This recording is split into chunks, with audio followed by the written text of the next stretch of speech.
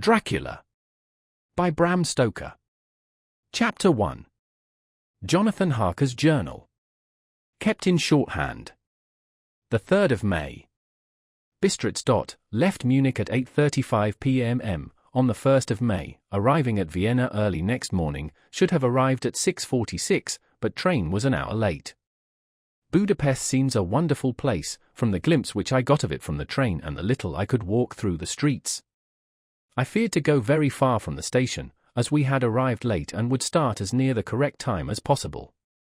The impression I had was that we were leaving the west and entering the east. The most western of splendid bridges over the Danube, which is here of noble width and depth, took us among the traditions of Turkish rule. We left in pretty good time, and came after nightfall to Klausenburg. Here I stopped for the night at the Hotel Royal. I had for dinner, or rather supper, a chicken done up some way with red pepper, which was very good but thirsty. Get recipe for Mina. I asked the waiter, and he said it was called paprika Hendel, and that, as it was a national dish, I should be able to get it anywhere along the Carpathians. I found my smattering of German very useful here. Indeed, I don't know how I should be able to get on without it. Having had some time at my disposal when in London, I had visited the British Museum, and made search among the books and maps in the library regarding Transylvania. It had struck me that some foreknowledge of the country could hardly fail to have some importance in dealing with a nobleman of that country. I find that the district he named is in the extreme east of the country, just on the borders of 3 states, Transylvania, Moldavia, and Bukovina, in the midst of the Carpathian Mountains, one of the wildest and least known portions of Europe. I was not able to light on any map or work giving the exact locality of the Castle Dracula, as there are no maps of this country as yet to compare with our own Ordnance Survey maps, but I found that Bistritz, the post town named by Count Dracula, is a fairly well-known place. I shall enter here some of my notes, as they may refresh my memory when I talk over my travels with Mina. In the population of Transylvania there are 4 distinct nationalities, Saxons in the south, and mixed with them the Wallachs, who are the descendants of the Dacians, Magyars in the west, and Szekelys in the east and north. I am going among the latter, who claim to be descended from Attila and the Huns. This may be so, for when the Magyars conquered the country in the 11th century they found the Huns settled in it. I read that every known superstition in the world is gathered into the horseshoe of the Carpathians, as if it were the center of some sort of imaginative whirlpool. If so, my stay may be very interesting. I must ask the Count all about them. I did not sleep well, though my bed was comfortable enough, for I had all sorts of queer dreams. There was a dog howling all night under my window, which may have had something to do with it, or it may have been the paprika, for I had to drink up all the water in my carafe, and was still thirsty. Towards morning I slept and was wakened by the continuous knocking at my door, so I guess I must have been sleeping soundly then. I had for breakfast more paprika, and a sort of porridge of maize flour which they said was mamaliga, an eggplant stuffed with forcemeat, a very excellent dish, which they called limplatata. Get recipe for this also. I had to hurry breakfast, for the train started a little before 8, or rather it ought to have done so, for after rushing to the station at 7:30 I had to sit in the carriage for more than an hour before we began to move. It seems to me that the further east you go the more unpunctual are the trains. What ought they to be in China? All day long we seemed to dawdle through a country which was full of beauty of every kind. Sometimes we saw little towns or castles on the top of steep hills such as we see in old missals, sometimes we ran by rivers and streams which seemed from the wide stony margin on each side of them to be subject to great floods. It takes a lot of water, and running strong, to sweep the outside edge of a river clear. At every station there were groups of people, sometimes crowds, and in all sorts of attire. Some of them were just like the peasants at home or those I saw coming through France and Germany, with short jackets and round hats and homemade trousers, but others were very picturesque. The women looked pretty, except when you got near them, but they were very clumsy about the waist. They had all full white sleeves of some kind or other, and most of them had big belts with a lot of strips of something fluttering from them like the dresses in a ballet, but of course there were petticoats under them. The strangest figures we saw were the Slovaks, who were more barbarian than the rest, with their big cowboy hats, great baggy dirty white trousers, white linen shirts, and enormous heavy leather belts, nearly a foot wide, all studded over with brass nails. They wore high boots, with their trousers tucked into them, and had long black hair and heavy black moustaches. They are very picturesque, but do not look prepossessing. On the stage they would be set down at once as some old Oriental band of brigands. They are, however, I am told, very harmless and rather wanting in natural self-assertion. It was on the dark side of twilight when we got to Bistritz, which is a very interesting old place.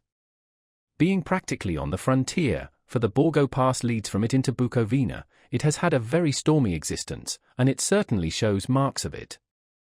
50 years ago a series of great fires took place which made terrible havoc on 5 separate occasions. At the very beginning of the 17th century it underwent a siege of 3 weeks and lost 13,000 people, the casualties of war proper being assisted by famine and disease. Count Dracula had directed me to go to the Golden Krone Hotel, which I found, to my great delight, to be thoroughly old-fashioned, for of course I wanted to see all I could of the ways of the country. I was evidently expected, for when I got near the door I faced a cheery-looking elderly woman in the usual peasant dress, white undergarment with long double apron, front and back, of coloured stuff fitting almost too tight for modesty. When I came close she bowed and said, "The Herr Englishman?" "Yes," I said, "Jonathan Harker." She smiled, and gave some message to an elderly man in white shirt-sleeves, who had followed her to the door. He went, but immediately returned with a letter. "My friend Dot, welcome to the Carpathians. I am anxiously expecting you. Sleep well tonight. At 3 tomorrow the diligence will start for Bukovina, a place on it is kept for you. At the Borgo Pass my carriage will await you and will bring you to me. I trust that your journey from London has been a happy one, and that you will enjoy your stay in my beautiful land. Your friend, Dracula." The 4th of May. I found that my landlord had got a letter from the Count, directing him to secure the best place on the coach for me, but on making inquiries as to details he seemed somewhat reticent, and pretended that he could not understand my German. This could not be true, because up to then he had understood it perfectly, at least, he answered my questions exactly as if he did. He and his wife, the old lady who had received me, looked at each other in a frightened sort of way. He mumbled out that the money had been sent in a letter, and that was all he knew. When I asked him if he knew Count Dracula, and could tell me anything of his castle, both he and his wife crossed themselves, and, saying that they knew nothing at all, simply refused to speak further. It was so near the time of starting that I had no time to ask anyone else, for it was all very mysterious and not by any means comforting. Just before I was leaving, the old lady came up to my room and said in a very hysterical way, "Must you go? Oh, young Herr, must you go?" She was in such an excited state that she seemed to have lost her grip of what German she knew, and mixed it all up with some other language which I did not know at all. I was just able to follow her by asking many questions. When I told her that I must go at once, and that I was engaged on important business, she asked again, "Do you know what day it is?" I answered that it was the 4th of May. She shook her head as she said again, "Oh, yes. I know that. I know that, but do you know what day it is?" On my saying that I did not understand, she went on, "It is the eve of St. George's Day. Do you not know that tonight, when the clock strikes midnight, all the evil things in the world will have full sway? Do you know where you are going, and what you are going to?" She was in such evident distress that I tried to comfort her, but without effect. Finally she went down on her knees and implored me not to go, at least to wait a day or two before starting. It was all very ridiculous, but I did not feel comfortable. However, there was business to be done, and I could allow nothing to interfere with it. I therefore tried to raise her up, and said, as gravely as I could, that I thanked her, but my duty was imperative, and that I must go. She then rose and dried her eyes, and taking a crucifix from her neck offered it to me. I did not know what to do, for, as an English churchman, I have been taught to regard such things as in some measure idolatrous, and yet it seemed so ungracious to refuse an old lady meaning so well and in such a state of mind. She saw, I suppose, the doubt in my face, for she put the rosary round my neck, and said, "For your mother's sake," and went out of the room. I am writing up this part of the diary whilst I am waiting for the coach, which is, of course, late, and the crucifix is still round my neck. Whether it is the old lady's fear, or the many ghostly traditions of this place, or the crucifix itself, I do not know, but I am not feeling nearly as easy in my mind as usual. If this book should ever reach Mina before I do, let it bring my goodbye. Here comes the coach. The 5th of May. The castle. The grey of the morning has passed, and the sun is high over the distant horizon, which seems jagged, whether with trees or hills I know not, for it is so far off that big things and little are mixed. I am not sleepy, and, as I am not to be called till I awake, naturally I write till sleep comes.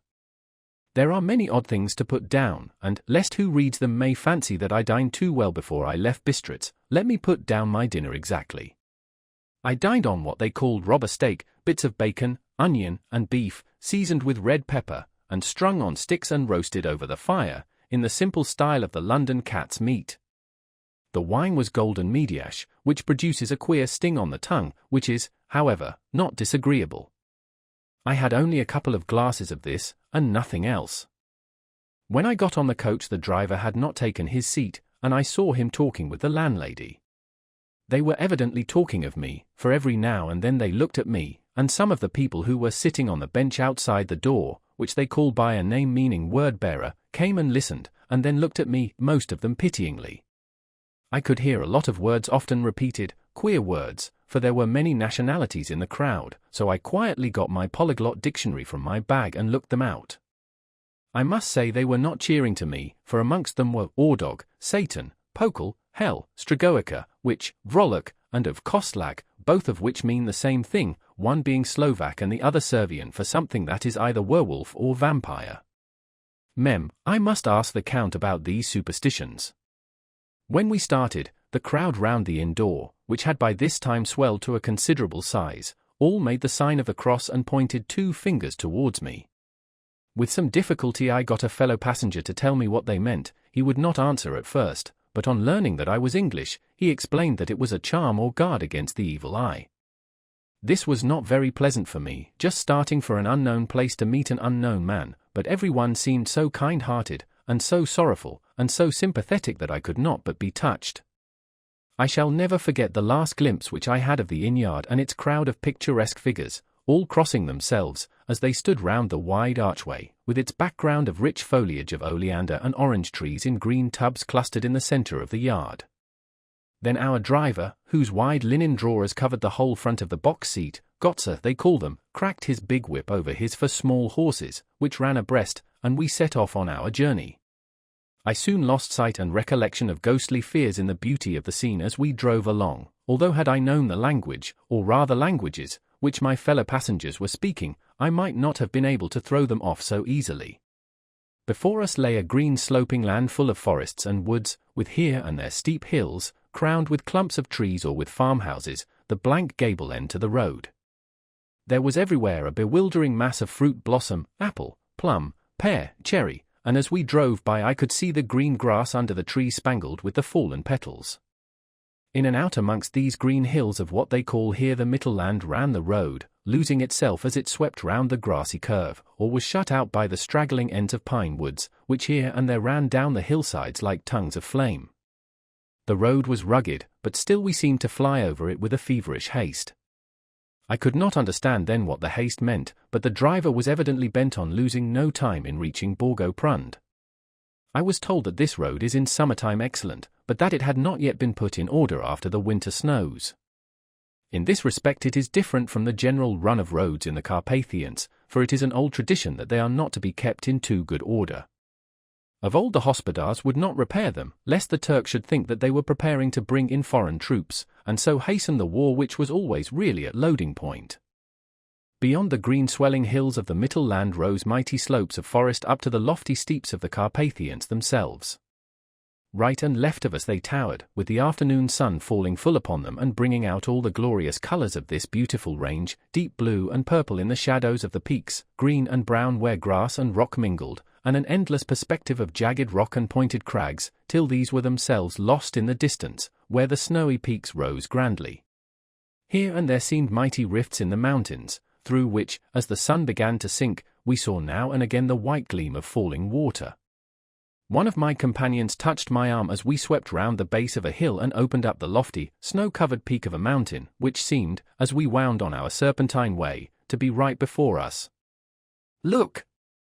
Ist'n Shek! God's seat!" And he crossed himself reverently. As we wound on our endless way, and the sun sank lower and lower behind us, the shadows of the evening began to creep round us. This was emphasized by the fact that the snowy mountaintop still held the sunset, and seemed to glow out with a delicate cool pink. Here and there we passed Czechs and Slovaks, all in picturesque attire, but I noticed that goiter was painfully prevalent. By the roadside were many crosses, and as we swept by, my companions all crossed themselves. Here and there was a peasant man or woman kneeling before a shrine, who did not even turn round as we approached, but seemed in the self-surrender of devotion to have neither eyes nor ears for the outer world. There were many things new to me, for instance, hayricks in the trees, and here and there very beautiful masses of weeping birch, their white stems shining like silver through the delicate green of the leaves. Now and again we passed a lighter wagon, the ordinary peasant's cart, with its long, snake-like vertebra, calculated to suit the inequalities of the road. On this were sure to be seated quite a group of homecoming peasants, the Czechs with their white, and the Slovaks with their coloured, sheepskins, the latter carrying lance-fashion their long staves, with axe at end.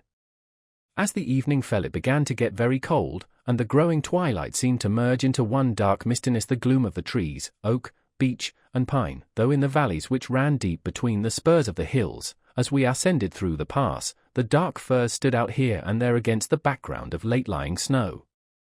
Sometimes, as the road was cut through the pine woods that seemed in the darkness to be closing down upon us, great masses of greyness, which here and there bestrewed the trees, produced a peculiarly weird and solemn effect, which carried on the thoughts and grim fancies engendered earlier in the evening, when the falling sunset threw into strange relief the ghost-like clouds which amongst the Carpathians seemed to wind ceaselessly through the valleys.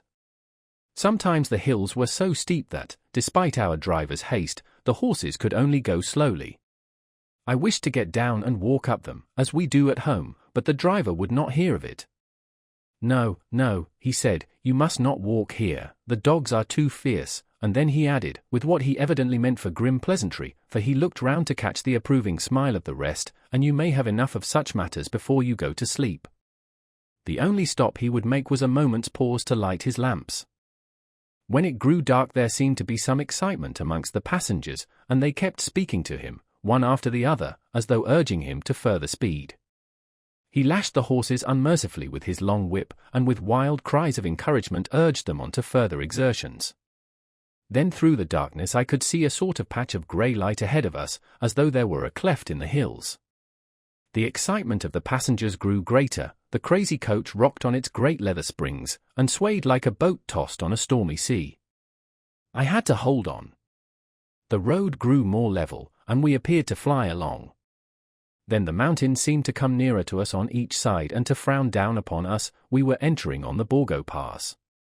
One by one several of the passengers offered me gifts, which they pressed upon me with an earnestness which would take no denial. These were certainly of an odd and varied kind, but each was given in simple good faith, with a kindly word, and a blessing, and that strange mixture of fear-meaning movements which I had seen outside the hotel at Bistritz, the sign of the cross and the guard against the evil eye. Then, as we flew along, the driver leaned forward, and on each side the passengers, craning over the edge of the coach, peered eagerly into the darkness. It was evident that something very exciting was either happening or expected, but though I asked each passenger, no one would give me the slightest explanation. This state of excitement kept on for some little time, and at last we saw before us the pass opening out on the eastern side. There were dark, rolling clouds overhead, and in the air the heavy, oppressive sense of thunder. It seemed as though the mountain range had separated two atmospheres, and that now we had got into the thunderous one. I was now myself looking out for the conveyance which was to take me to the Count. Each moment I expected to see the glare of lamps through the blackness, but all was dark. The only light was the flickering rays of our own lamps, in which the steam from our hard-driven horses rose in a white cloud. We could see now the sandy road lying white before us, but there was on it no sign of a vehicle. The passengers drew back with a sigh of gladness, which seemed to mock my own disappointment. I was already thinking what I had best do, when the driver, looking at his watch, said to the other something which I could hardly hear. It was spoken so quietly and in so low a tone, I thought it was an hour less than the time. Then turning to me, he said in German worse than my own, "There is no carriage here. The Herr is not expected after all. He will now come on to Bukovina, and return tomorrow or the next day, better the next day." Whilst he was speaking, the horses began to neigh and snort and plunge wildly, so that the driver had to hold them up. Then, amongst a chorus of screams from the peasants and a universal crossing of themselves, a caleche, with 4 horses, drove up behind us, overtook us, and drew up beside the coach. I could see from the flash of our lamps, as the rays fell on them, that the horses were coal-black and splendid animals. They were driven by a tall man, with a long brown beard and a great black hat, which seemed to hide his face from us. I could only see the gleam of a pair of very bright eyes, which seemed red in the lamplight, as he turned to us. He said to the driver, "You are early tonight, my friend." The man stammered in reply. The English Herr was in a hurry, to which the stranger replied, "That is why, I suppose, you wished him to go on to Bukovina. You cannot deceive me, my friend, I know too much, and my horses are swift." As he spoke he smiled, and the lamplight fell on a hard-looking mouth, with very red lips and sharp-looking teeth, as white as ivory. One of my companions whispered to another the line from Burger's Lenore. "Den die Tod 10 Reiten schnell." For the dead travel fast. The strange driver evidently heard the words, for he looked up with a gleaming smile. The passenger turned his face away, at the same time putting out his 2 fingers and crossing himself. "Give me the Herr's luggage," said the driver, and with exceeding alacrity my bags were handed out and put in the caleche. Then I descended from the side of the coach, as the caleche was close alongside, the driver helping me with a hand which caught my arm in a grip of steel. His strength must have been prodigious. Without a word he shook his reins, the horses turned, and we swept into the darkness of the pass.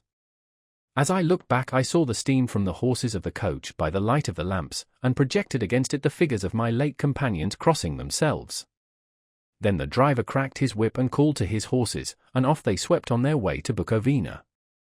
As they sank into the darkness I felt a strange chill, and a lonely feeling came over me, but a cloak was thrown over my shoulders, and a rug across my knees, and the driver said in excellent German, "The night is chill, mein Herr, and my master the Count bade me take all care of you.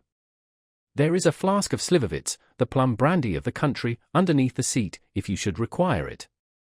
I did not take any, but it was a comfort to know it was there all the same. I felt a little strangely, and not a little frightened.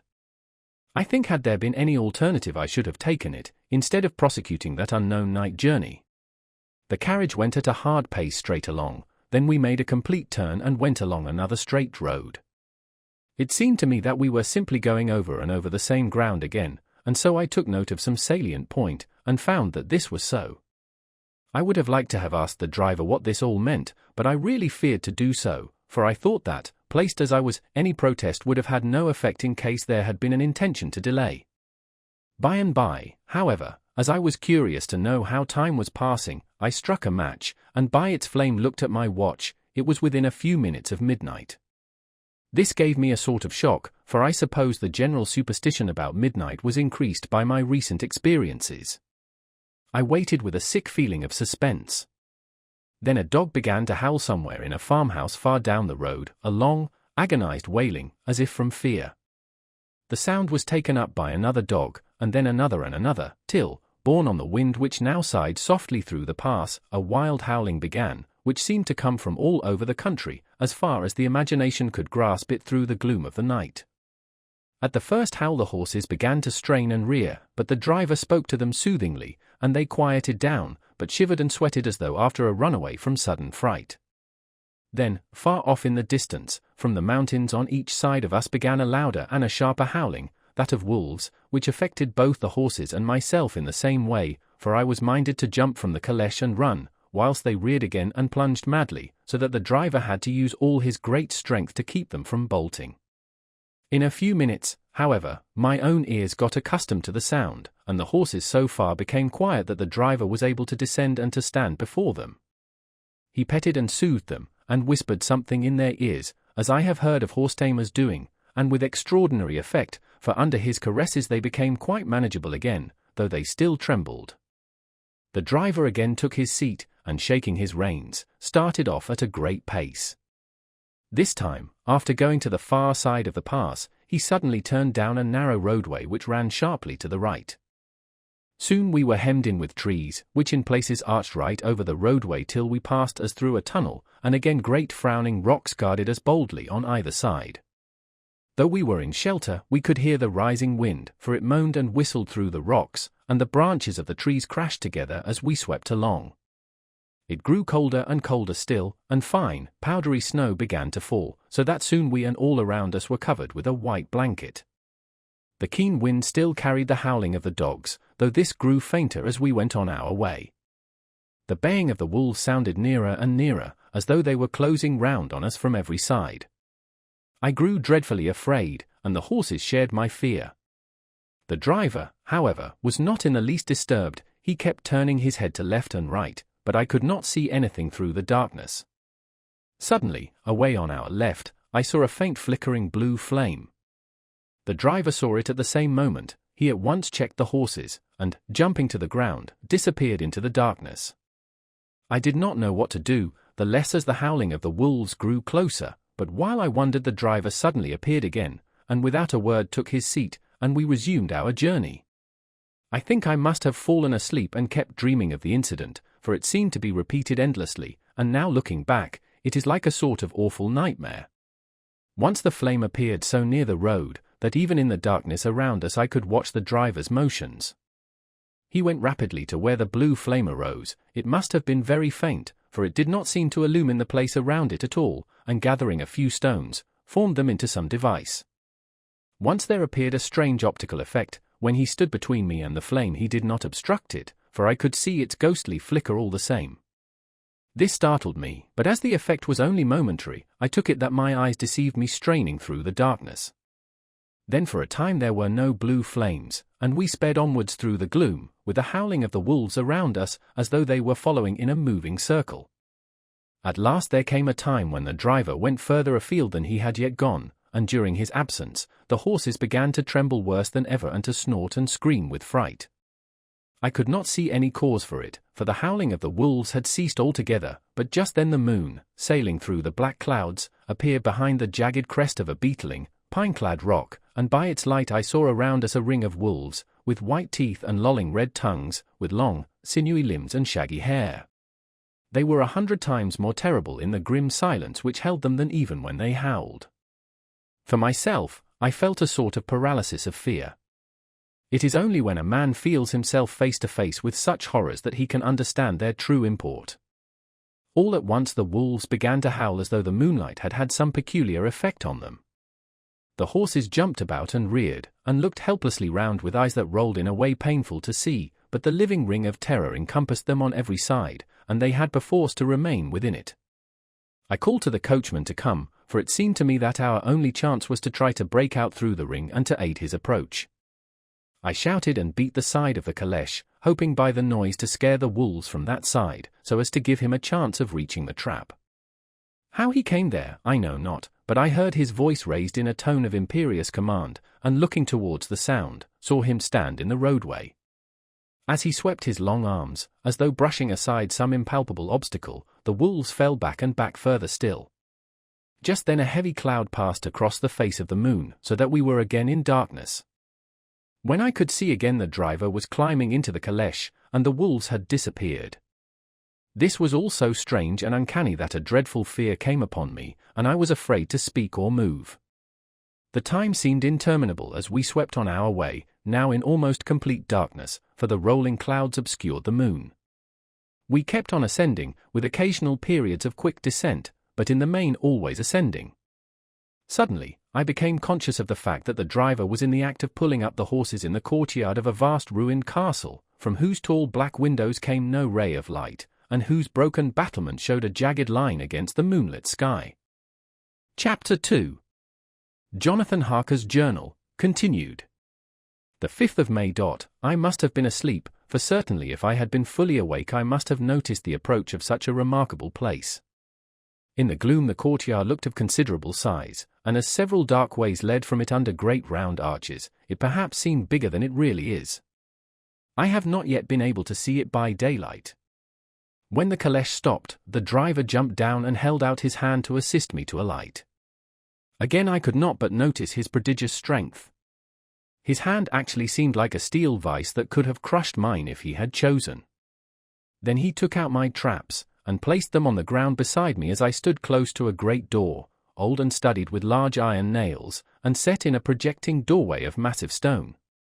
I could see even in the dim light that the stone was massively carved, but that the carving had been much worn by time and weather. As I stood, the driver jumped again into his seat and shook the reins, the horses started forward, and trap and all disappeared down one of the dark openings. I stood in silence where I was, for I did not know what to do. Of bell or knocker there was no sign. Through these frowning walls and dark window openings it was not likely that my voice could penetrate. The time I waited seemed endless, and I felt doubts and fears crowding upon me. What sort of place had I come to, and among what kind of people? What sort of grim adventure was it on which I had embarked? Was this a customary incident in the life of a solicitor's clerk sent out to explain the purchase of a London estate to a foreigner? Solicitor's clerk! Mina would not like that. Solicitor, for just before leaving London I got word that my examination was successful, and I am now a full-blown solicitor. I began to rub my eyes and pinch myself to see if I were awake. It all seemed like a horrible nightmare to me, and I expected that I should suddenly awake, and find myself at home, with the dawn struggling in through the windows, as I had now and again felt in the morning after a day of overwork. But my flesh answered the pinching test, and my eyes were not to be deceived. I was indeed awake and among the Carpathians. All I could do now was to be patient, and to wait the coming of the morning. Just as I had come to this conclusion I heard a heavy step approaching behind the great door, and saw through the chinks the gleam of a coming light. Then there was the sound of rattling chains and the clanking of massive bolts drawn back. A key was turned with a loud grating noise of long disuse, and the great door swung back. Within stood a tall old man, clean-shaven save for a long white moustache, and clad in black from head to foot, without a single speck of colour about him anywhere. He held in his hand an antique silver lamp, in which the flame burned without chimney or globe of any kind, throwing long quivering shadows as it flickered in the draught of the open door.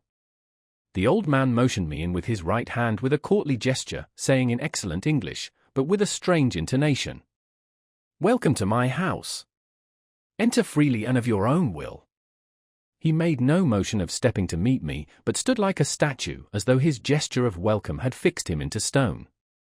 The instant, however, that I had stepped over the threshold, he moved impulsively forward, and holding out his hand grasped mine with a strength which made me wince, an effect which was not lessened by the fact that it seemed as cold as ice, more like the hand of a dead than a living man. Again he said, "Welcome to my house. Come freely. Go safely, and leave something of the happiness you bring." The strength of the handshake was so much akin to that which I had noticed in the driver, whose face I had not seen, that for a moment I doubted if it were not the same person to whom I was speaking, so to make sure I said interrogatively, "Count Dracula?" He bowed in a courtly way as he replied, "I am Dracula, and I bid you welcome, Mr. Harker, to my house. Come in, the night air is chill, and you must need to eat and rest." As he was speaking, he put the lamp on a bracket on the wall, and stepping out, took my luggage. He had carried it in before I could forestall him. I protested, but he insisted. "Nay, sir, you are my guest. It is late, and my people are not available. Let me see to your comfort myself." He insisted on carrying my traps along the passage, and then up a great winding stair, and along another great passage, on whose stone floor our steps rang heavily. At the end of this he threw open a heavy door, and I rejoiced to see within a well-lit room in which a table was spread for supper, and on whose mighty hearth a great fire of logs, freshly replenished, flamed and flared. The Count halted, putting down my bags, closed the door, and crossing the room, opened another door, which led into a small octagonal room lit by a single lamp, and seemingly without a window of any sort. Passing through this, he opened another door, and motioned me to enter. It was a welcome sight, for here was a great bedroom well lighted and warmed with another log fire, also added to but lately, for the top logs were fresh, which sent a hollow roar up the wide chimney. The Count himself left my luggage inside and withdrew, saying, before he closed the door, "You will need, after your journey, to refresh yourself by making your toilet. I trust you will find all you wish. When you are ready, come into the other room, where you will find your supper prepared." The light and warmth and the Count's courteous welcome seemed to have dissipated all my doubts and fears. Having then reached my normal state, I discovered that I was half famished with hunger, so making a hasty toilet, I went into the other room. I found supper already laid out. My host, who stood on one side of the great fireplace, leaning against the stonework, made a graceful wave of his hand to the table, and said, "I pray you, be seated and sup how you please. You will, I trust, excuse me that I do not join you, but I have dined already, and I do not sup." I handed to him the sealed letter which Mr. Hawkins had entrusted to me. He opened it and read it gravely, then, with a charming smile, he handed it to me to read. One passage of it, at least, gave me a thrill of pleasure. "I must regret that an attack of gout, from which malady I am a constant sufferer, forbids absolutely any travelling on my part for some time to come, but I am happy to say I can send a sufficient substitute, one in whom I have every possible confidence. He is a young man, full of energy and talent in his own way, and of a very faithful disposition. He is discreet and silent, and has grown into manhood in my service. He shall be ready to attend on you when you will during his stay, and shall take your instructions in all matters." The Count himself came forward and took off the cover of a dish, and I fell to at once on an excellent roast chicken. This, with some cheese and a salad and a bottle of old Tokai, of which I had 2 glasses, was my supper. During the time I was eating it the Count asked me many questions as to my journey, and I told him by degrees all I had experienced. By this time I had finished my supper, and by my host's desire had drawn up a chair by the fire and begun to smoke a cigar which he offered me, at the same time excusing himself that he did not smoke. I had now an opportunity of observing him, and found him of a very marked physiognomy. His face was a very strong, aquiline, with high bridge of the thin nose and peculiarly arched nostrils, with lofty domed forehead, and hair growing scantily round the temples but profusely elsewhere. His eyebrows were very massive, almost meeting over the nose, and with bushy hair that seemed to curl in its own profusion. The mouth, so far as I could see it under the heavy moustache, was fixed and rather cruel-looking, with peculiarly sharp white teeth. These protruded over the lips, whose remarkable ruddiness showed astonishing vitality in a man of his years. For the rest, his ears were pale, and at the tops extremely pointed, the chin was broad and strong, and the cheeks firm though thin. The general effect was one of extraordinary pallor. Hitherto I had noticed the backs of his hands as they lay on his knees in the firelight, and they had seemed rather white and fine, but seeing them now close to me, I could not but notice that they were rather coarse, broad, with squat fingers. Strange to say, there were hairs in the centre of the palm. The nails were long and fine, and cut to a sharp point. As the Count leaned over me and his hands touched me, I could not repress a shudder. It may have been that his breath was rank, but a horrible feeling of nausea came over me, which, do what I would, I could not conceal. The Count, evidently noticing it, drew back, and with a grim sort of smile, which showed more than he had yet done his protuberant teeth, sat himself down again on his own side of the fireplace. We were both silent for a while, and as I looked towards the window I saw the first dim streak of the coming dawn. There seemed a strange stillness over everything, but as I listened I heard as if from down below in the valley the howling of many wolves. The Count's eyes gleamed, and he said, "Listen to them, the children of the night. What music they make!" Seeing, I suppose, some expression in my face strange to him, he added, "Ah, sir, you dwellers in the city cannot enter into the feelings of the hunter." Then he rose and said, "But you must be tired. Your bedroom is all ready, and tomorrow you shall sleep as late as you will. I have to be away till the afternoon, so sleep well and dream well." With a courteous bow, he opened for me himself the door to the octagonal room, and I entered my bedroom. I am all in a sea of wonders. I doubt, I fear, I think strange things, which I dare not confess to my own soul. God keep me, if only for the sake of those dear to me. The 7th of May. It is again early morning, but I have rested and enjoyed the last 24 hours. I slept till late in the day, and awoke of my own accord. When I had dressed myself, I went into the room where we had supped, and found a cold breakfast laid out, with coffee kept hot by the pot being placed on the hearth. There was a card on the table, on which was written, "I have to be absent for a while. Do not wait for me. D." I set to and enjoyed a hearty meal. When I had done, I looked for a bell, so that I might let the servants know I had finished, but I could not find one. There are certainly odd deficiencies in the house, considering the extraordinary evidences of wealth which are round me. The table service is of gold, and so beautifully wrought that it must be of immense value. The curtains and upholstery of the chairs and sofas and the hangings of my bed are of the costliest and most beautiful fabrics, and must have been of fabulous value when they were made, for they are centuries old, though in excellent order. I saw something like them in Hampton Court, but there they were worn and frayed and moth-eaten. But still in none of the rooms is there a mirror. There is not even a toilet glass on my table, and I had to get the little shaving glass from my bag before I could either shave or brush my hair. I have not yet seen a servant anywhere, or heard a sound near the castle except the howling of wolves. Some time after I had finished my meal, I do not know whether to call it breakfast or dinner, for it was between 5 and 6 o'clock when I had it. I looked about for something to read, for I did not like to go about the castle until I had asked the Count's permission. There was absolutely nothing in the room, book, newspaper, or even writing materials, so I opened another door in the room and found a sort of library. The door opposite mine I tried, but found it locked. In the library I found, to my great delight, a vast number of English books, whole shelves full of them, and bound volumes of magazines and newspapers. A table in the centre was littered with English magazines and newspapers, though none of them were of very recent date. The books were of the most varied kind: history, geography, politics, political economy, botany, geology, law, all relating to England and English life and customs and manners. There were even such books of reference as the London Directory, the Red and Blue Books, Whitaker's Almanac, the Army and Navy Lists, and, it somehow gladdened my heart to see it, the Law List. Whilst I was looking at the books, the door opened, and the Count entered. He saluted me in a hearty way, and hoped that I had had a good night's rest. Then he went on. "I am glad you found your way in here, for I am sure there is much that will interest you.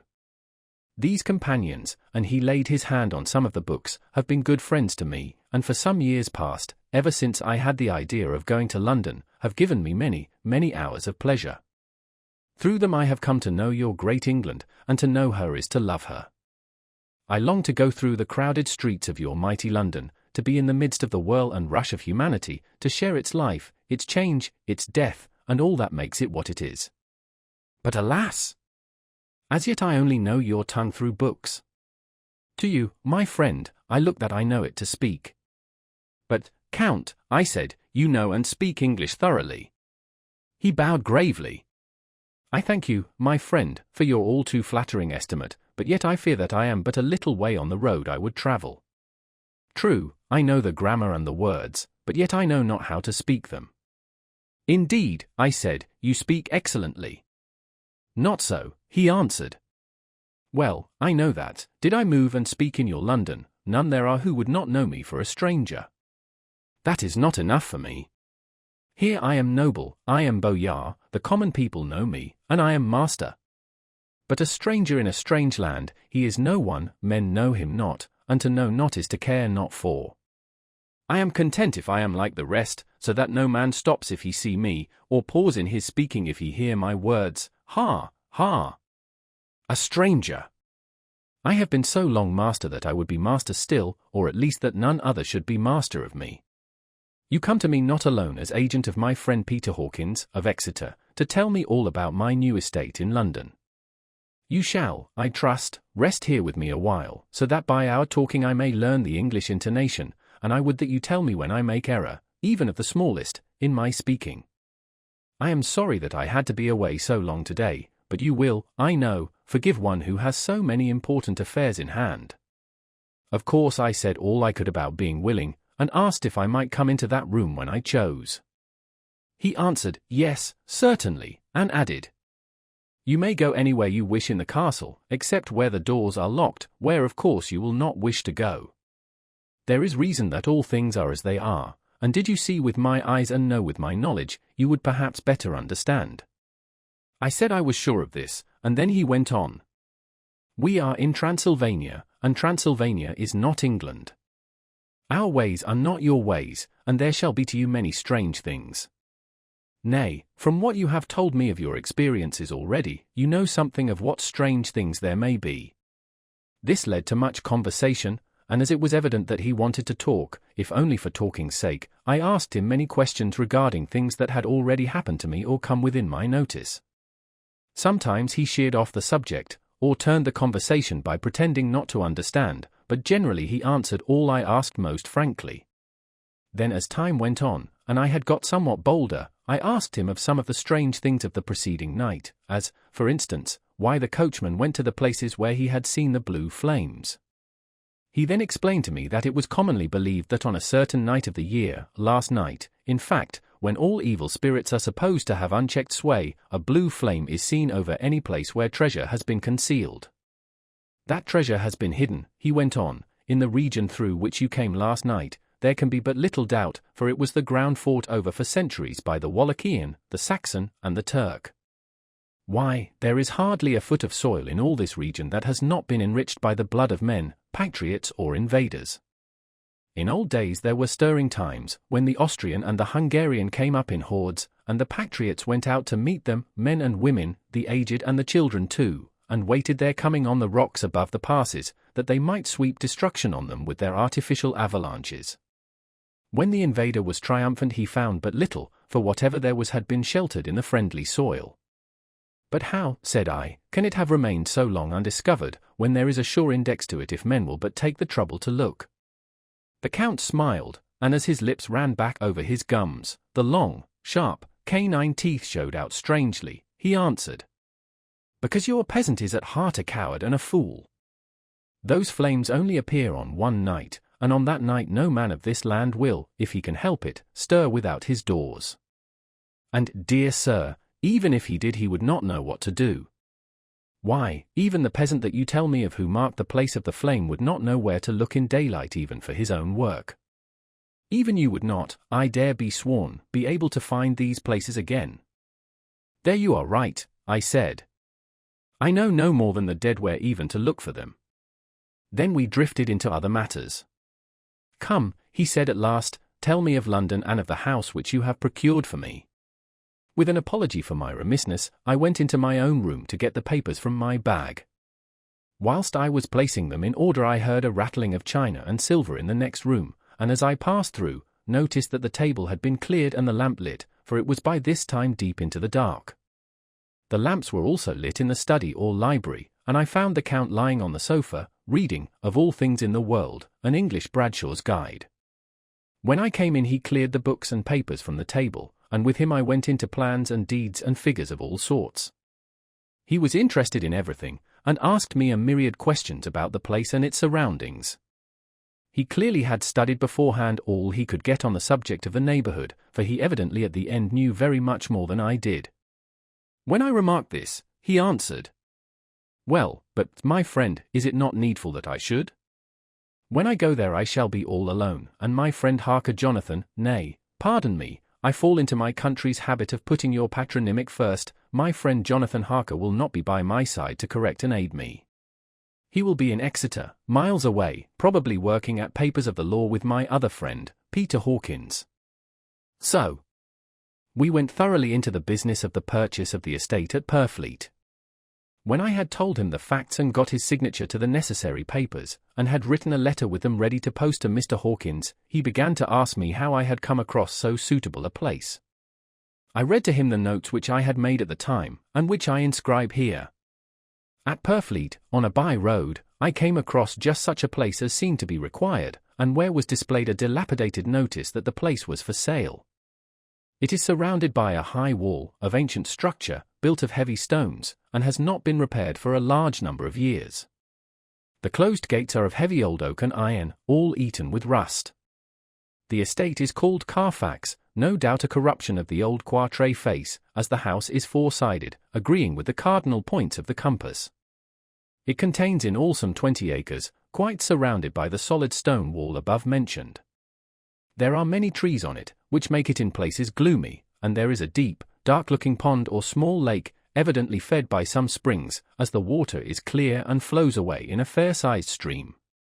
The house is very large and of all periods back, I should say, to medieval times, for one part is of stone immensely thick, with only a few windows high up and heavily barred with iron. It looks like part of a keep, and is close to an old chapel or church. I could not enter it, as I had not the key of the door leading to it from the house, but I have taken with my Kodak views of it from various points. The house has been added to, but in a very straggling way, and I can only guess at the amount of ground it covers, which must be very great. There are but few houses close at hand, one being a very large house only recently added to and formed into a private lunatic asylum. It is not, however, visible from the grounds. When I had finished, he said, "I am glad that it is old and big. I myself am of an old family, and to live in a new house would kill me. A house cannot be made habitable in a day, and, after all, how few days go to make up a century. I rejoice also that there is a chapel of old times. We Transylvanian nobles love not to think that our bones may lie amongst the common dead. I seek not gaiety nor mirth, not the bright voluptuousness of much sunshine and sparkling waters which please the young and gay. I am no longer young, and my heart, through weary years of mourning over the dead, is not attuned to mirth. Moreover, the walls of my castle are broken, the shadows are many, and the wind breathes cold through the broken battlements and casements. I love the shade and the shadow, and would be alone with my thoughts when I may." Somehow his words and his look did not seem to accord, or else it was that his cast of face made his smile look malignant and saturnine. Presently, with an excuse, he left me, asking me to put all my papers together. He was some little time away, and I began to look at some of the books around me. One was an atlas, which I found open naturally at England, as if that map had been much used. On looking at it I found in certain places little rings marked, and on examining these I noticed that one was near London on the east side, manifestly where his new estate was situated, the other two were Exeter, and Whitby on the Yorkshire coast. It was the better part of an hour when the Count returned. "Aha," he said, "still at your books? Good. But you must not work always. Come, I am informed that your supper is ready." He took my arm, and we went into the next room, where I found an excellent supper ready on the table. The Count again excused himself, as he had dined out on his being away from home. But he sat as on the previous night, and chatted whilst I ate. After supper I smoked, as on the last evening, and the Count stayed with me, chatting and asking questions on every conceivable subject, hour after hour. I felt that it was getting very late indeed, but I did not say anything, for I felt under obligation to meet my host's wishes in every way. I was not sleepy, as the long sleep yesterday had fortified me, but I could not help experiencing that chill which comes over one at the coming of the dawn, which is like, in its way, the turn of the tide. They say that people who are near death die generally at the change to the dawn or at the turn of the tide. Anyone who has when tired, and tied as it were to his post, experienced this change in the atmosphere can well believe it. All at once we heard the crow of a cock coming up with preternatural shrillness through the clear morning air. Count Dracula, jumping to his feet, said, "Why, there is the morning again. How remiss I am to let you stay up so long. You must make your conversation regarding my dear new country of England less interesting, so that I may not forget how time flies by us," and, with a courtly bow, he quickly left me. I went into my own room and drew the curtains, but there was little to notice. My window opened into the courtyard. All I could see was the warm grey of quickening sky. So I pulled the curtains again, and have written of this day. The 8th of May. I began to fear as I wrote in this book that I was getting too diffuse, but now I am glad that I went into detail from the first, for there is something so strange about this place and all in it that I cannot but feel uneasy. I wish I were safe out of it, or that I had never come. It may be that this strange night existence is telling on me, but would that that were all. If there were any one to talk to I could bear it, but there is no one. I have only the Count to speak with, and he, I fear I am myself the only living soul within the place. Let me be prosaic so far as facts can be, it will help me to bear up, and imagination must not run riot with me. If it does, I am lost. Let me say at once how I stand, or seem to. I only slept a few hours when I went to bed, and feeling that I could not sleep any more, got up. I had hung my shaving glass by the window, and was just beginning to shave. Suddenly I felt a hand on my shoulder, and heard the Count's voice saying to me, "Good morning." I started, for it amazed me that I had not seen him, since the reflection of the glass covered the whole room behind me. In starting I had cut myself slightly, but did not notice it at the moment. Having answered the Count's salutation, I turned to the glass again to see how I had been mistaken. This time there could be no error, for the man was close to me, and I could see him over my shoulder. But there was no reflection of him in the mirror. The whole room behind me was displayed, but there was no sign of a man in it, except myself. This was startling, and, coming on the top of so many strange things, was beginning to increase that vague feeling of uneasiness which I always have when the Count is near, but at the instant I saw that the cut had bled a little, and the blood was trickling over my chin. I laid down the razor, turning as I did so half round to look for some sticking plaster. When the Count saw my face, his eyes blazed with a sort of demoniac fury, and he suddenly made a grab at my throat. I drew away, and his hand touched the string of beads which held the crucifix. It made an instant change in him, for the fury passed so quickly that I could hardly believe that it was ever there. "Take care," he said, "take care how you cut yourself. It is more dangerous than you think in this country." Then seizing the shaving glass, he went on, "And this is the wretched thing that has done the mischief. It is a foul bauble of man's vanity. Away with it," and opening the heavy window with one wrench of his terrible hand, he flung out the glass, which was shattered into 1,000 pieces on the stones of the courtyard far below. Then he withdrew without a word. It is very annoying, for I do not see how I am to shave, unless in my watch case or the bottom of the shaving pot, which is fortunately of metal. When I went into the dining room, breakfast was prepared, but I could not find the Count anywhere. So I breakfasted alone. It is strange that as yet I have not seen the Count eat or drink. He must be a very peculiar man. After breakfast I did a little exploring in the castle. I went out on the stairs, and found a room looking towards the south.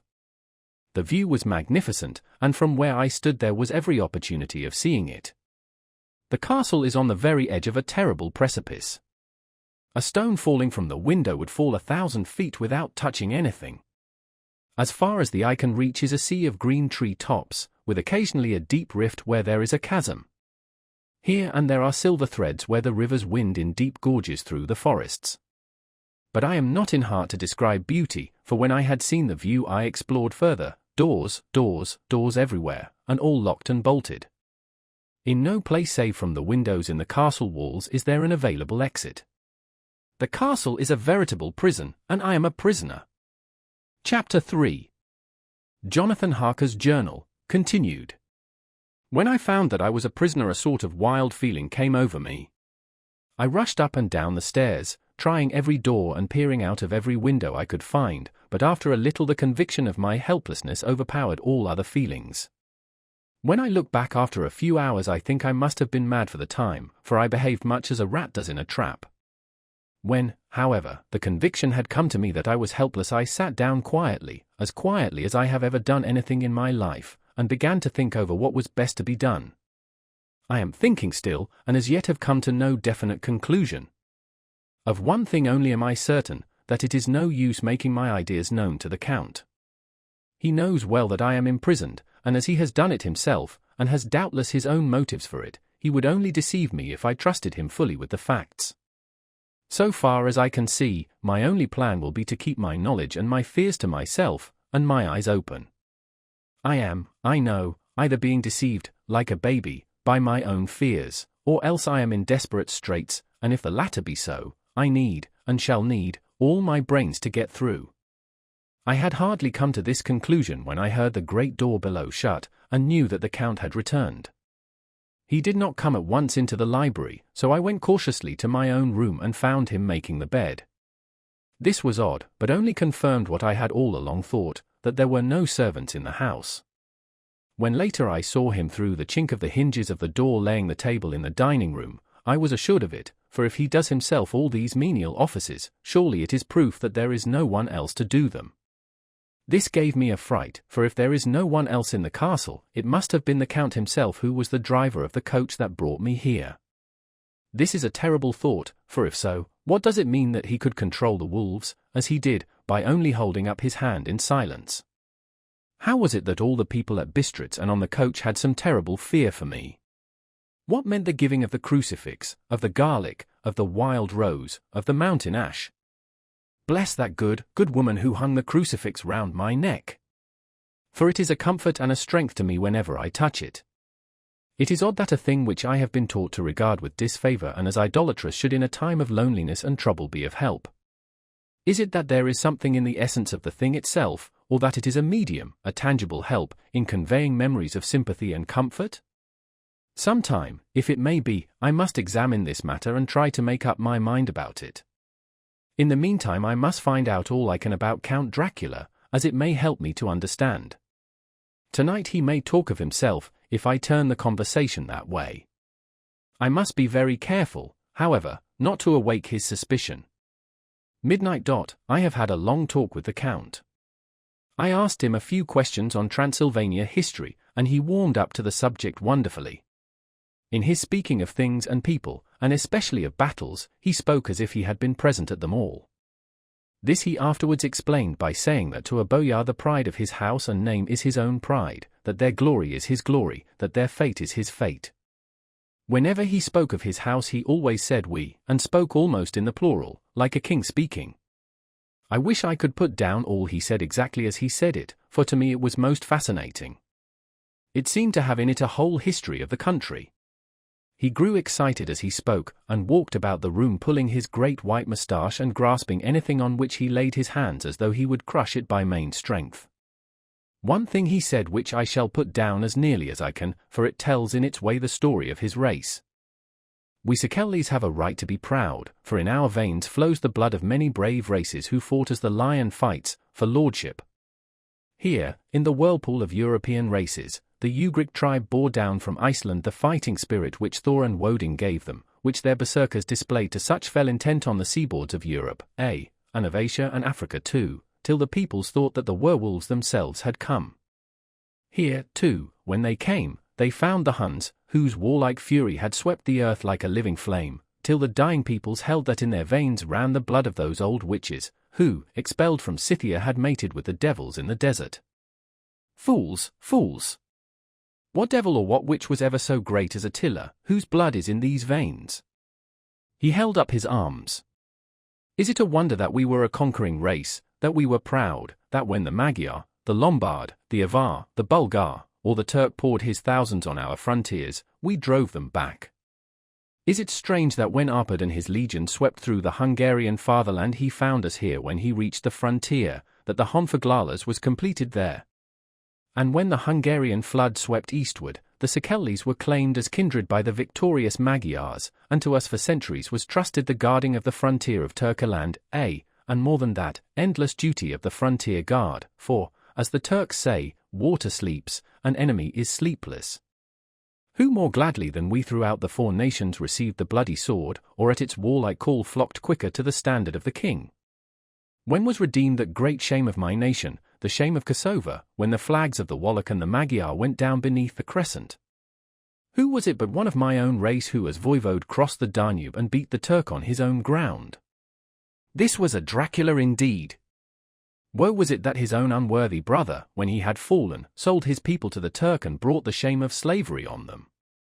Was it not this Dracula, indeed, who inspired that other of his race who in a later age again and again brought his forces over the great river into Turkeland, who, when he was beaten back, came again, and again, and again, though he had to come alone from the bloody field where his troops were being slaughtered, since he knew that he alone could ultimately triumph? They said that he thought only of himself. Bah! What good are peasants without a leader? Where ends the war without a brain and heart to conduct it?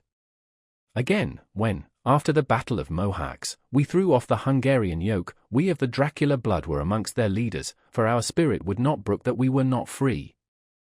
Ah, young sir, the Skellies, and the Dracula as their heart's blood, their brains, and their swords, can boast a record that mushroom growths like the Harpsbooks and the Romanovs can never reach. The warlike days are over. Blood is too precious a thing in these days of dishonorable peace, and the glories of the great races are as a tale that is told. It was by this time close on morning, and we went to bed.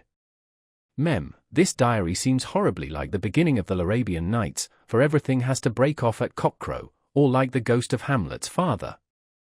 The 12th of May. Let me begin with facts, bare, meagre facts, verified by books and figures, and of which there can be no doubt. I must not confuse them with experiences which will have to rest on my own observation, or my memory of them. Last evening when the Count came from his room he began by asking me questions on legal matters and on the doing of certain kinds of business. I had spent the day wearily over books, and, simply to keep my mind occupied, went over some of the matters I had been examining at Lincoln's Inn. There was a certain method in the Count's inquiries, so I shall try to put them down in sequence. The knowledge may somehow or sometime be useful to me. First, he asked if a man in England might have 2 solicitors or more. I told him he might have a dozen if he wished, but that it would not be wise to have more than 1 solicitor engaged in one transaction, as only one could act at a time, and that a change would be certain to militate against his interest.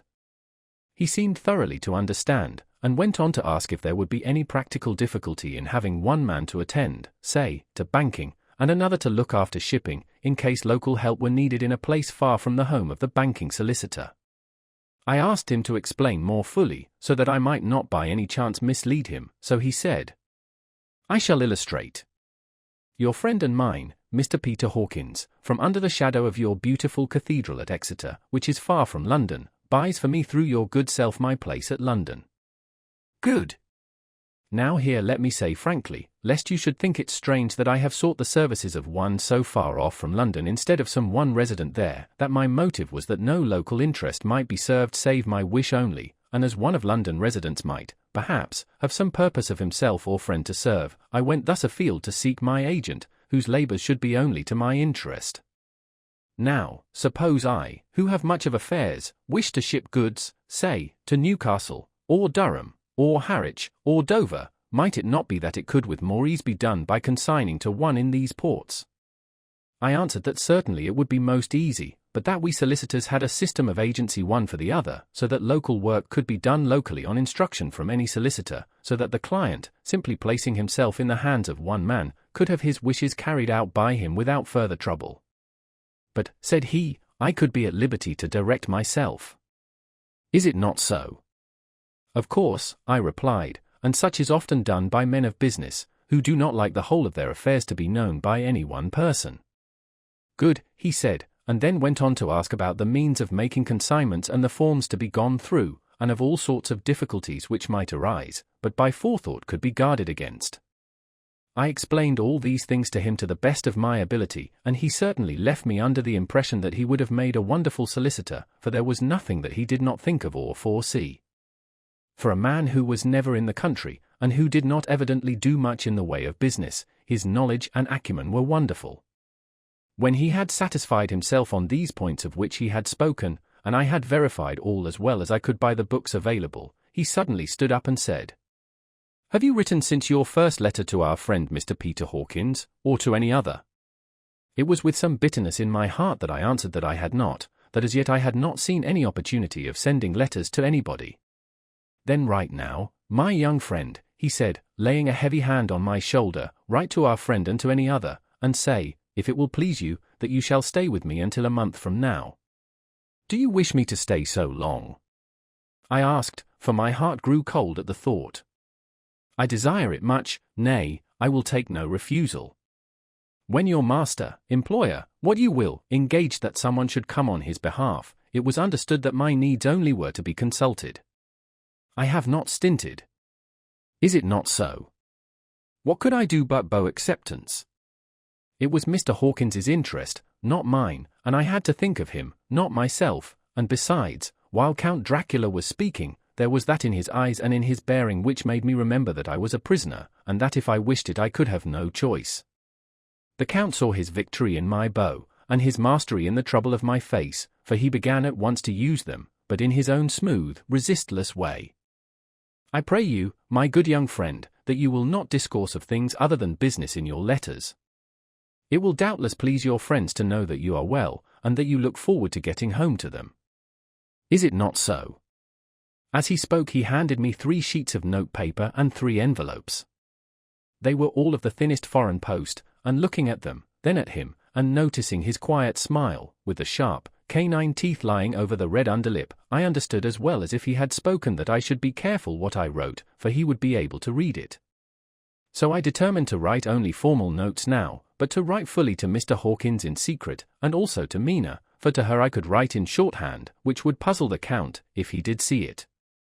When I had written my 2 letters I sat quiet, reading a book whilst the Count wrote several notes, referring as he wrote them to some books on his table. Then he took up my 2 and placed them with his own, and put by his writing materials, after which, the instant the door had closed behind him, I leaned over and looked at the letters, which were face down on the table. I felt no compunction in doing so, for under the circumstances I felt that I should protect myself in every way I could. One of the letters was directed to Samuel F. Billington, No. 7, The Crescent, Whitby, another to Herr Leutner, Varna, the third was to Coutts and Company, London, and the fourth to Heron Klopstock and Billruth, bankers, Budapest. The second and fourth were unsealed. I was just about to look at them when I saw the door handle move. I sank back in my seat, having just had time to replace the letters as they had been and to resume my book before the Count, holding still another letter in his hand, entered the room. He took up the letters on the table and stamped them carefully, and then turning to me, said, "I trust you will forgive me, but I have much work to do in private this evening. You will, I hope, find all things as you wish." At the door he turned, and after a moment's pause said, "Let me advise you, my dear young friend, nay, let me warn you with all seriousness, that should you leave these rooms you will not by any chance go to sleep in any other part of the castle. It is old, and has many memories, and there are bad dreams for those who sleep unwisely. Be warned. Should sleep now or ever overcome you, or be like to do, then haste to your own chamber or to these rooms, for your rest will then be safe. But if you be not careful in this respect, then," he finished his speech in a gruesome way, for he motioned with his hands as if he were washing them. I quite understood. My only doubt was as to whether any dream could be more terrible than the unnatural, horrible net of gloom and mystery which seemed closing around me. Later. I endorse the last words written, but this time there is no doubt in question. I shall not fear to sleep in any place where he is not. I have placed the crucifix over the head of my bed. I imagine that my rest is thus freer from dreams, and there it shall remain. When he left me I went to my room. After a little while, not hearing any sound, I came out and went up the stone stair to where I could look out towards the south. There was some sense of freedom in the vast expanse, inaccessible though it was to me, as compared with the narrow darkness of the courtyard. Looking out on this, I felt that I was indeed in prison, and I seemed to want a breath of fresh air, though it were of the night. I am beginning to feel this nocturnal existence tell on me. It is destroying my nerve. I start at my own shadow, and am full of all sorts of horrible imaginings. God knows that there is ground for my terrible fear in this accursed place. I looked out over the beautiful expanse, bathed in soft yellow moonlight till it was almost as light as day. In the soft light the distant hills became melted, and the shadows in the valleys and gorges of velvety blackness. The mere beauty seemed to cheer me. There was peace and comfort in every breath I drew. As I leaned from the window my eye was caught by something moving a story below me, and somewhat to my left, where I imagined, from the order of the rooms, that the windows of the Count's own room would look out. The window at which I stood was tall and deep, stone-mullioned, and though weather-worn, was still complete, but it was evidently many a day since the case had been there. I drew back behind the stonework, and looked carefully out.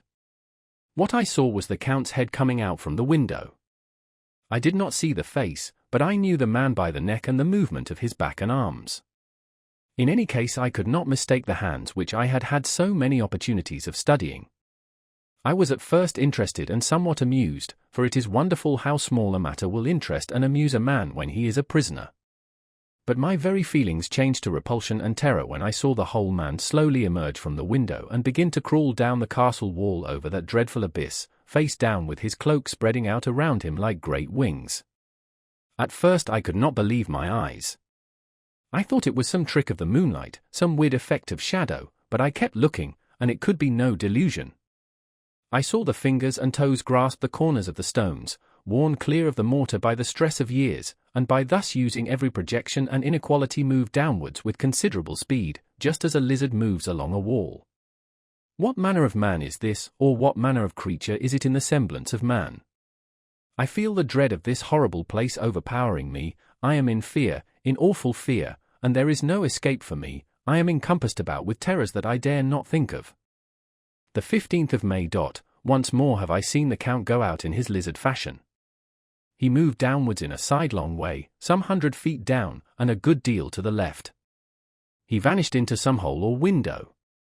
When his head had disappeared, I leaned out to try and see more, but without avail. The distance was too great to allow a proper angle of sight. I knew he had left the castle now, and thought to use the opportunity to explore more than I had dared to do as yet. I went back to the room, and taking a lamp, tried all the doors.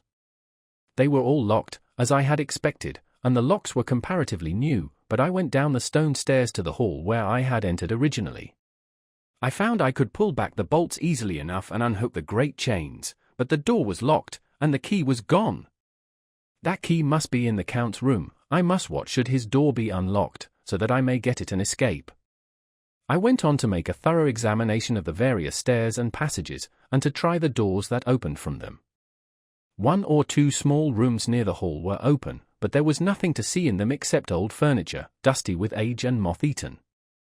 At last, however, I found one door at the top of the stairway which, though it seemed to be locked, gave a little under pressure. I tried it harder, and found that it was not really locked, but that the resistance came from the fact that the hinges had fallen somewhat, and the heavy door rested on the floor. Here was an opportunity which I might not have again, so I exerted myself, and with many efforts forced it back so that I could enter. I was now in a wing of the castle further to the right than the rooms I knew and a story lower down. From the windows I could see that the suite of rooms lay along to the south of the castle, the windows of the end room looking out both west and south. On the latter side, as well as to the former, there was a great precipice. The castle was built on the corner of a great rock, so that on 3 sides it was quite impregnable, and great windows were placed here where sling, or bow, or culverin could not reach, and consequently light and comfort, impossible to a position which had to be guarded, were secured. To the west was a great valley, and then, rising far away, great jagged mountain fastnesses, rising peak on peak, the sheer rock studded with mountain ash and thorn, whose roots clung in cracks and crevices and crannies of the stone. This was evidently the portion of the castle occupied by the ladies in bygone days, for the furniture had more air of comfort than any I had seen. The windows were curtainless, and the yellow moonlight, flooding in through the diamond panes, enabled one to see even colours, whilst it softened the wealth of dust which lay over all and disguised in some measure the ravages of time and the moth. My lamp seemed to be of little effect in the brilliant moonlight, but I was glad to have it with me, for there was a dread loneliness in the place which chilled my heart and made my nerves tremble. Still, it was better than living alone in the rooms which I had come to hate from the presence of the Count, and after trying a little to school my nerves, I found a soft quietude come over me. Here I am, sitting at a little oak table where in old times possibly some fair lady sat to pen, with much thought and many blushes, her ill-spelt love letter, and writing in my diary in shorthand all that has happened since I closed it last. It is 19th century up to date with a vengeance. And yet, unless my senses deceive me, the old centuries had, and have, powers of their own which mere modernity cannot kill. Later, the morning of the 16th of May. God preserve my sanity, for to this I am reduced. Safety and the assurance of safety are things of the past. Whilst I live on here there is but one thing to hope for, that I may not go mad, if, indeed, I be not mad already. If I be sane, then surely it is maddening to think that of all the foul things that lurk in this hateful place the Count is the least dreadful to me, that to him alone I can look for safety, even though this be only whilst I can serve his purpose. Great God! Merciful God! Let me be calm, for out of that way lies madness indeed. I begin to get new lights on certain things which have puzzled me. Up to now I never quite knew what Shakespeare meant when he made Hamlet say, "My tablets! Quick, my tablets! 'Tis meet that I put it down," etc. For now, feeling as though my own brain were unhinged or as if the shock had come which must end in its undoing, I turned to my diary for repose. The habit of entering accurately must help to soothe me. The Count's mysterious warning frightened me at the time. It frightens me more now when I think of it, for in future he has a fearful hold upon me. I shall fear to doubt what he may say. When I had written in my diary and had fortunately replaced the book and pen in my pocket, I felt sleepy. The Count's warning came into my mind, but I took a pleasure in disobeying it. The sense of sleep was upon me, and with it the obstinacy which sleep brings as outrider. The soft moonlight soothed, and the wide expanse without gave a sense of freedom which refreshed me. I determined not to return tonight to the gloom-haunted rooms, but to sleep here, where of old ladies had sat and sung and lived sweet lives whilst their gentle breasts were sad for their menfolk away in the midst of remorseless wars.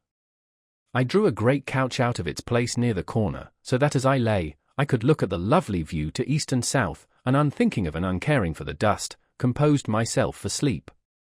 I suppose I must have fallen asleep, I hope so, but I fear, for all that followed was startlingly real, so real that now sitting here in the broad, full sunlight of the morning, I cannot in the least believe that it was all sleep.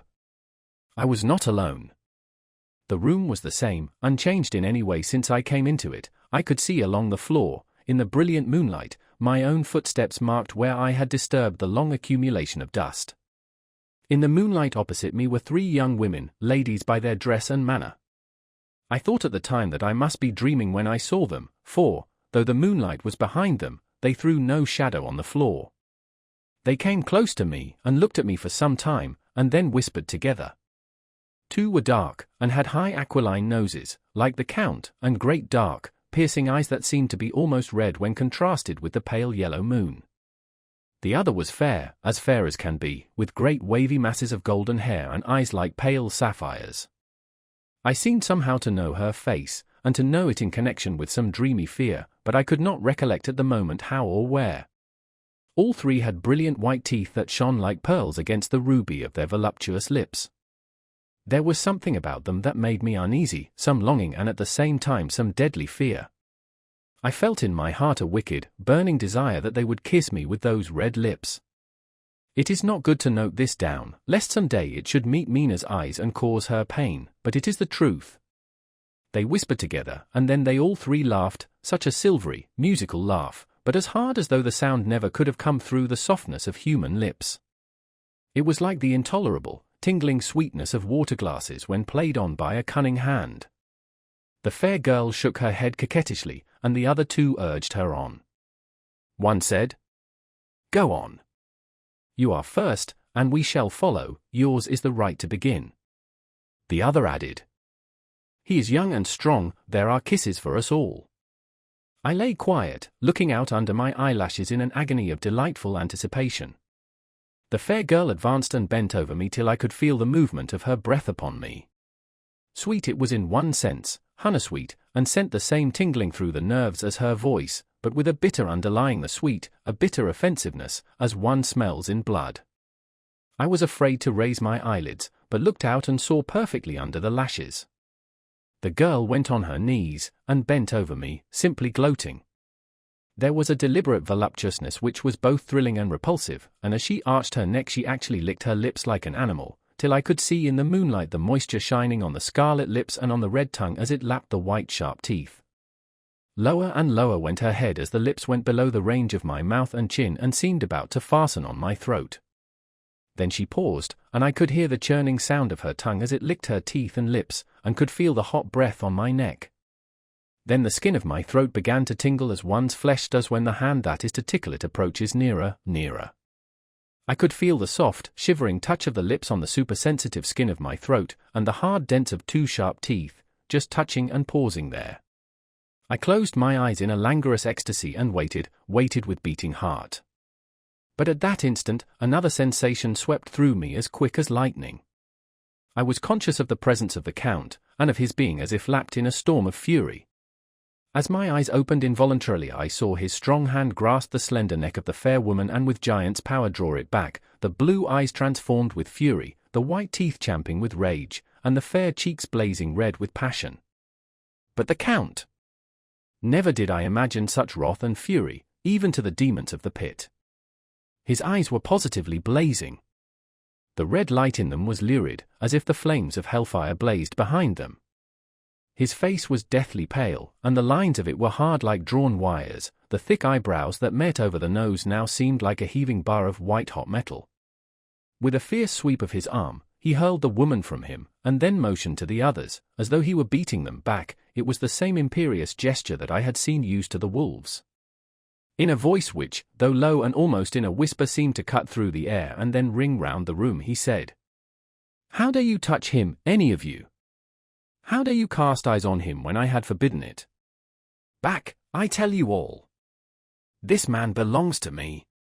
Beware how you meddle with him, or you'll have to deal with me." The fair girl, with a laugh of ribald coquetry, turned to answer him. "You yourself never loved, you never love."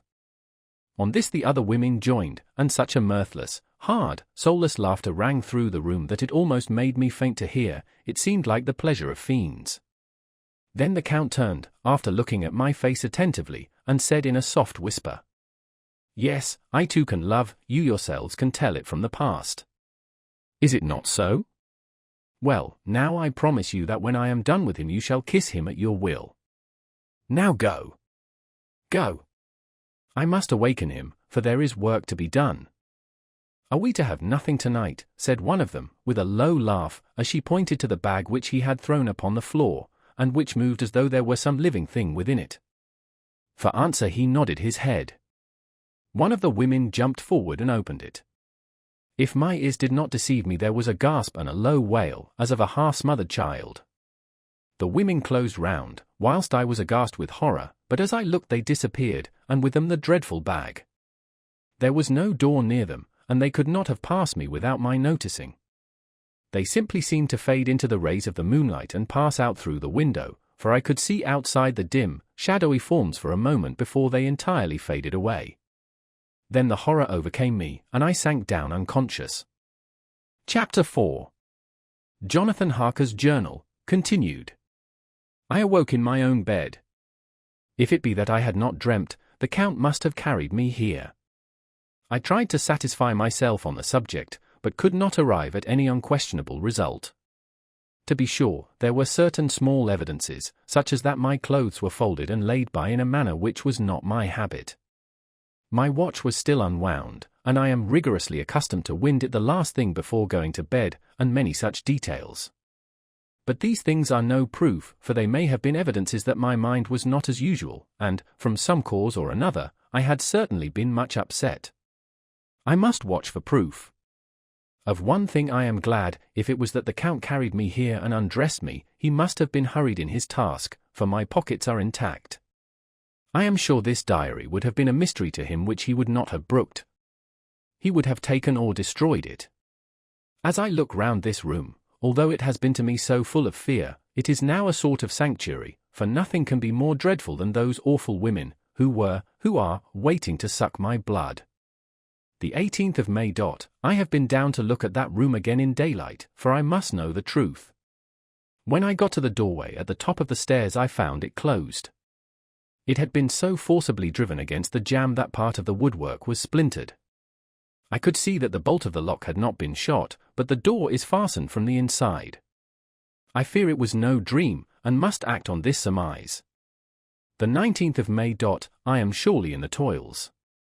Last night the Count asked me in the suavest tones to write 3 letters, one saying that my work here was nearly done, and that I should start for home within a few days, another that I was starting on the next morning from the time of the letter, and the third that I had left the castle and arrived at Bistritz.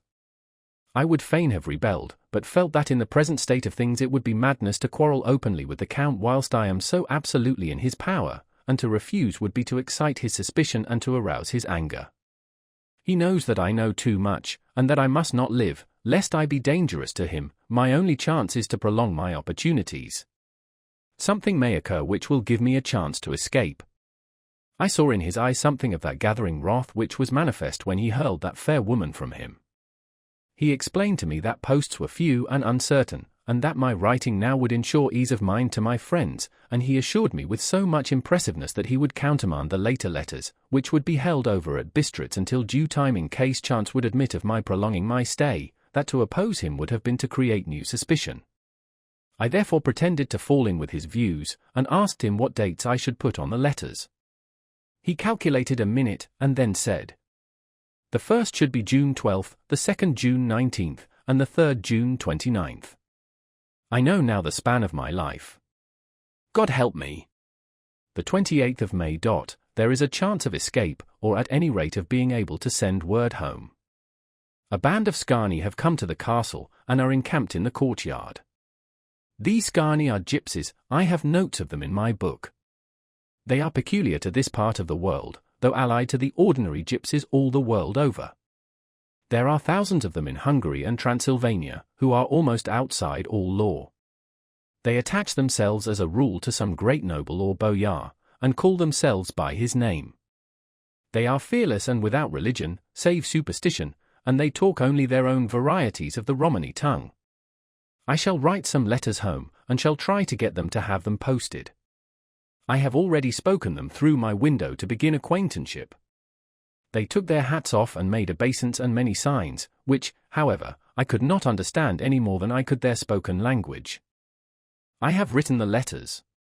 Mina's is in shorthand, and I simply ask Mr. Hawkins to communicate with her. To her I have explained my situation, but without the horrors which I may only surmise. It would shock and frighten her to death were I to expose my heart to her. Should the letters not carry, then the Count shall not yet know my secret or the extent of my knowledge. I have given the letters. I threw them through the bars of my window with a gold piece, and made what signs I could to have them posted. The man who took them pressed them to his heart and bowed, and then put them in his cap. I could do no more. I stole back to the study, and began to read. As the Count did not come in, I have written here. The Count has come. He sat down beside me, and said in his smoothest voice as he opened two letters, "The Scani has given me these, of which, though I know not whence they come, I shall, of course, take care. See! He must have looked at it. One is from you, and to my friend Peter Hawkins, the other." Here he caught sight of the strange symbols as he opened the envelope, and the dark look came into his face, and his eyes blazed wickedly. "The other is a vile thing, an outrage upon friendship and hospitality. It is not signed. Well, so it cannot matter to us." And he calmly held letter and envelope in the flame of the lamp till they were consumed. Then he went on.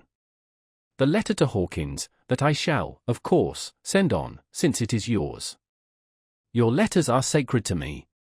Your pardon, my friend, that unknowingly I did break the seal. Will you not cover it again?" He held out the letter to me, and with a courteous bow handed me a clean envelope. I could only redirect it and hand it to him in silence. When he went out of the room I could hear the key turn softly. A minute later I went over and tried it, and the door was locked. When, an hour or two after, the Count came quietly into the room, his coming awakened me, for I had gone to sleep on the sofa. He was very courteous and very cheery in his manner, and seeing that I had been sleeping, he said, "So, my friend, you are tired? Get to bed. There is the surest rest. I may not have the pleasure to talk tonight, since there are many labors to me, but you will sleep, I pray." I passed to my room and went to bed, and, strange to say, slept without dreaming. Despair has its own calms. The 31st of May. This morning when I woke I thought I would provide myself with some paper and envelopes from my bag and keep them in my pocket, so that I might write in case I should get an opportunity, but again a surprise, again a shock. Every scrap of paper was gone, and with it all my notes, my memoranda, relating to railways and travel, my letter of credit, in fact all that might be useful to me were I once outside the castle. I sat and pondered a while, and then some thought occurred to me, and I made search of my portmanteau and in the wardrobe where I had placed my clothes. The suit in which I had travelled was gone, and also my overcoat and rug. I could find no trace of them anywhere. This looked like some new scheme of villainy. The 17th of June. this morning, as I was sitting on the edge of my bed cudgelling my brains, I heard without a cracking of whips and pounding and scraping of horses' feet up the rocky path beyond the courtyard. With joy I hurried to the window, and saw drive into the yard 2 great lighter wagons, each drawn by 8 sturdy horses, and at the head of each pair a Slovak, with his wide hat, great nail-studded belt, dirty sheepskin, and high boots. They had also their long staves in hand. I ran to the door, intending to descend and try and join them through the main hall, as I thought that way might be opened for them. Again a shock, my door was fastened on the outside. Then I ran to the window and cried to them. They looked up at me stupidly and pointed, but just then the hetman of the Skani came out, and seeing them pointing to my window, said something, at which they laughed. Henceforth no effort of mine, no piteous cry or agonized entreaty, would make them even look at me. They resolutely turned away. The lighter wagons contained great, square boxes, with handles of thick rope. These were evidently empty by the ease with which the Slovaks handled them, and by their resonance as they were roughly moved. When they were all unloaded and packed in a great heap in one corner of the yard, the Slovaks were given some money by the Skani, and spitting on it for luck, lazily went each to his horse's head. Shortly afterwards, I heard the cracking of their whips die away in the distance. The 24th of June, before morning. Last night the Count left me early, and locked himself into his own room. As soon as I dared I ran up the winding stair, and looked out of the window, which opened south. I thought I would watch for the Count, for there is something going on. The Skani are quartered somewhere in the castle and are doing work of some kind. I know it, for now and then I hear a faraway muffled sound as of mattock and spade, and, whatever it is, it must be the end of some ruthless villainy. I had been at the window somewhat less than half an hour, when I saw something coming out of the Count's window. I drew back and watched carefully, and saw the whole man emerge. It was a new shock to me to find that he had on the suit of clothes which I had worn whilst travelling here, and slung over his shoulder the terrible bag which I had seen the women take away. There could be no doubt as to his quest, and in my garb, too. This, then, is his new scheme of evil, that he will allow others to see me, as they think, so that he may both leave evidence that I have been seen in the towns or villages posting my own letters, and that any wickedness which he may do shall by the local people be attributed to me.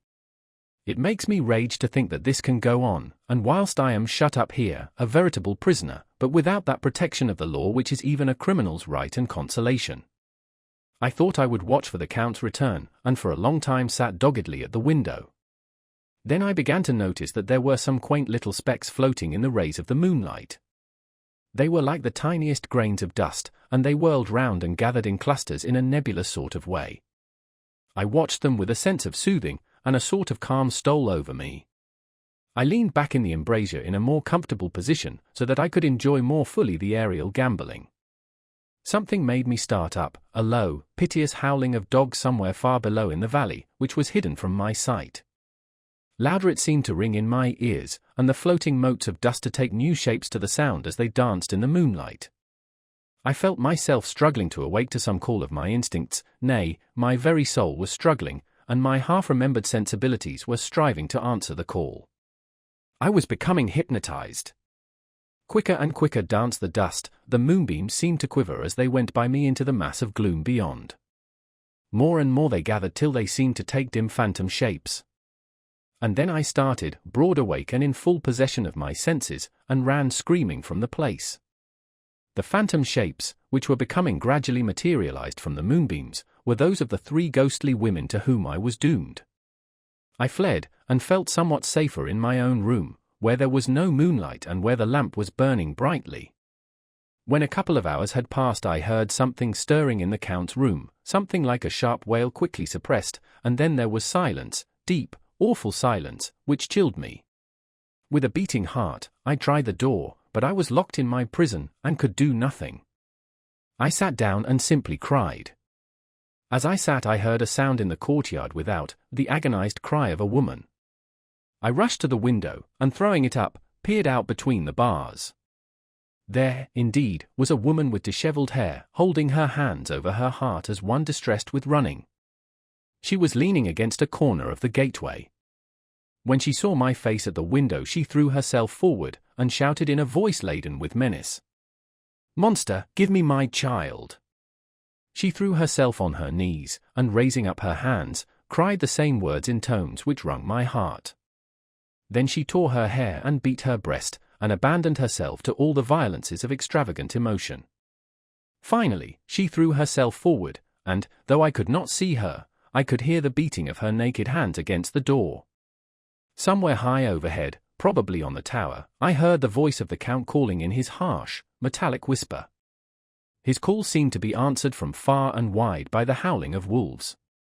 Before many minutes had passed, a pack of them poured, like a pent-up dam when liberated, through the wide entrance into the courtyard. There was no cry from the woman, and the howling of the wolves was but short. Before long they streamed away singly, licking their lips. I could not pity her, for I knew now what had become of her child, and she was better dead. What shall I do? What can I do?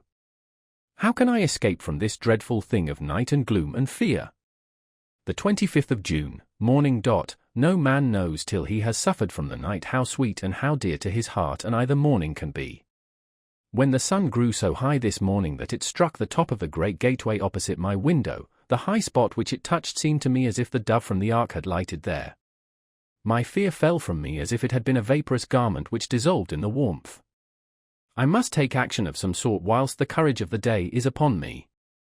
Last night one of my post-dated letters went to post, the first of that fatal series which is to blot out the very traces of my existence from the earth.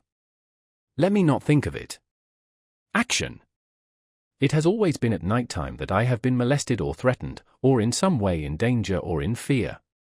I have not yet seen the Count in the daylight. Can it be that he sleeps when others wake, that he may be awake whilst they sleep? If I could only get into his room! But there is no possible way. The door is always locked, no way for me. Yes, there is a way, if one dares to take it. Where his body has gone, why may not another body go? I have seen him myself crawl from his window. Why should not I imitate him, and go in by his window? The chances are desperate, but my need is more desperate still. I shall risk it. At the worst it can only be death, and a man's death is not a calf's, and the dreaded hereafter may still be open to me. God help me in my task. Goodbye, Mina, if I fail. Goodbye, my faithful friend and second father. Goodbye, all, and last of all, Mina. Same day, later. I have made the effort, and God, helping me, have come safely back to this room. I must put down every detail in order. I went whilst my courage was fresh straight to the window on the south side, and at once got outside on the narrow ledge of stone which runs around the building on this side. The stones are big and roughly cut, and the mortar has by process of time been washed away between them. I took off my boots, and ventured out on the desperate way. I looked down once, so as to make sure that a sudden glimpse of the awful depth would not overcome me, but after that kept my eyes away from it. I knew pretty well the direction and distance of the Count's window, and made for it as well as I could, having regard to the opportunities available. I did not feel dizzy. I suppose I was too excited, and the time seemed ridiculously short till I found myself standing on the windowsill and trying to raise up the sash. I was filled with agitation, however, when I bent down and slid feet foremost in through the window. Then I looked around for the Count, but, with surprise and gladness, made a discovery. The room was empty. It was barely furnished with odd things, which seemed to have never been used. The furniture was something the same style as that in the south rooms, and was covered with dust. I looked for the key, but it was not in the lock, and I could not find it anywhere. The only thing I found was a great heap of gold in one corner, gold of all kinds, Roman, and British, and Austrian, and Hungarian, and Greek and Turkish money, covered with a film of dust, as though it had lain long in the ground. None of it that I noticed was less than 300 years old. There were also chains and ornaments, some jeweled, but all of them old and stained.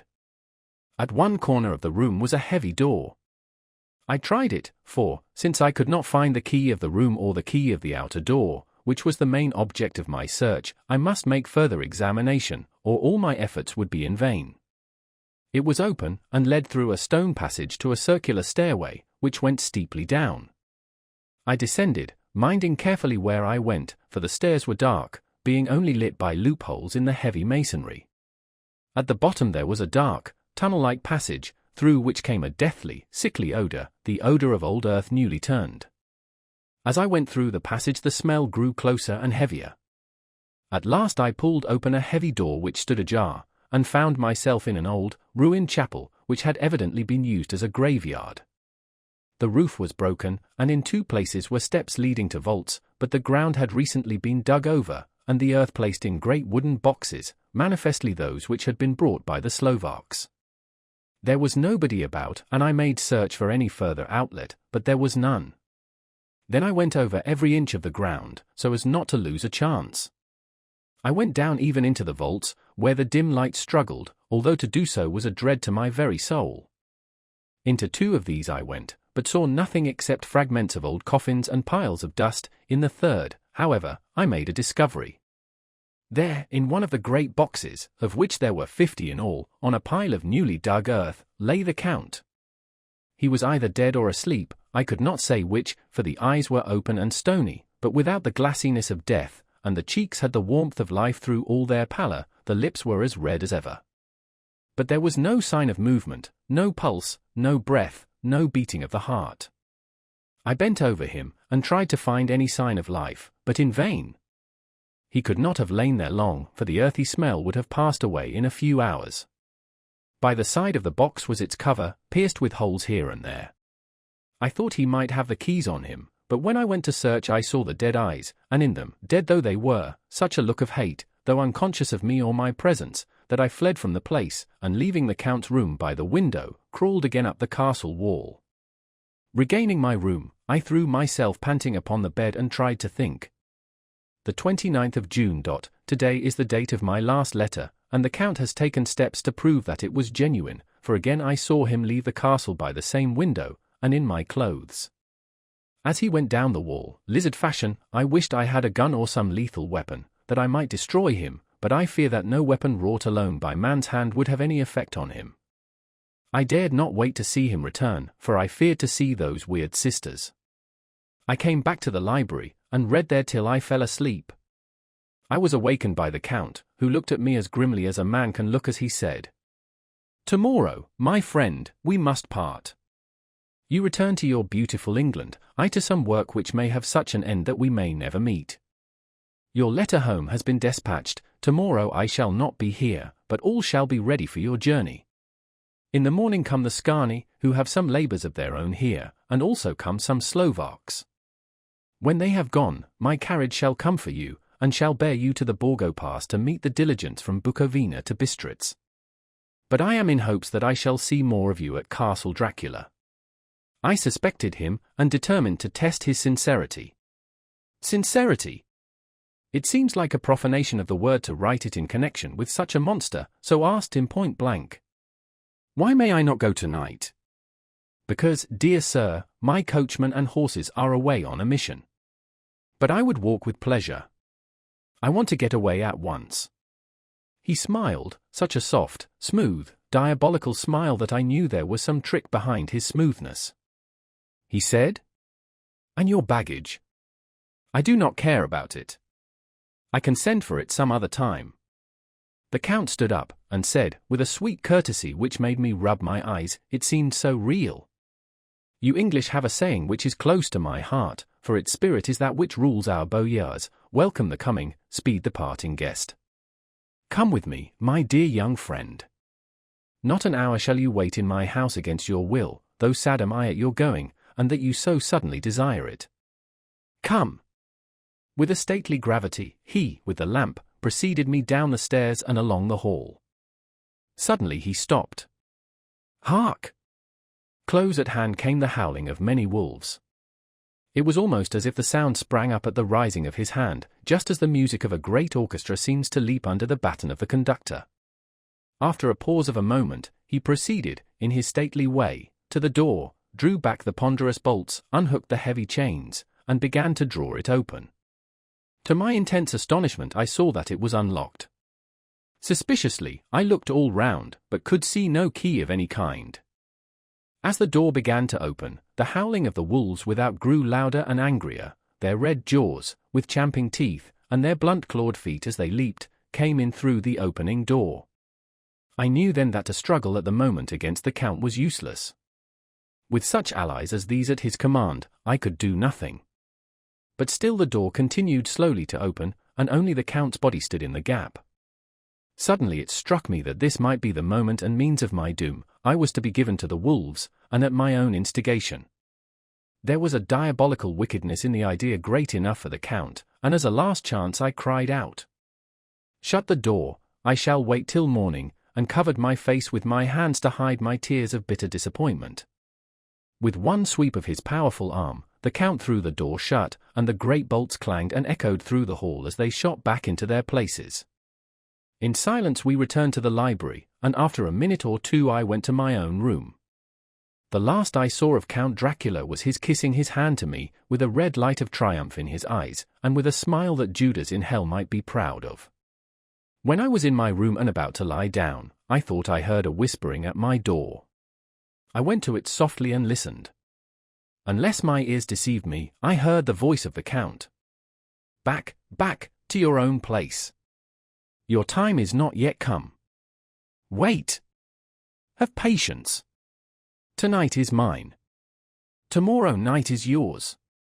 There was a low, sweet ripple of laughter, and in a rage I threw open the door, and saw without the three terrible women licking their lips. As I appeared they all joined in a horrible laugh, and ran away. I came back to my room and threw myself on my knees. "It is then so near the end? Tomorrow. Tomorrow. Lord, help me, and those to whom I am dear." The 30th of June, morning. These may be the last words I ever write in this diary.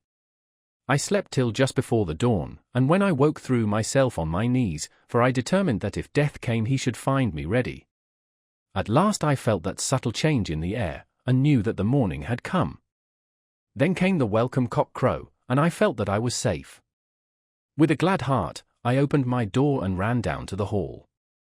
I had seen that the door was unlocked, and now escape was before me. With hands that trembled with eagerness, I unhooked the chains and drew back the massive bolts. But the door would not move. Despair seized me. I pulled and pulled at the door, and shook it till, massive as it was, it rattled in its casement. I could see the bolt shot. It had been locked after I left the Count. Then a wild desire took me to obtain that key at any risk, and I determined then and there to scale the wall again and gain the Count's room. He might kill me, but death now seemed the happier choice of evils. Without a pause I rushed up to the east window, and scrambled down the wall, as before, into the Count's room. It was empty, but that was as I expected. I could not see a key anywhere, but the heap of gold remained. I went through the door in the corner and down the winding stair and along the dark passage to the old chapel. I knew now well enough where to find the monster I sought. The great box was in the same place, close against the wall, but the lid was laid on it, not fastened down, but with the nails ready in their places to be hammered home. I knew I must reach the body for the key, so I raised the lid, and laid it back against the wall, and then I saw something which filled my very soul with horror. There lay the Count, but looking as if his youth had been half renewed, for the white hair and moustache were changed to dark iron grey, the cheeks were fuller, and the white skin seemed rhubarb red underneath. The mouth was redder than ever, for on the lips were gouts of fresh blood, which trickled from the corners of the mouth and ran over the chin and neck. Even the deep, burning eye seemed set amongst swollen flesh, for the lids and pouches underneath were bloated.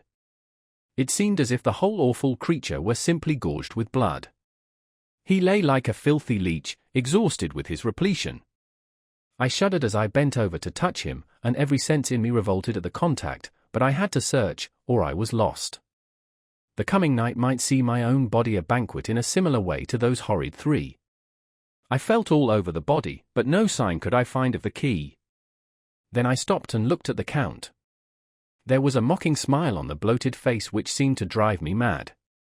This was the being I was helping to transfer to London, where, perhaps, for centuries to come he might, amongst its teeming millions, satiate his lust for blood, and create a new and ever-widening circle of semi-demons to batten on the helpless. The very thought drove me mad. A terrible desire came upon me to rid the world of such a monster.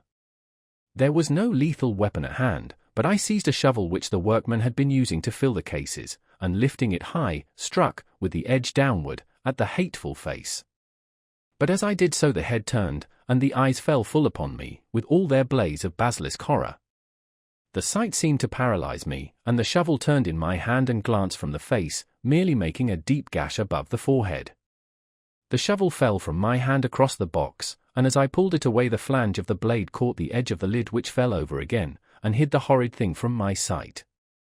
The last glimpse I had was of the bloated face, blood-stained and fixed with a grin of malice which would have held its own in the nethermost hell.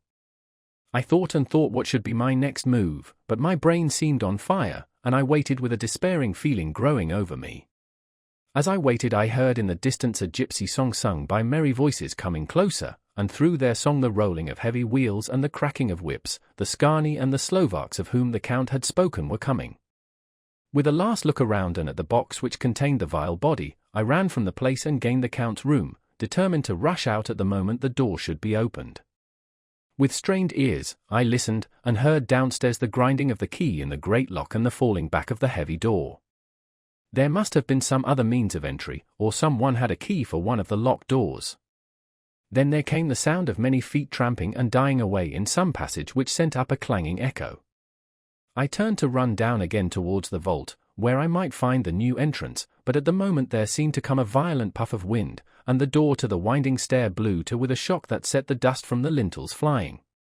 When I ran to push it open, I found that it was hopelessly fast. I was again a prisoner, and the net of doom was closing round me more closely. As I write there is in the passage below a sound of many tramping feet and the crash of weights being set down heavily, doubtless the boxes, with their freight of earth. There is a sound of hammering, it is the box being nailed down. Now I can hear the heavy feet tramping again along the hall, with many other idle feet coming behind them. The door is shut, and the chains rattle, there is a grinding of the key in the lock, I can hear the key withdraw, then another door opens and shuts, I hear the creaking of lock and bolt. Hark! In the courtyard and down the rocky way the roll of heavy wheels, the crack of whips, and the chorus of the Scani as they pass into the distance. I am alone in the castle with those awful women. 4. Mina is a woman, and there is naught in common. They are devils of the pit. I shall not remain alone with them, I shall try to scale the castle wall farther than I have yet attempted. I shall take some of the gold with me, lest I want it later. I may find a way from this dreadful place. And then away for home. Away to the quickest and nearest train. Away from this cursed spot, from this cursed land, where the devil and his children still walk with earthly feet. At least God's mercy is better than that of these monsters, and the precipice is steep and high. At its foot a man may sleep, as a man. Goodbye, all. Mina. Chapter 5. Letter from Miss Mina Murray to Miss Lucy Westenra. The 9th of May. My dearest Lucy. Forgive my long delay in writing, but I have been simply overwhelmed with work. The life of an assistant schoolmistress is sometimes trying. I am longing to be with you, and by the sea, where we can talk together freely and build our castles in the air. I have been working very hard lately, because I want to keep up with Jonathan's studies, and I have been practicing shorthand very assiduously. When we are married I shall be able to be useful to Jonathan, and if I can stenograph well enough I can take down what he wants to say in this way and write it out for him on the typewriter, at which also I am practicing very hard. He and I sometimes write letters in shorthand, and he is keeping a stenographic journal of his travels abroad. When I am with you I shall keep a diary in the same way. I don't mean one of those 2 pages to the week with Sunday squeezed in acorn diaries, but a sort of journal which I can write in whenever I feel inclined. I do not suppose there will be much of interest to other people, but it is not intended for them. I may show it to Jonathan some day if there is in it anything worth sharing, but it is really an exercise book. I shall try to do what I see lady journalists do, interviewing and writing descriptions and trying to remember conversations. I am told that, with a little practice, one can remember all that goes on or that one hears said during a day. However, we shall see. I will tell you of my little plans when we meet. I have just had a few hurried lines from Jonathan from Transylvania. He is well, and will be returning in about a week. I am longing to hear all his news. It must be so nice to see strange countries. I wonder if Jonathan and I, shall ever see them together. There is the 10 o'clock bell ringing. Goodbye. Your loving Mina. Tell me all the news when you write. You have not told me anything for a long time. I hear rumors, and especially of a tall, handsome, curly-haired man. Letter, Lucy Westenra to Mina Murray. 17, Chatham Street. Wednesday. My dearest Mina, I must say you tax me very unfairly with being a bad correspondent. I wrote to you twice since we parted, and your last letter was only your second. Besides, I have nothing to tell you. There is really nothing to interest you. Town is very pleasant just now, and we go a good deal to picture galleries and for walks and rides in the park. As to the tall, curly-haired man, I suppose it was the one who was with me at the last pop. Someone has evidently been telling tales. That was Mr. Homewood. He often comes to see us, and he and Mamma get on very well together. They have so many things to talk about in common. We met some time ago a man that would just do for you, if you were not already engaged to Jonathan. He is an excellent part one, being handsome, well off, and of good birth. He is a doctor and really clever. Just fancy! He is only 29, and he has an immense lunatic asylum all under his own care. Mr. Homewood introduced him to me, and he called here to see us, and often comes now. I think he is one of the most resolute men I ever saw, and yet the most calm. He seems absolutely imperturbable. I can fancy what a wonderful power he must have over his patients. He has a curious habit of looking one straight in the face, as if trying to read one's thoughts. He tries this on very much with me, but I flatter myself he has got a tough nut to crack. I know that from my glass. Do you ever try to read your own face? I do, and I can tell you it is not a bad study, and gives you more trouble than you can well fancy if you have never tried it. He says that I afford him a curious psychological study, and I humbly think I do. I do not, as you know, take sufficient interest in dress to be able to describe the new fashions. Dress is a bore. That is slang again, but never mind, Arthur says that every day. There, it is all out.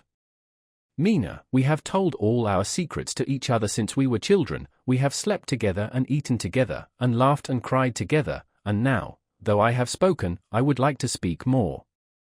Oh, Mina, couldn't you guess? I love him. I am blushing as I write, for although I think he loves me, he has not told me so in words. But oh, Mina, I love him, I love him, I love him. There, that does me good. I wish I were with you, dear, sitting by the fire undressing, as we used to sit, and I would try to tell you what I feel. I do not know how I am writing this even to you.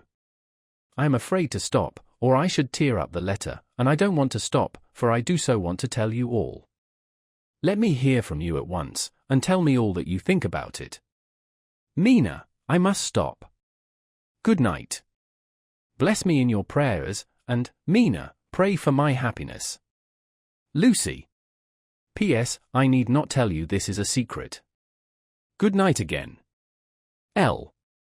Letter, Lucy Westenra to Mina Murray. The 24th of May. My dearest Mina. Thanks, and thanks, and thanks again for your sweet letter. It was so nice to be able to tell you and to have your sympathy. My dear, it never rains but it pours. How true the old proverbs are. Here am I, who shall be 20 in September, and yet I never had a proposal till today, not a real proposal, and today I have had 3. Just fancy. 3 proposals in one day. Isn't it awful? I feel sorry, really and truly sorry, for 2 of the poor fellows. Oh, Mina, I am so happy that I don't know what to do with myself. And 3 proposals. But, for goodness sake, don't tell any of the girls, or they would be getting all sorts of extravagant ideas and imagining themselves injured and slighted if in their very first day at home they did not get 6 at least. Some girls are so vain. You and I, Mina dear, who are engaged and are going to settle down soon soberly into old married women, can despise vanity. Well, I must tell you about the 3, but you must keep it a secret, dear, from everyone, except, of course, Jonathan.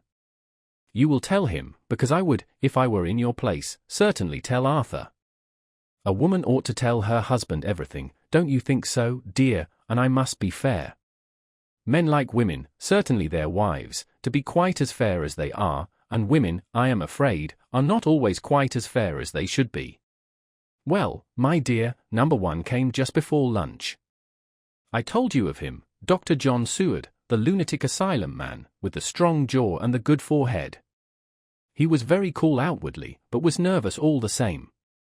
He had evidently been schooling himself as to all sorts of little things, and remembered them, but he almost managed to sit down on his silk hat, which men don't generally do when they are cool, and then when he wanted to appear at ease he kept playing with a lancet in a way that made me nearly scream. He spoke to me, Mina, very straightforwardly. He told me how dear I was to him, though he had known me so little, and what his life would be with me to help and cheer him. He was going to tell me how unhappy he would be if I did not care for him, but when he saw me cry he said that he was a brute and would not add to my present trouble. Then he broke off and asked if I could love him in time, and when I shook my head his hands trembled, and then with some hesitation he asked me if I cared already for anyone else. He put it very nicely, saying that he did not want to wring my confidence from me, but only to know, because if a woman's heart was free a man might have hope. And then, Mina, I felt a sort of duty to tell him that there was someone. I only told him that much, and then he stood up, and he looked very strong and very grave as he took both my hands in his and said he hoped I would be happy, and that if I ever wanted a friend I must count him one of my best. Oh, Mina dear, I can't help crying, and you must excuse this letter being all blotted. Being proposed to is all very nice and all that sort of thing, but it isn't at all a happy thing when you have to see a poor fellow, whom you know loves you honestly, going away and looking all broken-hearted, and to know that, no matter what he may say at the moment, you are passing quite out of his life. My dear, I must stop here at present, I feel so miserable, though I am so happy. Evening. Arthur has just gone, and I feel in better spirits than when I left off, so I can go on telling you about the day. Well, my dear, number 2 came after lunch. He is such a nice fellow, an American from Texas, and he looks so young and so fresh that it seems almost impossible that he has been to so many places and has had such adventures.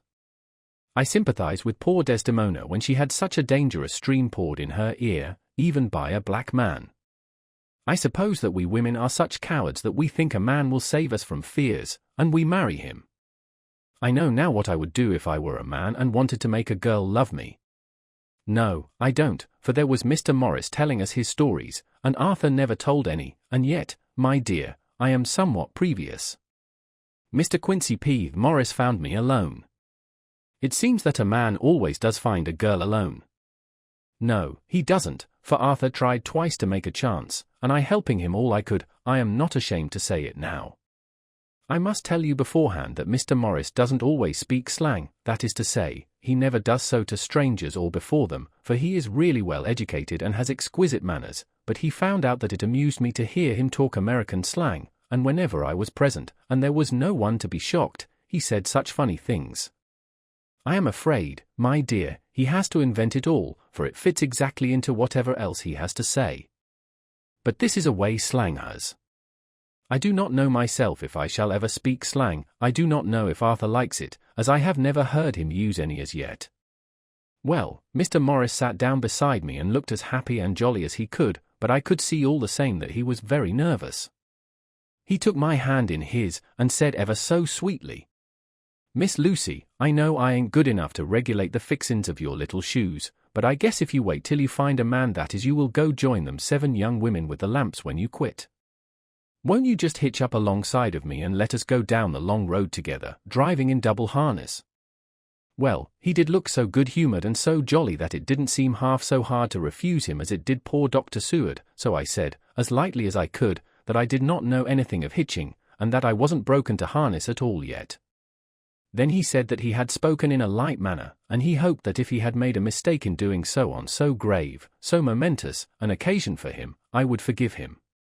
He really did look serious when he was saying it, and I couldn't help feeling a bit serious too. I know, Mina, you will think me a horrid flirt, though I couldn't help feeling a sort of exultation that he was number 2 in one day. And then, my dear, before I could say a word he began pouring out a perfect torrent of lovemaking, laying his very heart and soul at my feet.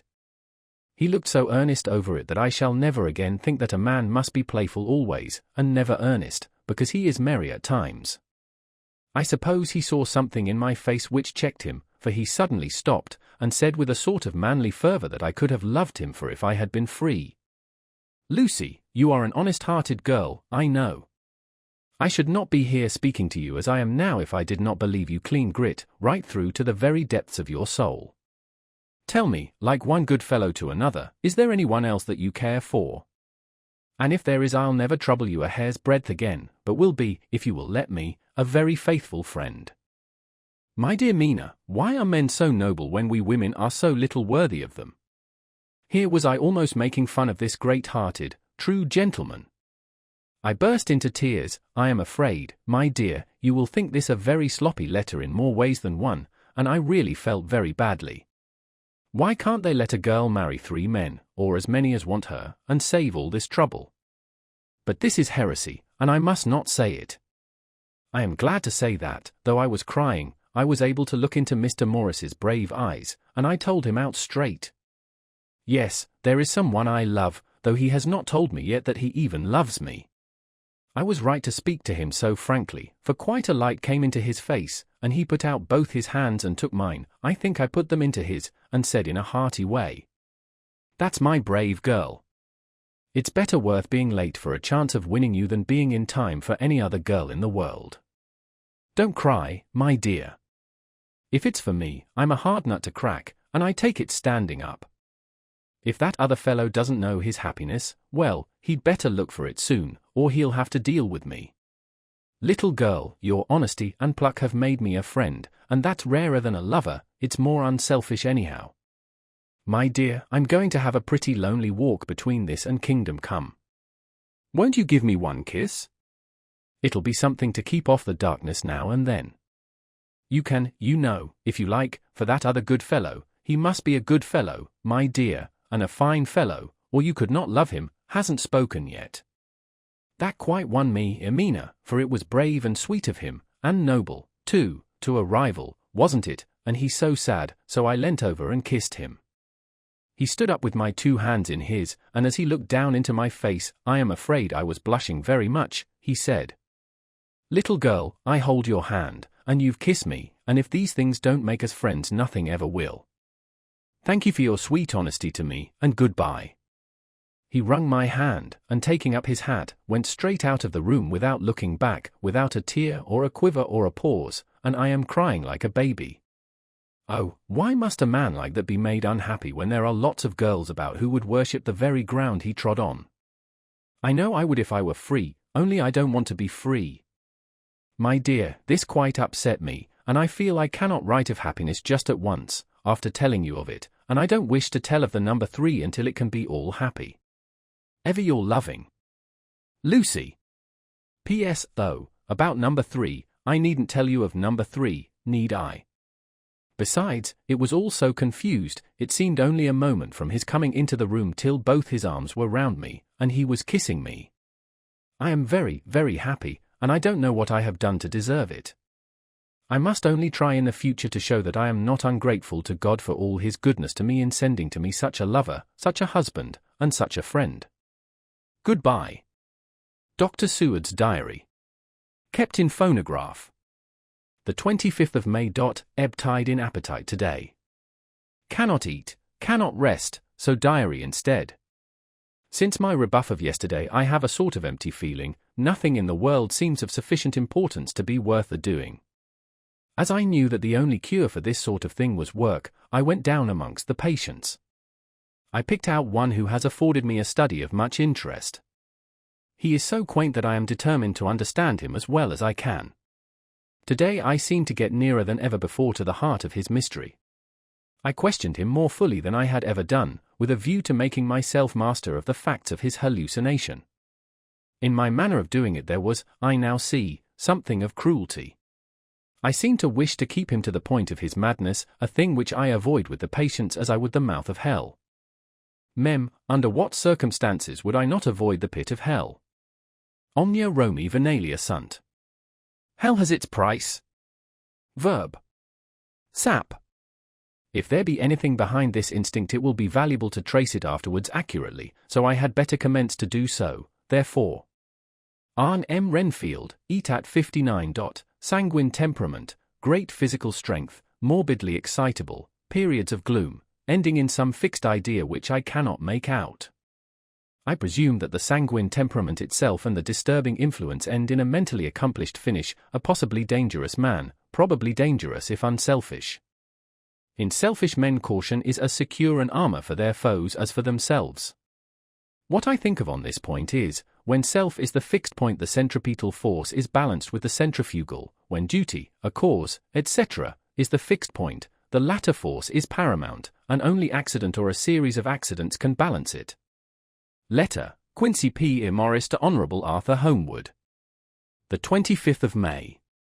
My dear Art, we've told yarns by the campfire in the prairies, and dressed one another's wounds after trying a landing at the Marquesas, and drunk healths on the shore of Titicaca. There are more yarns to be told, and other wounds to be healed, and another health to be drunk. Won't you let this be at my campfire tomorrow night? I have no hesitation in asking you, as I know a certain lady is engaged to a certain dinner party, and that you are free. There will only be one other, our old pal at the Korea, Jack Seward. He's coming, too, and we both want to mingle our weeps over the wine cup, and to drink a health with all our hearts to the happiest man in all the wide world, who has won the noblest heart that God has made and the best worth winning. We promise you a hearty welcome, and a loving greeting, and a health as true as your own right hand. We shall both swear to leave you at home if you drink too deep to a certain pair of eyes. Come. Yours, as ever and always, Quincy P. Morris. Telegram from Arthur Homewood to Quincy P. Morris. The 26th of May. Count me in every time. I bear messages which will make both your ears tingle. Art. Chapter 6. Mina Murray's Journal. The 24th of July. Whitby. Lucy met me at the station, looking sweeter and lovelier than ever, and we drove up to the house at the Crescent in which they have rooms. This is a lovely place. The little river, the Esk, runs through a deep valley, which broadens out as it comes near the harbour.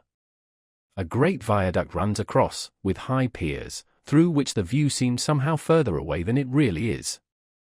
The valley is beautifully green, and it is so steep that when you are on the high land on either side you look right across it, unless you are near enough to see down. The houses of the old town, the side away from us, are all red-roofed, and seem piled up one over the other anyhow, like the pictures we see of Nuremberg. Right over the town is the ruin of Whitby Abbey, which was sacked by the Danes, and which is the scene of part of Fmarmion, where the girl was built up in the wall. It is a most noble ruin, of immense size, and full of beautiful and romantic bits. There is a legend that a white lady is seen in one of the windows. Between it and the town there is another church, the parish one, round which is a big graveyard, all full of tombstones. This is to my mind the nicest spot in Whitby, for it lies right over the town, and has a full view of the harbour and all up the bay to where the headland called Kettleness stretches out into the sea. It descends so steeply over the harbour that part of the bank has fallen away, and some of the graves have been destroyed. In one place part of the stonework of the grave stretches out over the sandy pathway far below. There are walks, with seats beside them, through the churchyard, and people go and sit there all day long looking at the beautiful view and enjoying the breeze. I shall come and sit here very often myself and work. Indeed, I am writing now, with my book on my knee, and listening to the talk of 3 old men who are sitting beside me. They seem to do nothing all day but sit up here and talk. The harbour lies below me, with, on the far side, one long granite wall stretching out into the sea, with a curve outwards at the end of it, in the middle of which is a lighthouse. A heavy seawall runs along outside of it. On the near side, the seawall makes an elbow crooked inversely, and its end too has a lighthouse. Between the 2 piers there is a narrow opening into the harbour, which then suddenly widens. It is nice at high water, but when the tide is out it shoals away to nothing, and there is merely the stream of the Esk, running between banks of sand, with rocks here and there.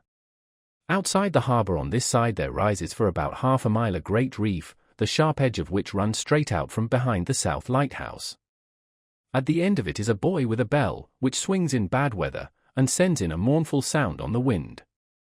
They have a legend here that when a ship is lost bells are heard out at sea. I must ask the old man about this, he is coming this way. He is a funny old man. He must be awfully old, for his face is all gnarled and twisted like the bark of a tree. He tells me that he is nearly 100, and that he was a sailor in the Greenland fishing fleet when Waterloo was fought.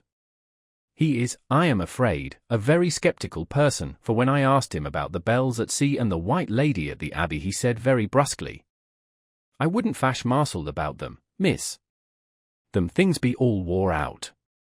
Mind, I don't say that they never was, but I do say that they wasn't in my time. They be all very well for comers and trippers, and the like, but not for a nice young lady like you.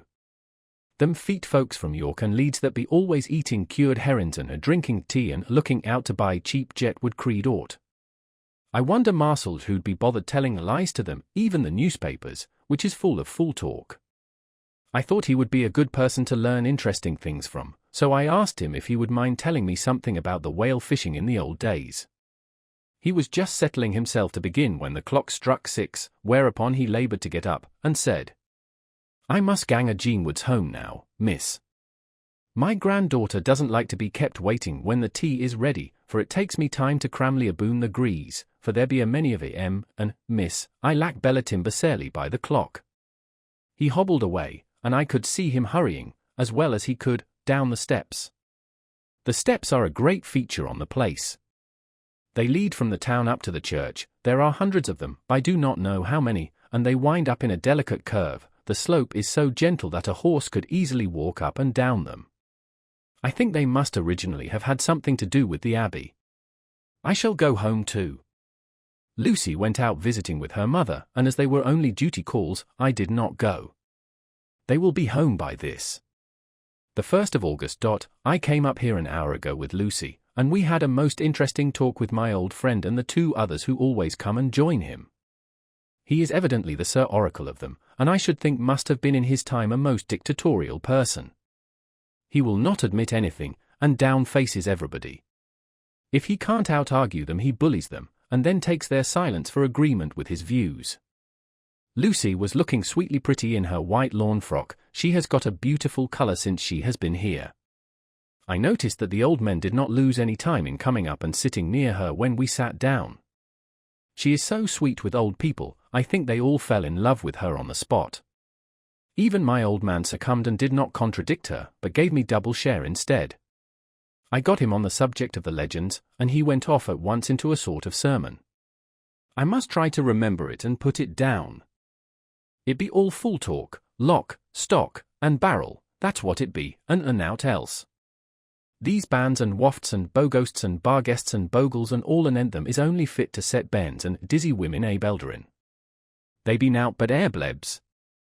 They, and all grims and assigns and warnings, be all invented by parsons and ill-some buke bodies and railway touters to skeer and scunner halflins, and to get folks to do something that they don't other incline to. It makes me ireful to think o' to them. Why, it's them that, not content with printin' a lies on paper and preachin' them out of pulpits, does want to be cut tin near them on the tombstones. Look here all around you in what ye will, all them steens, holding drup their heads as well as they can out of their pride, is a cant, simply tumblin' down with the weight o' the lies wrote on them. Here lies the body for sacred to the memory wrote on all of them, and yet in nigh half of them there been no bodies at all, and the memories of them been cared a pinch of snuff about, much less sacred. Lies all of them, nothing but lies of one kind or another. My gog, but it'll be a quare scowdament at the day of judgment when they come tumblin' up in their death sarks, all duped together and a-trying to drag their tombsteens with them to prove how good they was, some of them trimlin' and ditherin', with their hands that doesn't and slippy from lying in the sea that they can't even keep their grup o' them. I could see from the old fellow's self-satisfied air and the way in which he looked round for the approval of his cronies that he was showing off, so I put in a word to keep him going. "Oh, Mr. Swales, you can't be serious. Surely these tombstones are not all wrong." "Yablins. There may be a poorish few not wrong, savins, where they make out the people too good, for there be folk that do think a barnbull be like the sea, if only it be their own. The whole thing be only lies. Now look you here, you come here a stranger, and you see this kirk garth. I nodded, for I thought it better to assent, though I did not quite understand his dialect. I knew it had something to do with the church. He went on, and you consate that all these steens be aboon folk that be happed here, snod and snog. I assented again. Then that be just where the lie comes in. Why, there be scores of these lay beds that be tomb as old duns back a box on Friday night. He nudged one of his companions, and they all laughed. And my gog! How could they be otherwise? Look at that one, the aftest abaft the beer bank, read it. I went over and read. Edward Spencelar, Master Mariner, murdered by pirates off the coast of Andres, April, 1854, AET. 30. When I came back, Mr. Swales went on. Who brought him home, I wonder, to hap him here? Murdered off the coast of Andres. And you consated his body lay under. Why, I could name ye a dozen whose bones lie in the Greenland seas above, he pointed northwards, or where the currents may have drifted them. There be the steens around ye. Ye can, with your young eyes, read the small print of the lies from here. This Braithwaite Lowry, I knew his father, lost in the lively off Greenland in 20, or Andrew Woodhouse, drowned in the same seas in 1777, or John Paxton, drowned off Cape Farewell a year later, or old John Rawlings, whose grandfather sailed with me, drowned in the Gulf of Finland in 50. Do you think that all these men will have to make a rush to Whitby when the trumpet sounds? I have me antherums aboot it. I tell ye that when they got here they'd be jomlin and jostlin one another that way that it you'd be like a fight up on the ice in the old days, when we'd be at one another from daylight to dark, and trying to tie up our cuts by the light of the aurora borealis. This was evidently local pleasantry, for the old man cackled over it, and his cronies joined in with gusto. But, I said, surely you are not quite correct, for you start on the assumption that all the poor people, or their spirits, will have to take their tombstones with them on the day of judgment. Do you think that will be really necessary? Well, what else be they tombstones for? Answer me that, miss. To please their relatives, I suppose. To please their relatives, you suppose. This he said with intense scorn. How will it pleasure their relatives to know that lies is wrote over them, and that everybody in the place knows that they be lies? He pointed to a stone at our feet which had been laid down as a slab, on which the seat was rested, close to the edge of the cliff. Read the lies on that thruffstein, he said. The letters were upside down to me from where I sat, but Lucy was more opposite to them, so she leant over and read. Sacred to the memory of George Cannon, who died, in the hope of a glorious resurrection, on July 29, 1873, falling from the rocks at Kettleness. This tomb was erected by his sorrowing mother to her dearly beloved son. He was the only son of his mother, and she was a widow. Really, Mr. Swales, I don't see anything very funny in that. She spoke her comment very gravely and somewhat severely. Ye don't see aught funny. Ha! Ha! But that's because ye don't gorm the sorrow in her mother was a hellcat that hated him because he was a crooked, a regular lamiter he was, and he hated her so that he committed suicide in order that she mightn't get an insurance she put on his life. He blew nigh the top of his head off with an old musket that they had for scaring her the crows with. 'Twarn't he for crows then, for it brought the clegs and the doups to him. That's the way he fell off the rocks. And, as to hopes of a glorious resurrection, I've often heard him say Marcel that he hoped he'd go to hell, for his mother was so pious that she'd be sure to go to heaven, and he didn't want to addle where she was. Now isn't that Steen at any rate, he hammered it with his stick as he spoke, a pack of lies? And won't it make Gabriel Keckle when Geordie comes pantin up the grease with the tombstone balanced on his hump, and asks it to be took as evidence? I did not know what to say, but Lucy turned the conversation as she said, rising up. Oh, why did you tell us of this? It is my favourite seat, and I cannot leave it, and now I find I must go on sitting over the grave of a suicide. That won't harm ye, my pretty, and it may make poor Geordie gladsome to have so trim a lass sitting on his lap. That won't hurt ye. Why, I've sat here off and on for nigh 20 years past, and it hasn't done me no harm. Don't ye fash about them as lies under ye, or that doesn't lie there either. It'll be time for ye to be getting scart when ye see the tombsteans all run away with, and the place as bare as a stubble field. There's the clock, and I must gang. My service to ye, ladies. And off he hobbled. Lucy and I sat a while, and it was all so beautiful before us that we took hands as we sat, and she told me all over again about Arthur and their coming marriage. That made me just a little heartsick, for I haven't heard from Jonathan for a whole month. The same day, I came up here alone, for I am very sad. There was no letter for me. I hope there cannot be anything the matter with Jonathan. The clock has just struck 9. I see the lights scattered all over the town, sometimes in rows where the streets are, and sometimes singly. They run right up the Esk and die away in the curve of the valley. To my left the view is cut off by a black line of roof of the old house next the abbey. The sheep and lambs are bleating in the fields away behind me, and there is a clatter of a donkey's hoofs up the paved road below. The band on the pier is playing a harsh waltz in good time, and further along the quay there is a Salvation Army meeting in a back street. Neither of the bands hears the other, but up here I hear and see them both. I wonder where Jonathan is and if he is thinking of me. I wish he were here. Dr. Seward's diary. The 5th of June. The case of Renfield grows more interesting the more I get to understand the man. He has certain qualities very largely developed: selfishness, secrecy, and purpose. I wish I could get at what is the object of the latter. He seems to have some settled scheme of his own, but what it is I do not yet know. His redeeming quality is a love of animals, though, indeed, he has such curious turns in it that I sometimes imagine he is only abnormally cruel. His pets are of odd sorts. Just now his hobby is catching flies. He has at present such a quantity that I have had myself to expostulate.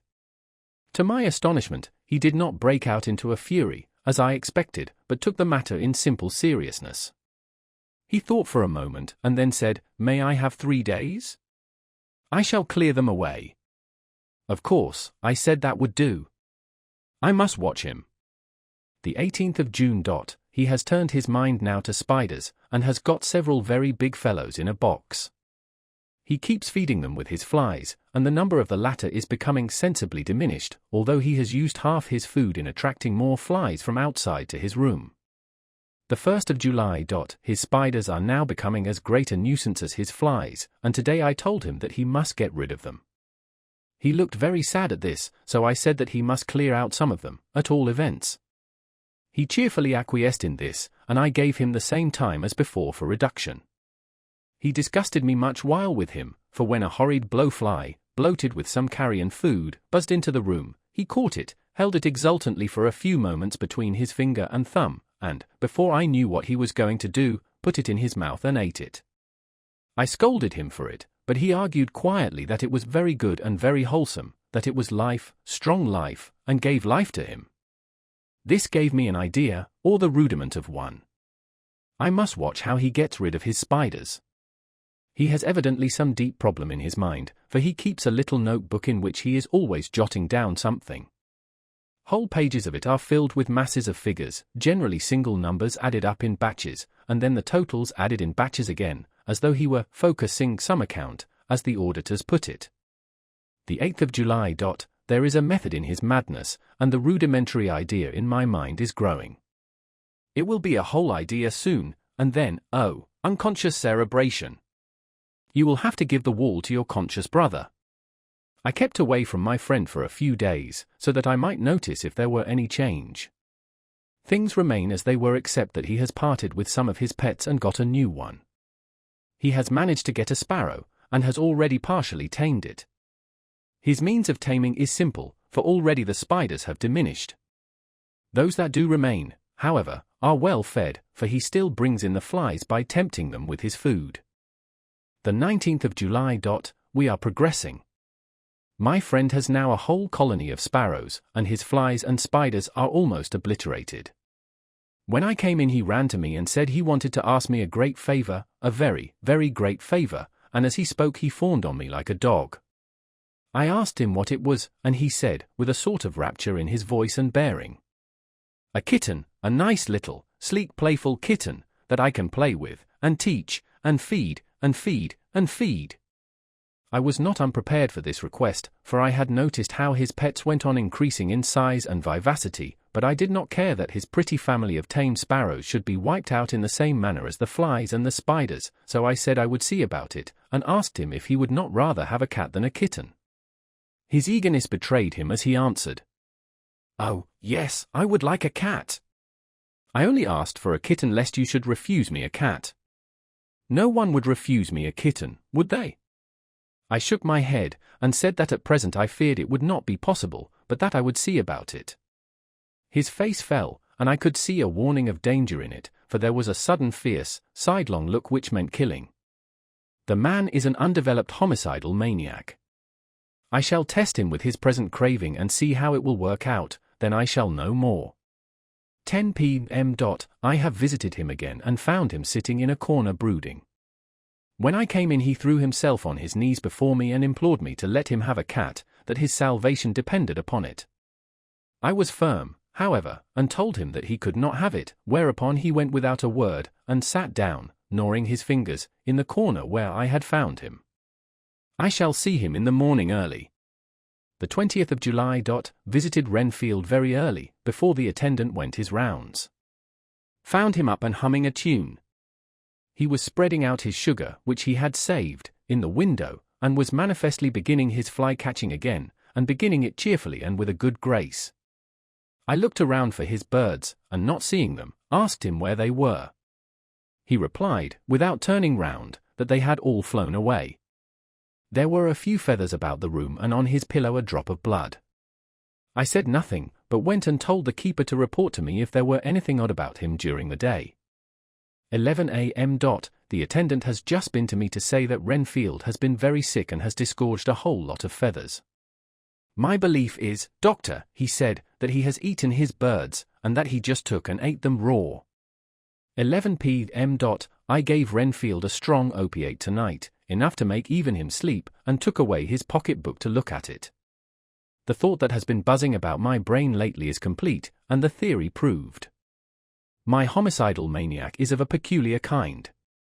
I shall have to invent a new classification for him, and call him a zoophagous, life-eating, maniac. What he desires is to absorb as many lives as he can, and he has laid himself out to achieve it in a cumulative way.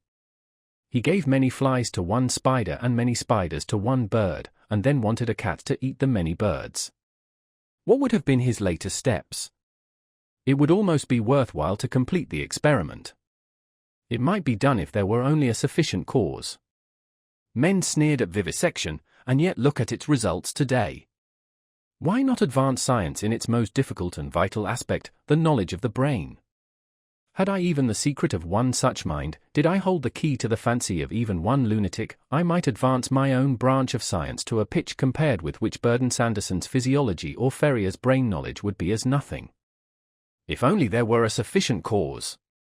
I must not think too much of this, or I may be tempted. A good cause might turn the scale with me, for may not I too be of an exceptional brain, congenitally? How well the man reasoned, lunatics always do within their own scope. I wonder at how many lives he values a man, or if at only one. He has closed the account most accurately, and today begun a new record. How many of us begin a new record with each day of our lives? To me it seems only yesterday that my whole life ended with my new hope, and that truly I began a new record.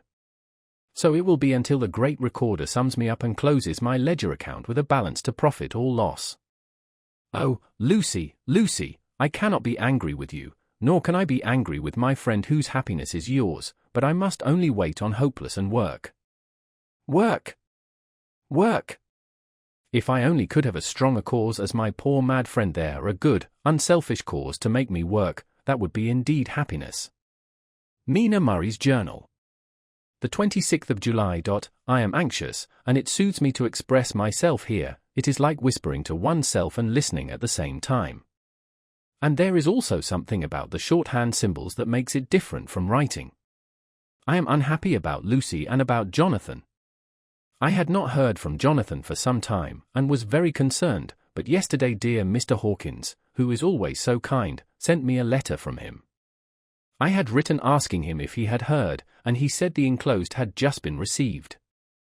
It is only a line dated from Castle Dracula, and says that he is just starting for home.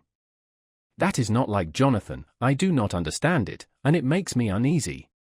Then, too, Lucy, although she is so well, has lately taken to her old habit of walking in her sleep. Her mother has spoken to me about it, and we have decided that I am to lock the door of our room every night. Mrs. Westenra has got an idea that sleepwalkers always go out on roofs of houses and along the edges of cliffs and then get suddenly wakened and fall over with a despairing cry that echoes all over the place. Poor dear, she is naturally anxious about Lucy, and she tells me that her husband, Lucy's father, had the same habit, that he would get up in the night and dress himself and go out, if he were not stopped. Lucy is to be married in the autumn, and she is already planning out her dresses and how her house is to be arranged. I sympathize with her, for I do the same, only Jonathan and I will start in life in a very simple way, and shall have to try to make both ends meet. Mr. Homewood, he is the Honourable Arthur Homewood, only son of Lord Godalming, is coming up here very shortly, as soon as he can leave town, for his father is not very well, and I think dear Lucy is counting the moments till he comes. She wants to take him up to the seat on the churchyard cliff and show him the beauty of Whitby. I dare say it is the waiting which disturbs her. She will be all right when he arrives. The 27th of July. No news from Jonathan. I am getting quite uneasy about him, though why I do not know, but I do wish that he would write, if it were only a single line. Lucy walks more than ever, and each night I am awakened by her moving about the room. Fortunately, the weather is so hot that she cannot get cold, but still the anxiety and the perpetually being wakened is beginning to tell on me, and I am getting nervous and wakeful myself. Thank God, Lucy's health keeps up. Mr. Homewood has been suddenly called to ring to see his father, who has been taken seriously ill. Lucy frets at the postponement of seeing him, but it does not touch her looks. She is a trifle stouter, and her cheeks are a lovely rose pink. She has lost that anemic look which she had. I pray it will all last. The 3rd of August. Another week gone, and no news from Jonathan, not even to Mr. Hawkins, from whom I have heard. Oh, I do hope he is not ill. He surely would have written. I look at that last letter of his, but somehow it does not satisfy me. It does not read like him, and yet it is his writing. There is no mistake of that. Lucy has not walked much in her sleep the last week, but there is an odd concentration about her which I do not understand. Even in her sleep she seems to be watching me. She tries the door, and finding it locked, goes about the room searching for the key. The 6th of August. Another 3 days, and no news. This suspense is getting dreadful. If I only knew where to write to or where to go to, I should feel easier, but no one has heard a word of Jonathan since that last letter. I must only pray to God for patience. Lucy is more excitable than ever, but is otherwise well. Last night was very threatening, and the fishermen say that we are in for a storm. I must try to watch it and learn the weather signs. Today is a grey day, and the sun as I write is hidden in thick clouds, high over Kettleness.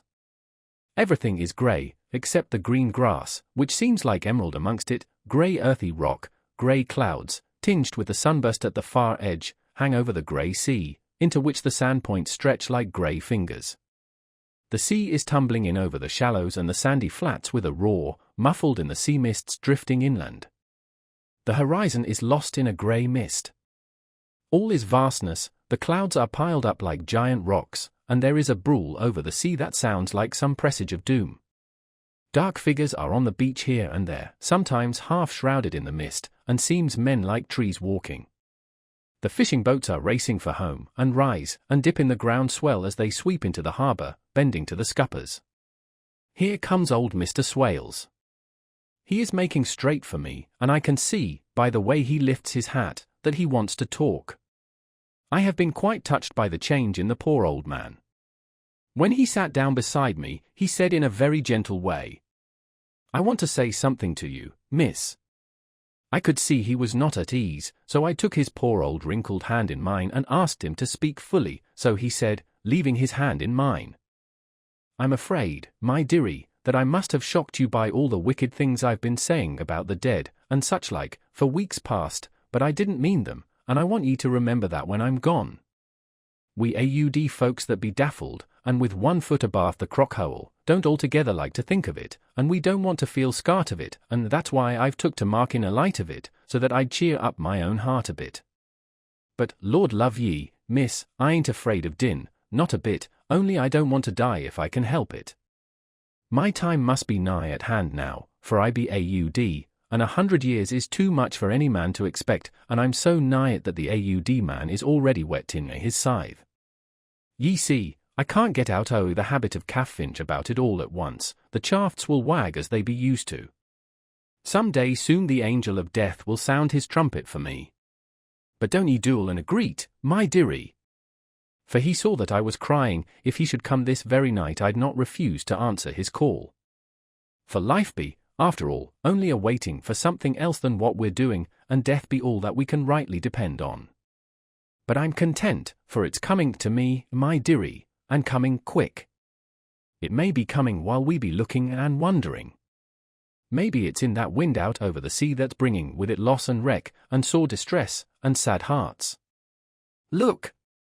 Look, he cried suddenly. There's something in that wind and in the host beyond that sounds, and looks, and tastes, and smells like death. It's in the air, I feel it coming. Lord, make me answer cheerful when my call comes. He held up his arms devoutly, and raised his hat. His mouth moved as though he were praying. After a few minutes' silence, he got up, shook hands with me, and blessed me, and said goodbye, and hobbled off. It all touched me, and upset me very much.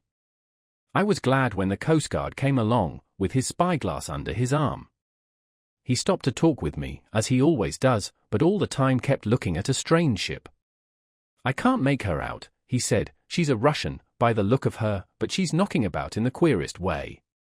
She doesn't know her mind a bit, she seems to see the storm coming, but can't decide whether to run up north in the open, or to put in here. Look there again.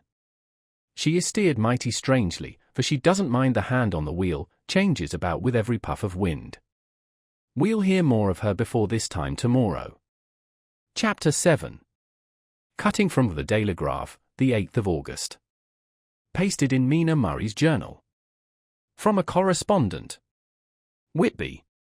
One of the greatest and suddenest storms on record has just been experienced here, with results both strange and unique. The weather had been somewhat sultry, but not to any degree uncommon in the month of August. Saturday evening was as fine as was ever known, and the great body of holidaymakers laid out yesterday for visits to Mulgrave Woods, Robin Hood's Bay, Rig Mill, Runswick, Staithes, and the various trips in the neighbourhood of Whitby. The steamers Emma and Scarborough made trips up and down the coast, and there was an unusual amount of tripping both to and from Whitby. The day was unusually fine till the afternoon, when some of the gossips who frequent the East Cliff churchyard, and from that commanding eminence watch the wide sweep of sea visible to the north and east, called attention to a sudden show of mares' tails high in the sky to the northwest. The wind was then blowing from the southwest in the mild degree which in barometrical language is ranked number 2, light breeze. The Coast Guard on duty at once made report, and one old fisherman, who for more than half a century has kept watch on weather signs from the East Cliff, foretold in an emphatic manner the coming of a sudden storm. The approach of sunset was so very beautiful, so grand in its masses of splendidly coloured clouds, that there was quite an assemblage on the walk along the cliff in the old churchyard to enjoy the beauty. Before the sun dipped below the black mass of Kettleness, standing boldly athwart the western sky, its downward way was marked by myriad clouds of every sunset colour, flame, purple, pink, green, violet, and all the tints of gold, with here and there masses not large, but of seemingly absolute blackness, in all sorts of shapes, as well outlined as colossal silhouettes. The experience was not lost on the painters, and doubtless some of the sketches of the prelude to the great storm will grace the Art A and Art I walls in May next. More than one captain made up his mind then and there that his cobble or his mule, as they term the different classes of boats, would remain in the harbour till the storm had passed. The wind fell away entirely during the evening, and at midnight there was a dead calm, a sultry heat, and that prevailing intensity which, on the approach of thunder, affects persons of a sensitive nature. There were but few lights in sight at sea, for even the coasting steamers, which usually hugged the shore so closely, kept well to seaward, and but few fishing boats were in sight. The only sail noticeable was a foreign schooner with all sails set, which was seemingly going westwards. The foolhardiness or ignorance of her officers was a prolific theme for comment whilst she remained in sight, and efforts were made to signal her to reduce sail in face of her danger. Before the night shut down she was seen with sails idly flapping as she gently rolled on the undulating swell of the sea. As idle as a painted ship upon a painted ocean. Shortly before 10 o'clock the stillness of the air grew quite oppressive, and the silence was so marked that the bleating of a sheep inland or the barking of a dog in the town was distinctly heard, and the band on the pier, with its lively French air, was like a discord in the great harmony of nature's silence. A little after midnight came a strange sound from over the sea, and high overhead the air began to carry a strange, faint, hollow booming. Then without warning the tempest broke. With a rapidity which, at the time, seemed incredible, and even afterwards is impossible to realize, the whole aspect of nature at once became convulsed. The waves rose in growing fury, each overtopping its fellow, till in a very few minutes the lately glassy sea was like a roaring and devouring monster. White-crested waves beat madly on the level sands and rushed up the shelving cliffs, others broke over the piers, and with their spume swept the lanterns of the lighthouses which rise from the end of either pier of Whitby harbour. The wind roared like thunder, and blew with such force that it was with difficulty that even strong men kept their feet, or clung with grim clasp to the iron stanchions. It was found necessary to clear the entire piers from the mass of onlookers, or else the fatalities of the night would have been increased manifold. To add to the difficulties and dangers of the time, masses of sea fog came drifting inland, white, wet clouds, which swept by in ghostly fashion, so dank and damp and cold that it needed but little effort of imagination to think that the spirits of those lost at sea were touching their living brethren with the clammy hands of death, and many a one shuddered as the wreaths of sea mist swept by. At times the mist cleared, and the sea for some distance could be seen in the glare of the lightning, which now came thick and fast, followed by such sudden peals of thunder that the whole sky overhead seemed trembling under the shock of the footsteps of the storm. Some of the scenes thus revealed were of immeasurable grandeur and of absorbing interest, the sea, running mountains high, threw skywards with each wave mighty masses of white foam, which the tempest seemed to snatch at and whirl away into space, here and there a fishing boat, with a rag of sail, running madly for shelter before the blast, now and again the white wings of a storm-tossed sea-bird. On the summit of the east cliff the new searchlight was ready for experiment, but had not yet been tried. The officers in charge of it got it into working order, and in the pauses of the inrushing mist swept with it the surface of the sea. Once or twice its service was most effective, as when a fishing boat, with gunwale under water, rushed into the harbour, able, by the guidance of the sheltering light, to avoid the danger of dashing against the piers. As each boat achieved the safety of the port there was a shout of joy from the mass of people on shore, a shout which for a moment seemed to cleave the gale and was then swept away in its rush. Before long the searchlight discovered some distance away a schooner with all sails set, apparently the same vessel which had been noticed earlier in the evening. The wind had by this time backed to the east, and there was a shudder amongst the watchers on the cliff as they realized the terrible danger in which she now was. Between her and the port lay the great flat reef on which so many good ships have from time to time suffered, and, with the wind blowing from its present quarter, it would be quite impossible that she should fetch the entrance of the harbour. It was now nearly the hour of high tide, but the waves were so great that in their troughs the shallows of the shore were almost visible, and the schooner, with all sails set, was rushing with such speed that, in the words of one old salt, she must fetch up somewhere, if it was only in hell. Then came another rush of sea fog, greater than any hitherto, a mass of dank mist, which seemed to close on all things like a grey pall, and left available to men only the organ of hearing, for the roar of the tempest, and the crash of the thunder, and the booming of the mighty billows came through the damp oblivion even louder than before. The rays of the searchlight were kept fixed on the harbour mouth across the east pier, where the shock was expected, and men waited breathless. The wind suddenly shifted to the northeast, and the remnant of the sea fog melted in the blast, and then, mirabile dictu, between the piers, leaping from wave to wave as it rushed at headlong speed, swept the strange schooner before the blast, with all sails set, and gained the safety of the harbour. The searchlight followed her, and a shudder ran through all who saw her, for lashed to the helm was a corpse, with drooping head, which swung horribly to and fro at each motion of the ship. No other form could be seen on deck at all. A great awe came on all as they realized that the ship, as if by a miracle, had found the harbour, unsteered save by the hand of a dead man. However, all took place more quickly than it takes to write these words. The schooner paused not, but rushing across the harbour, pitched herself on that accumulation of sand and gravel washed by many tides and many storms into the southeast corner of the pier jutting under the east cliff, known locally as Tate Hill Pier. There was of course a considerable concussion as the vessel drove up on the sand heap. Every spar, rope, and stay was strained, and some of the top hammer came crashing down. But, strangest of all, the very instant the shore was touched, an immense dog sprang up on deck from below, as if shot up by the concussion, and running forward, jumped from the bow on the sand.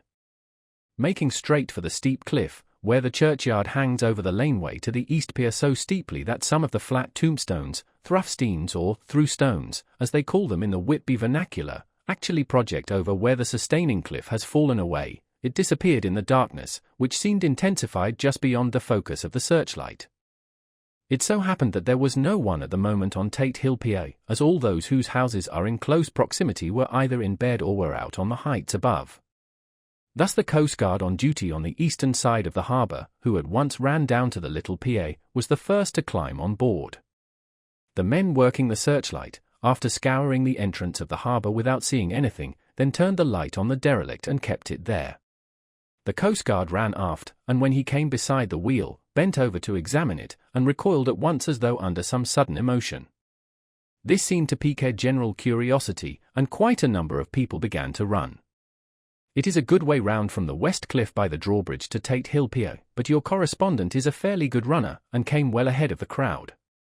When I arrived, however, I found already assembled on the pier a crowd, whom the Coast Guard and police refused to allow to come on board. By the courtesy of the chief boatman, I was, as your correspondent, permitted to climb on deck, and was one of a small group who saw the dead seaman whilst actually lashed to the wheel. It was no wonder that the Coast Guard was surprised, or even awed, for not often can such a sight have been seen. The man was simply fastened by his hands, tied one over the other, to a spoke of the wheel. Between the inner hand and the wood was a crucifix, the set of beads on which it was fastened being around both wrists and wheel, and all kept fast by the binding cords. The poor fellow may have been seated at one time, but the flapping and buffeting of the sails had worked through the rudder of the wheel and dragged him to and fro, so that the cords with which he was tied had cut the flesh to the bone. Accurate note was made of the state of things, and a doctor, Surgeon J. M. Caffin, of 33, East Elliot Place, who came immediately after me, declared, after making examination, that the man must have been dead for quite 2 days. In his pocket was a bottle, carefully corked, empty save for a little roll of paper, which proved to be the addendum to the log. The Coast Guard said the man must have tied up his own hands, fastening the knots with his teeth. The fact that a Coast Guard was the first on board may save some complications, later on, in the Admiralty Court, for Coast Guards cannot claim the salvage which is the right of the first civilian entering on a derelict. Already, however, the legal tongues are wagging, and one young law student is loudly asserting that the rights of the owner are already completely sacrificed, his property being held in contravention of the statutes of Mortmain, since the tiller, as emblem ship, if not proof, of delegated possession, is held in a dead hand. It is needless to say that the dead steersman has been reverently removed from the place where he held his honourable watch and ward till death, a steadfastness as noble as that of the young Casabianca, and placed in the mortuary to await inquest. Already the sudden storm is passing, and its fierceness is abating, crowds are scattering homeward, and the sky is beginning to redden over the Yorkshire wolds. I shall send, in time for your next issue, further details of the derelict ship which found her way so miraculously into harbour in the storm. Whitby. The 9th of August. The sequel to the strange arrival of the derelict in the storm last night is almost more startling than the thing itself. It turns out that the schooner is a Russian from Varna, and is called the Demeter. She is almost entirely in ballast of silver sand, with only a small amount of cargo, a number of great wooden boxes filled with mould. This cargo was consigned to a Whitby solicitor, Mr. S. F. Billington, of 7, the Crescent, who this morning went aboard and formally took possession of the goods consigned to him. The Russian consul, too, acting for the charter party, took formal possession of the ship, and paid all harbour dues, etc. Nothing is talked about here today except the strange coincidence. The officials of the Board of Trade have been most exacting in seeing that every compliance has been made with existing regulations. As the matter is to be a 9 days' wonder, they are evidently determined that there shall be no cause of after complaint. A good deal of interest was abroad concerning the dog which landed when the ship struck, and more than a few of the members of the S.P.C.A., which is very strong in Whitby, have tried to befriend the animal. To the general disappointment, however, it was not to be found. It seems to have disappeared entirely from the town. It may be that it was frightened and made its way on to the moors, where it is still hiding in terror. There are some who look with dread on such a possibility, lest later on it should in itself become a danger, for it is evidently a fierce brute. Early this morning a large dog, a half-bred mastiff belonging to a coal merchant close to Tate Hill Pier, was found dead in the roadway opposite to its master's yard. It had been fighting, and manifestly had had a savage opponent, for its throat was torn away, and its belly was slit open as if with a savage claw. Later. By the kindness of the Board of Trade Inspector, I have been permitted to look over the logbook of the Demeter, which was in order up to within 3 days, but contained nothing of special interest except as to facts of missing men. The greatest interest, however, is with regard to the paper found in the bottle, which was today produced at the inquest, and a more strange narrative than the two between them unfold it has not been my lot to come across. As there is no motive for concealment, I am permitted to use them, and accordingly send you a rescript, simply omitting technical details of seamanship and supercargo. It almost seems as though the captain had been seized with some kind of mania before he had got well into blue water, and that this had developed persistently throughout the voyage. Of course my statement must be taken cum grano, since I am writing from the dictation of a clerk of the Russian consul, who kindly translated for me, time being short. Log of the Demeter. Varna to Whitby. Written the 18th of July, things so strange happening, that I shall keep accurate note henceforth till we land. On the 6th of July we finished taking in cargo, silver sand, and boxes of earth. At noon set sail. East wind, fresh. Crew, 5 hands, 2 mates, cook, and myself, captain. On the 11th of July at dawn entered Bosphorus. Boarded by Turkish customs officers. Bakshish. All correct. Under way at 4 p.m. On the 12th of July through Dardanelles. More customs officers and flagboat of guarding squadron. Bakshish again. Work of officers thorough, but quick. Want us off soon. At dark passed into archipelago. On the 13th of July past Cape Matapan. Crew dissatisfied about something. Seemed scared, but would not speak out. On the 14th of July was somewhat anxious about crew. Men all steady fellows, who sailed with me before. Mate could not make out what was wrong, they only told him there was something, and crossed themselves. Mate lost temper with one of them that day and struck him. Expected fierce quarrel, but all was quiet. On the 16th of July mate reported in the morning that one of crew, Petrovsky, was missing. Could not account for it. Took larboard watch 8 bells last night, was relieved by Abramoff, but did not go to bunk. Men more downcast than ever. All said they expected something of the kind, but would not say more than there was something aboard. Mate getting very impatient with them, feared some trouble ahead. On the 17th of July, yesterday, one of the men, Olgaren, came to my cabin, and in an awestruck way confided to me that he thought there was a strange man aboard the ship. He said that in his watch he had been sheltering behind the deck house, as there was a rainstorm, when he saw a tall, thin man, who was not like any of the crew, come up the companionway, and go along the deck forward, and disappear. He followed cautiously, but when he got to bows found no one, and the hatchways were all closed. He was in a panic of superstitious fear, and I am afraid the panic may spread. To allay it, I shall today search entire ship carefully from stem to stern. Later in the day I got together the whole crew, and told them, as they evidently thought there was some one in the ship, we would search from stem to stern. First mate angry, said it was folly, and to yield to such foolish ideas would demoralize the men, said he would engage to keep them out of trouble with a handspike. I let him take the helm, while the rest began thorough search, all keeping abreast, with lanterns, we left no corner unsearched. As there were only the big wooden boxes, there were no odd corners where a man could hide. Men much relieved when search over, and went back to work cheerfully. First mate scowled, but said nothing. The 22nd of July. Rough weather last 3 days, and all hands busy with sails, no time to be frightened. Men seem to have forgotten their dread. Mate cheerful again, and all on good terms. Praised men for work in bad weather. Past Gibraltar and out through straits. All well. The 24th of July. There seemed some doom over this ship. Already a hand short, and entering on the Bay of Biscay with wild weather ahead, and yet last night another man lost, disappeared. Like the first, he came off his watch and was not seen again. Men all in a panic of fear, sent a round robin, asking to have double watch, as they fear to be alone. Mate angry. Fear there will be some trouble, as either he or the men will do some violence. The 28th of July.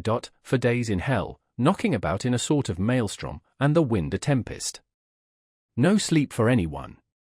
Men all worn out. Hardly know how to set a watch, since no one fit to go on.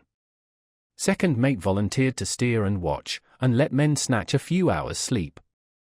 Wind abating, sea still terrific, but feel them less, as ship is steadier. The 29th of July. Another tragedy. Had single watch tonight, as crew too tired to double. When morning watch came on deck could find no one except steersman. Raised outcry, and all came on deck. Thorough search, but no one found. Are now without second mate, and crew in a panic. Mate and I agreed to go armed henceforth and wait for any sign of cause. The 30th of July. Last night. Rejoiced we are nearing England. Weather fine, all sails set. Retired worn out, slept soundly, awaked by mate telling me that both man of watch and steersman missing. Only self and mate and 2 hands left to work ship. The 1st of August. 2 days of fog, and not a sail sighted. Had hoped when in the English Channel to be able to signal for help or get in somewhere. Not having power to work sails, have to run before wind. Dare not lower, as could not raise them again. We seem to be drifting to some terrible doom. Mate now more demoralized than either of men. His stronger nature seems to have worked inwardly against himself.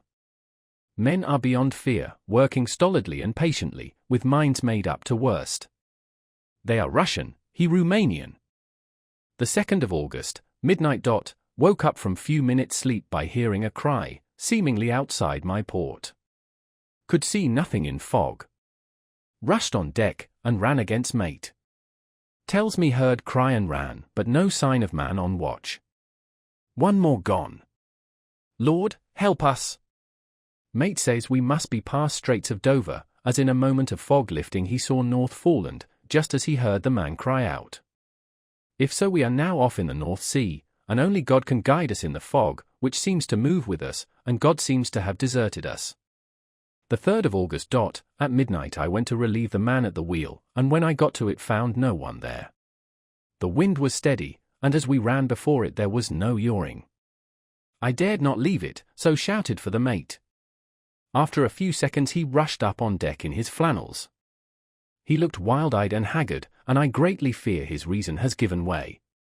He came close to me and whispered hoarsely, with his mouth to my ear, as though fearing the very air might hear, "It is here, I know it, now. On the watch last night I saw it, like a man, tall and thin, and ghastly pale. It was in the bows, and looking out. I crept behind it, and gave it my knife, but the knife went through it, empty as the air." And as he spoke he took his knife and drove it savagely into space. Then he went on, "But it is here, and I'll find it. It is in the hold, perhaps in one of those boxes. I'll unscrew them one by one and see. You work the helm." And, with a warning look and his finger on his lip, he went below. There was springing up a choppy wind, and I could not leave the helm. I saw him come out on deck again with a tool chest and a lantern, and go down the forward hatchway. He is mad, stark, raving mad, and it's no use my trying to stop him. He can't hurt those big boxes, they are invoiced as clay, and to pull them about is as harmless a thing as he can do. So here I stay, and mind the helm, and write these notes. I can only trust in God and wait till the fog clears. Then, if I can't steer to any harbour with the wind that is, I shall cut down sails and lie by, and signal for help. It is nearly all over now. Just as I was beginning to hope that the mate would come out calmer, for I heard him knocking away at something in the hold, and work is good for him, there came up the hatchway a sudden, startled scream, which made my blood run cold, and up on the deck he came as if shot from a gun, a raging madman, with his eyes rolling and his face convulsed with fear. "Save me! Save me!" he cried, and then looked round on the blanket of fog. His horror turned to despair, and in a steady voice he said, "You had better come too, Captain, before it is too late. He is there. I know the secret now. The sea will save me from him, and it is all that is left." Before I could say a word, or move forward to seize him, he sprang on the bulwark and deliberately threw himself into the sea. I suppose I know the secret too, now. It was this madman who had got rid of the men one by one, and now he has followed them himself. God help me! How am I to account for all these horrors when I get to port? When I get to port? Will that ever be? The 4th of August. Still fog, which the sunrise cannot pierce. I know there is sunrise because I am a sailor, why else I know not. I dared not go below, I dared not leave the helm, so here all night I stayed, and in the dimness of the night I saw it, him. God forgive me, but the mate was right to jump overboard. It was better to die like a man, to die like a sailor in blue water no man can object. But I am captain, and I must not leave my ship. But I shall baffle this fiend or monster, for I shall tie my hands to the wheel when my strength begins to fail, and along with them I shall tie that which it dare not touch, and then, come good wind or foul, I shall save my soul, and my honor as a captain. I am growing weaker, and the night is coming on. If he can look me in the face again, I may not have time to act. If we are wrecked, mayhap this bottle may be found, and those who find it may understand, if not, well, then all men shall know that I have been true to my trust. God and the Blessed Virgin and the saints help a poor ignorant soul trying to do his duty. Of course the verdict was an open one. There is no evidence to adduce, and whether or not the man himself committed the murders there is now none to say. The folk here hold almost universally that the captain is simply a hero, and he is to be given a public funeral. Already it is arranged that his body is to be taken with a train of boats up the Esk for a piece and then brought back to Tate Hill Pier and up the Abbey steps, for he is to be buried in the churchyard on the cliff. The owners of more than 100 boats have already given in their names as wishing to follow him to the grave. No trace has ever been found of the great dog, at which there is much mourning, for, with public opinion in its present state, he would, I believe, be adopted by the town. Tomorrow will see the funeral, and so will end this one more mystery of the sea. Mina Murray's Journal. The 8th of August. Lucy was very restless all night, and I, too, could not sleep. The storm was fearful, and as it boomed loudly among the chimney pots, it made me shudder. When a sharp puff came it seemed to be like a distant gun. Strangely enough, Lucy did not wake, but she got up twice and dressed herself. Fortunately, each time I awoke in time and managed to undress her without waking her, and got her back to bed. It is a very strange thing, this sleepwalking, for as soon as her will is thwarted in any physical way, her intention, if there be any, disappears, and she yields herself almost exactly to the routine of her life. Early in the morning we both got up and went down to the harbour to see if anything had happened in the night. There were very few people about, and though the sun was bright, and the air clear and fresh, the big, grim-looking waves, that seemed dark themselves because the foam that topped them was like snow, forced themselves in through the narrow mouth of the harbour like a bullying man going through a crowd. Somehow I felt glad that Jonathan was not on the sea last night, but on land. But oh, is he on land or sea? Where is he, and how? I am getting fearfully anxious about him. If I only knew what to do, and could do anything. The 10th of August. The funeral of the poor sea captain today was most touching. Every boat in the harbour seemed to be there, and the coffin was carried by captains all the way from Tate Hill Pier up to the churchyard. Lucy came with me, and we went early to our old seat, whilst the cortege of boats went up the river to the viaduct and came down again. We had a lovely view, and saw the procession nearly all the way. The poor fellow was laid to rest quite near our seat so that we stood on it when the time came and saw everything. Poor Lucy seemed much upset. She was restless and uneasy all the time, and I cannot but think that her dreaming at night is telling on her. She is quite odd in one thing: she will not admit to me that there is any cause for restlessness, or if there be, she does not understand it herself. There is an additional cause in that poor old Mr. Swales was found dead this morning on our seat, his neck being broken. He had evidently, as the doctor said, fallen back in the seat in some sort of fright, for there was a look of fear and horror on his face that the men said made them shudder. Poor dear old man! Perhaps he had seen death with his dying eyes. Lucy is so sweet and sensitive that she feels influences more acutely than other people do. Just now she was quite upset by a little thing which I did not much heed, though I am myself very fond of animals. One of the men who came up here often to look for the boats was followed by his dog. The dog is always with him. They are both quiet persons, and I never saw the man angry, nor heard the dog bark.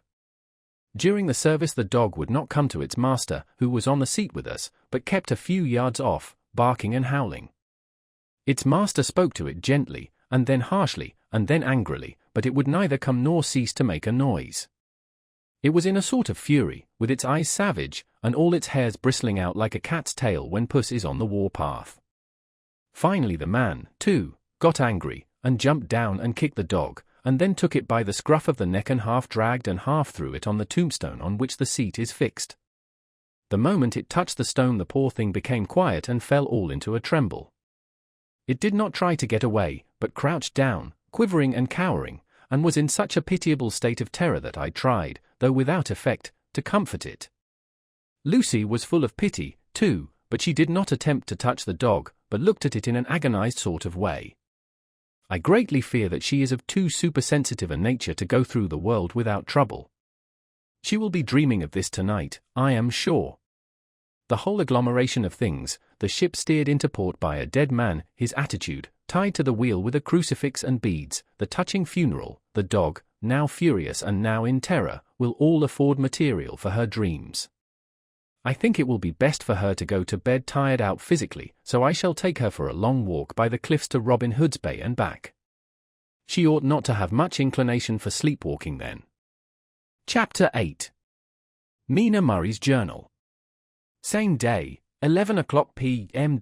Oh, but I am tired. If it were not that I had made my diary a duty I should not open it tonight. We had a lovely walk. Lucy, after a while, was in gay spirits, owing, I think, to some dear cows who came nosing towards us in a field close to the lighthouse, and frightened the wits out of us. I believe we forgot everything except, of course, personal fear, and it seemed to wipe the slate clean and give us a fresh start. We had a capital severe tea at Robin Hood's Bay in a sweet little old-fashioned inn, with a bow window right over the seaweed-covered rocks of the Strand. I believe we should have shocked the new woman with our appetites. Men are more tolerant, bless them. Then we walked home with some, or rather many, stoppages to rest, and with our hearts full of a constant dread of wild bulls. Lucy was really tired, and we intended to creep off to bed as soon as we could. The young curate came in, however, and Mrs. Westenra asked him to stay for supper.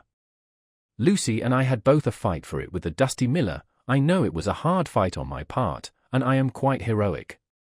I think that some day the bishops must get together and see about breeding up a new class of curates, who don't take supper, no matter how they may be pressed to, and who will know when girls are tired. Lucy is asleep and breathing softly. She has more colour in her cheeks than usual, and looks, oh, so sweet. If Mr. Homewood fell in love with her seeing her only in the drawing-room, I wonder what he would say if he saw her now. Some of the new women writers will some day start an idea that men and women should be allowed to see each other asleep before proposing or accepting. But I suppose the new woman won't condescend in future to accept, she will do the proposing herself. And a nice job she will make of it, too. There's some consolation in that. I am so happy tonight, because dear Lucy seems better. I really believe she has turned the corner, and that we are over her troubles with dreaming. I should be quite happy if I only knew if Jonathan. God bless and keep him. The 11th of August, 3 a.m. Diary again. No sleep now, so I may as well write. I am too agitated to sleep. We have had such an adventure, such an agonizing experience. I fell asleep as soon as I had closed my diary. Suddenly I became broad awake, and sat up, with a horrible sense of fear upon me, and of some feeling of emptiness around me.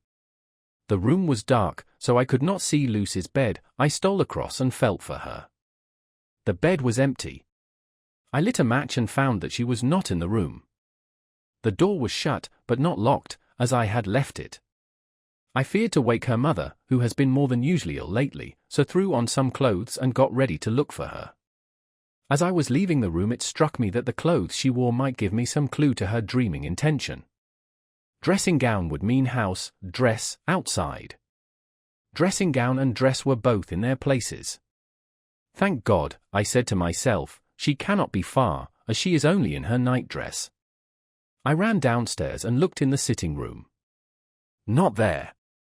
Then I looked in all the other open rooms of the house, with an ever-growing fear chilling my heart. Finally I came to the hall door and found it open.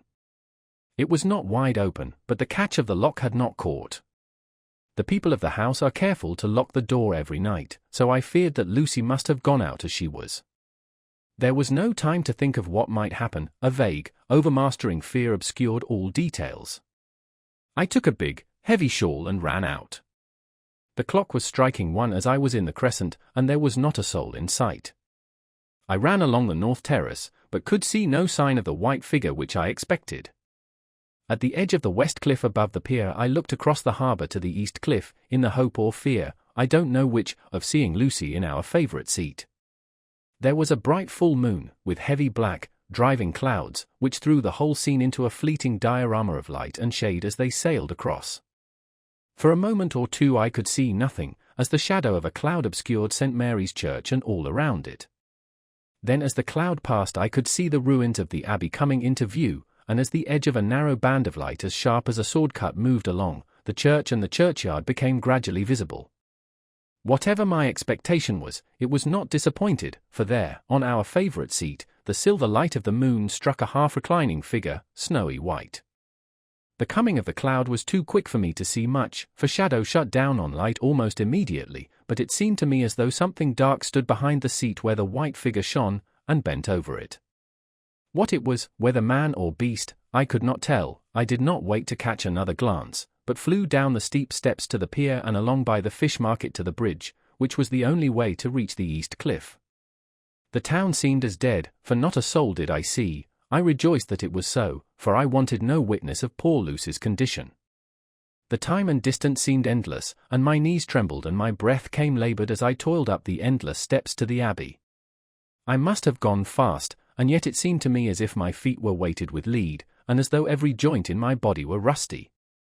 When I got almost to the top I could see the seat and the white figure, for I was now close enough to distinguish it even through the spells of shadow. There was undoubtedly something, long and black, bending over the half-reclining white figure. I called in fright, "Lucy! Lucy!" and something raised a head, and from where I was I could see a white face and red, gleaming eyes. Lucy did not answer, and I ran on to the entrance of the churchyard. As I entered, the church was between me and the seat, and for a minute or so I lost sight of her. When I came in view again the cloud had passed, and the moonlight struck so brilliantly that I could see Lucy half reclining with her head lying over the back of the seat. She was quite alone, and there was not a sign of any living thing about. When I bent over her I could see that she was still asleep.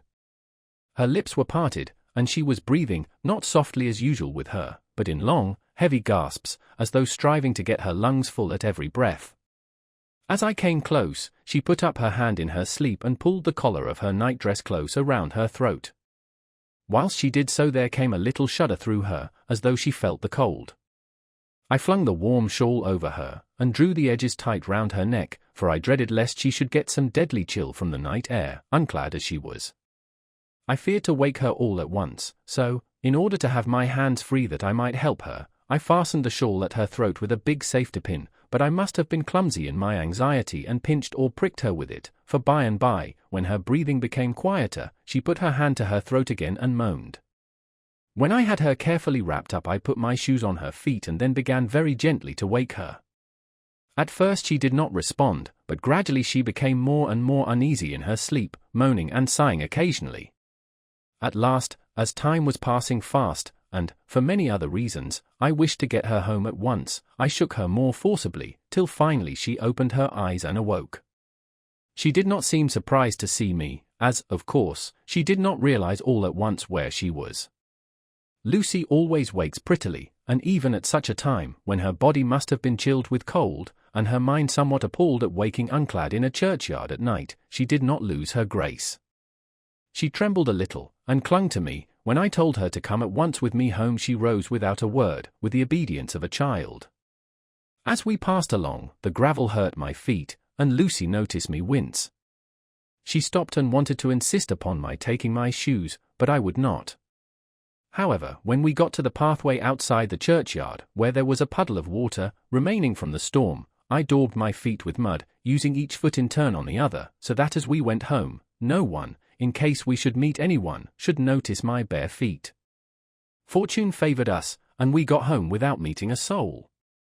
Once we saw a man, who seemed not quite sober, passing along a street in front of us, but we hid in a door till he had disappeared up an opening such as there are here, steep little closes, or wynds, as they call them in Scotland. My heart beat so loud all the time that sometimes I thought I should faint. I was filled with anxiety about Lucy, not only for her health, lest she should suffer from the exposure, but for her reputation in case the story should get wind. When we got in, and had washed our feet, and had said a prayer of thankfulness together, I tucked her into bed.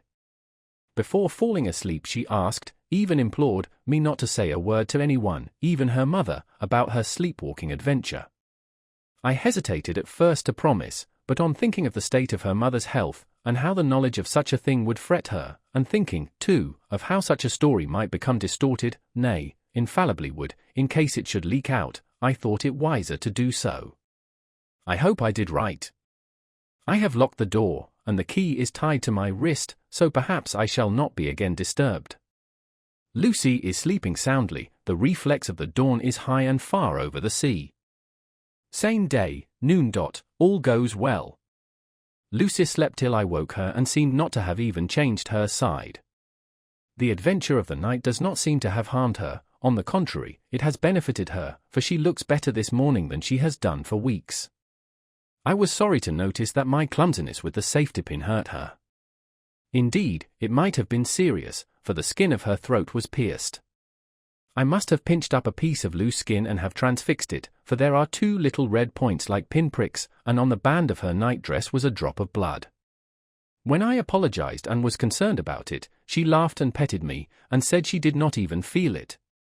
Fortunately it cannot leave a scar, as it is so tiny. Same day, night. We passed a happy day. The air was clear, and the sun bright, and there was a cool breeze. We took our lunch to Mulgrave Woods, Mrs. Westenra driving by the road and Lucy and I walking by the cliff path and joining her at the gate.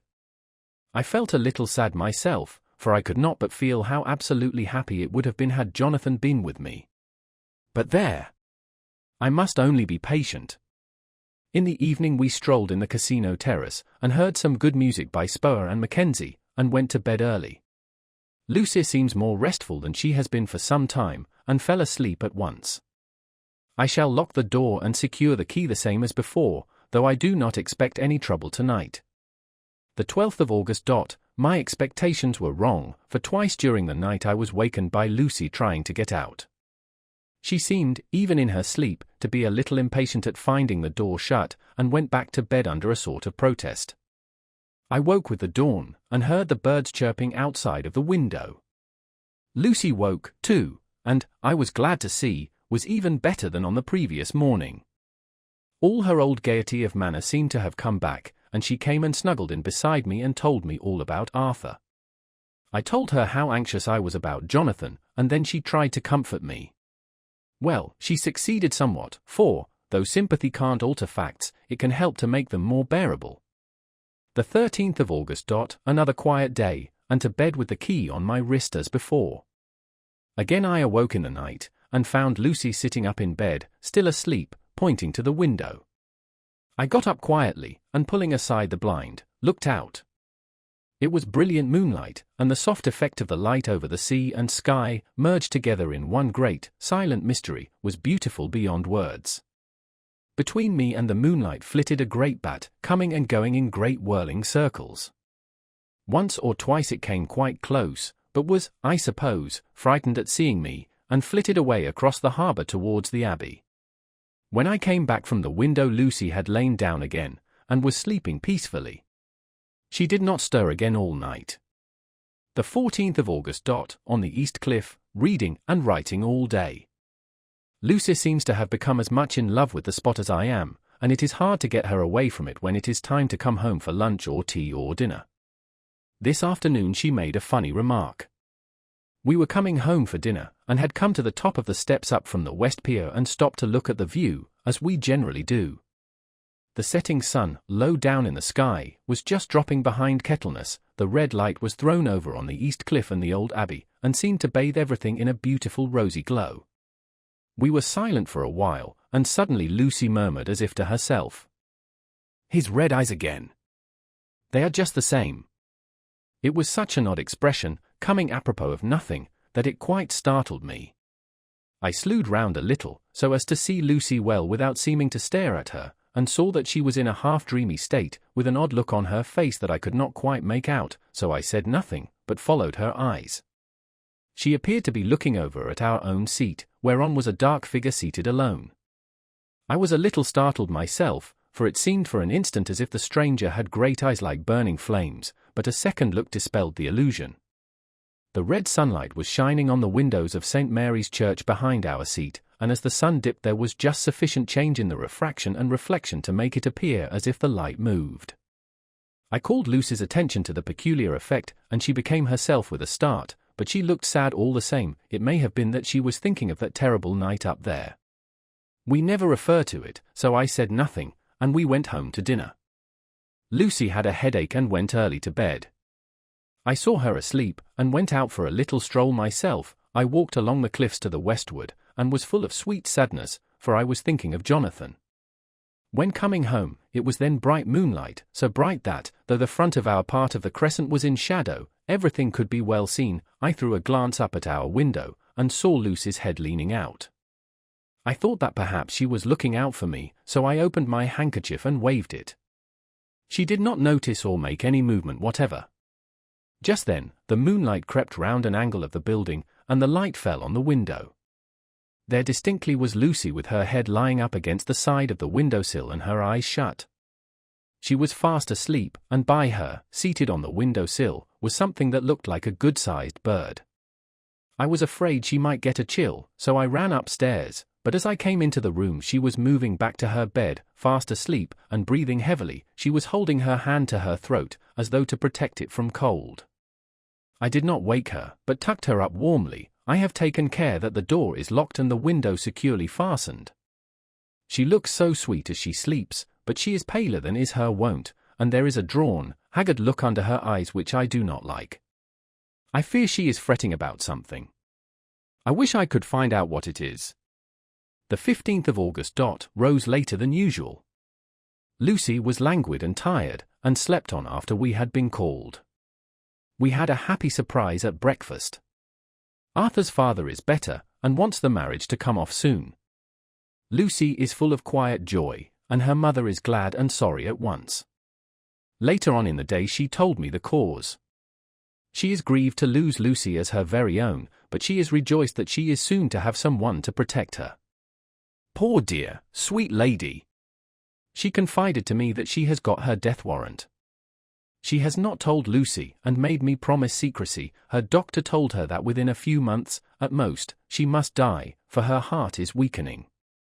At any time, even now, a sudden shock would be almost sure to kill her. We were wise to keep from her the affair of the dreadful night of Lucy's sleepwalking. The 17th of August. No diary for 2 whole days. I have not had the heart to write. Some sort of shadowy pall seems to be coming over our happiness. No news from Jonathan, and Lucy seems to be growing weaker, whilst her mother's hours are numbering to a close. I do not understand Lucy's fading away as she is doing. She eats well and sleeps well, and enjoys the fresh air, but all the time the roses in her cheeks are fading, and she gets weaker and more languid day by day. At night I hear her gasping as if for air. I keep the key of our door always fastened to my wrist at night, but she gets up and walks about the room, and sits at the open window. Last night I found her leaning out when I woke up, and when I tried to wake her I could not. She was in a faint. When I managed to restore her she was as weak as water, and cried silently between long, painful struggles for breath. When I asked her how she came to be at the window she shook her head and turned away. I trust her feeling ill may not be from that unlucky prick of the safety pin. I looked at her throat just now as she lay asleep, and the tiny wound seemed not to have healed. They are still open, and, if anything, larger than before, and the edges of them are faintly white. They are like little white dots with red centers. Unless they heal within a day or two, I shall insist on the doctor seeing about them. Letter, Samuel F. Billington and Son, Solicitors, Whitby, to Messrs. Carter, Patterson and Company, London. The 17th of August. Dear Sirs, herewith please receive invoice of goods sent by Great Northern Railway. Same are to be delivered at Carfax, near Purfleet, immediately on receipt at goods station King's Cross. The house is at present empty, but enclosed please find keys, all of which are labelled. You will please deposit the boxes, 50 in number, which form the consignment, in the partially ruined building forming part of the house and marked F on rough diagram enclosed. Your agent will easily recognize the locality, as it is the ancient chapel of the mansion. The goods leave by the train at 9:30 tonight, and will be due at King's Cross at 4:30 tomorrow afternoon. As our client wishes the delivery made as soon as possible, we shall be obliged by your having teams ready at King's Cross at the time named and forthwith conveying the goods to destination. In order to obviate any delays possible through any routine requirements as to payment in your departments, we enclose cheque herewith for £10, receipt of which please acknowledge. Should the charge be less than this amount, you can return balance. If greater, we shall at once send cheque for difference on hearing from you. You are to leave the keys on coming away in the main hall of the house, where the proprietor may get them on his entering the house by means of his duplicate key. Pray do not take us as exceeding the bounds of business courtesy in pressing you in all ways to use the utmost expedition. We are, dear sirs, faithfully yours, Samuel F. Billington and Son. Letter, Messrs. Carter, Patterson and Company, London, to Messrs. Billington and Son, Whitby. The 21st of August. Dear Sirs, we beg to acknowledge £10 received and to return cheque £1.17. 9d, amount of overplus, as shown in receipted account herewith. Goods are delivered in exact accordance with instructions, and keys left in parcel in main hall, as directed. We are, dear Sirs, yours respectfully, Pro Carter, Patterson and Company. Mina Murray's Journal. The 18th of August. I am happy today, and right sitting on the seat in the churchyard. Lucy is ever so much better. Last night she slept well all night, and did not disturb me once. The roses seem coming back already to her cheeks, though she is still sadly pale and wan looking. If she were in any way anemic I could understand it, but she is not. She is in gay spirits and full of life and cheerfulness. All the morbid reticence seems to have passed from her, and she has just reminded me, as if I needed any reminding, of that night, and that it was here, on this very seat, I found her asleep. As she told me she tapped playfully with the heel of her boot on the stone slab and said, "My poor little feet didn't make much noise then." I dare say poor old Mr. Swales would have told me that it was because I didn't want to wake up Geordie. As she was in such a communicative humour, I asked her if she had dreamed at all that night. Before she answered, that sweet, puckered look came into her forehead, which Arthur, I call him Arthur from her habit, says he loves, and, indeed, I don't wonder that he does. Then she went on in a half-dreaming kind of way, as if trying to recall it to herself. I didn't quite dream, but it all seemed to be real. I only wanted to be here in this spot, I don't know why, for I was afraid of something, I don't know what. I remember, though I suppose I was asleep, passing through the streets and over the bridge. A fish leaped as I went by, and I leaned over to look at it, and I heard a lot of dogs howling. The whole town seemed as if it must be full of dogs all howling at once, as I went up the steps. Then I had a vague memory of something long and dark with red eyes, just as we saw in the sunset, and something very sweet and very bitter all around me at once, and then I seemed sinking into deep green water, and there was a singing in my ears, as I have heard there is to drowning men, and then everything seemed passing away from me. Here my soul seemed to go out from my body and float about the air. I seem to remember that once the West Lighthouse was right under me, and then there was a sort of agonizing feeling, as if I were in an earthquake, and I came back and found you shaking my body. I saw you do it before I felt you. Then she began to laugh. It seemed a little uncanny to me, and I listened to her breathlessly.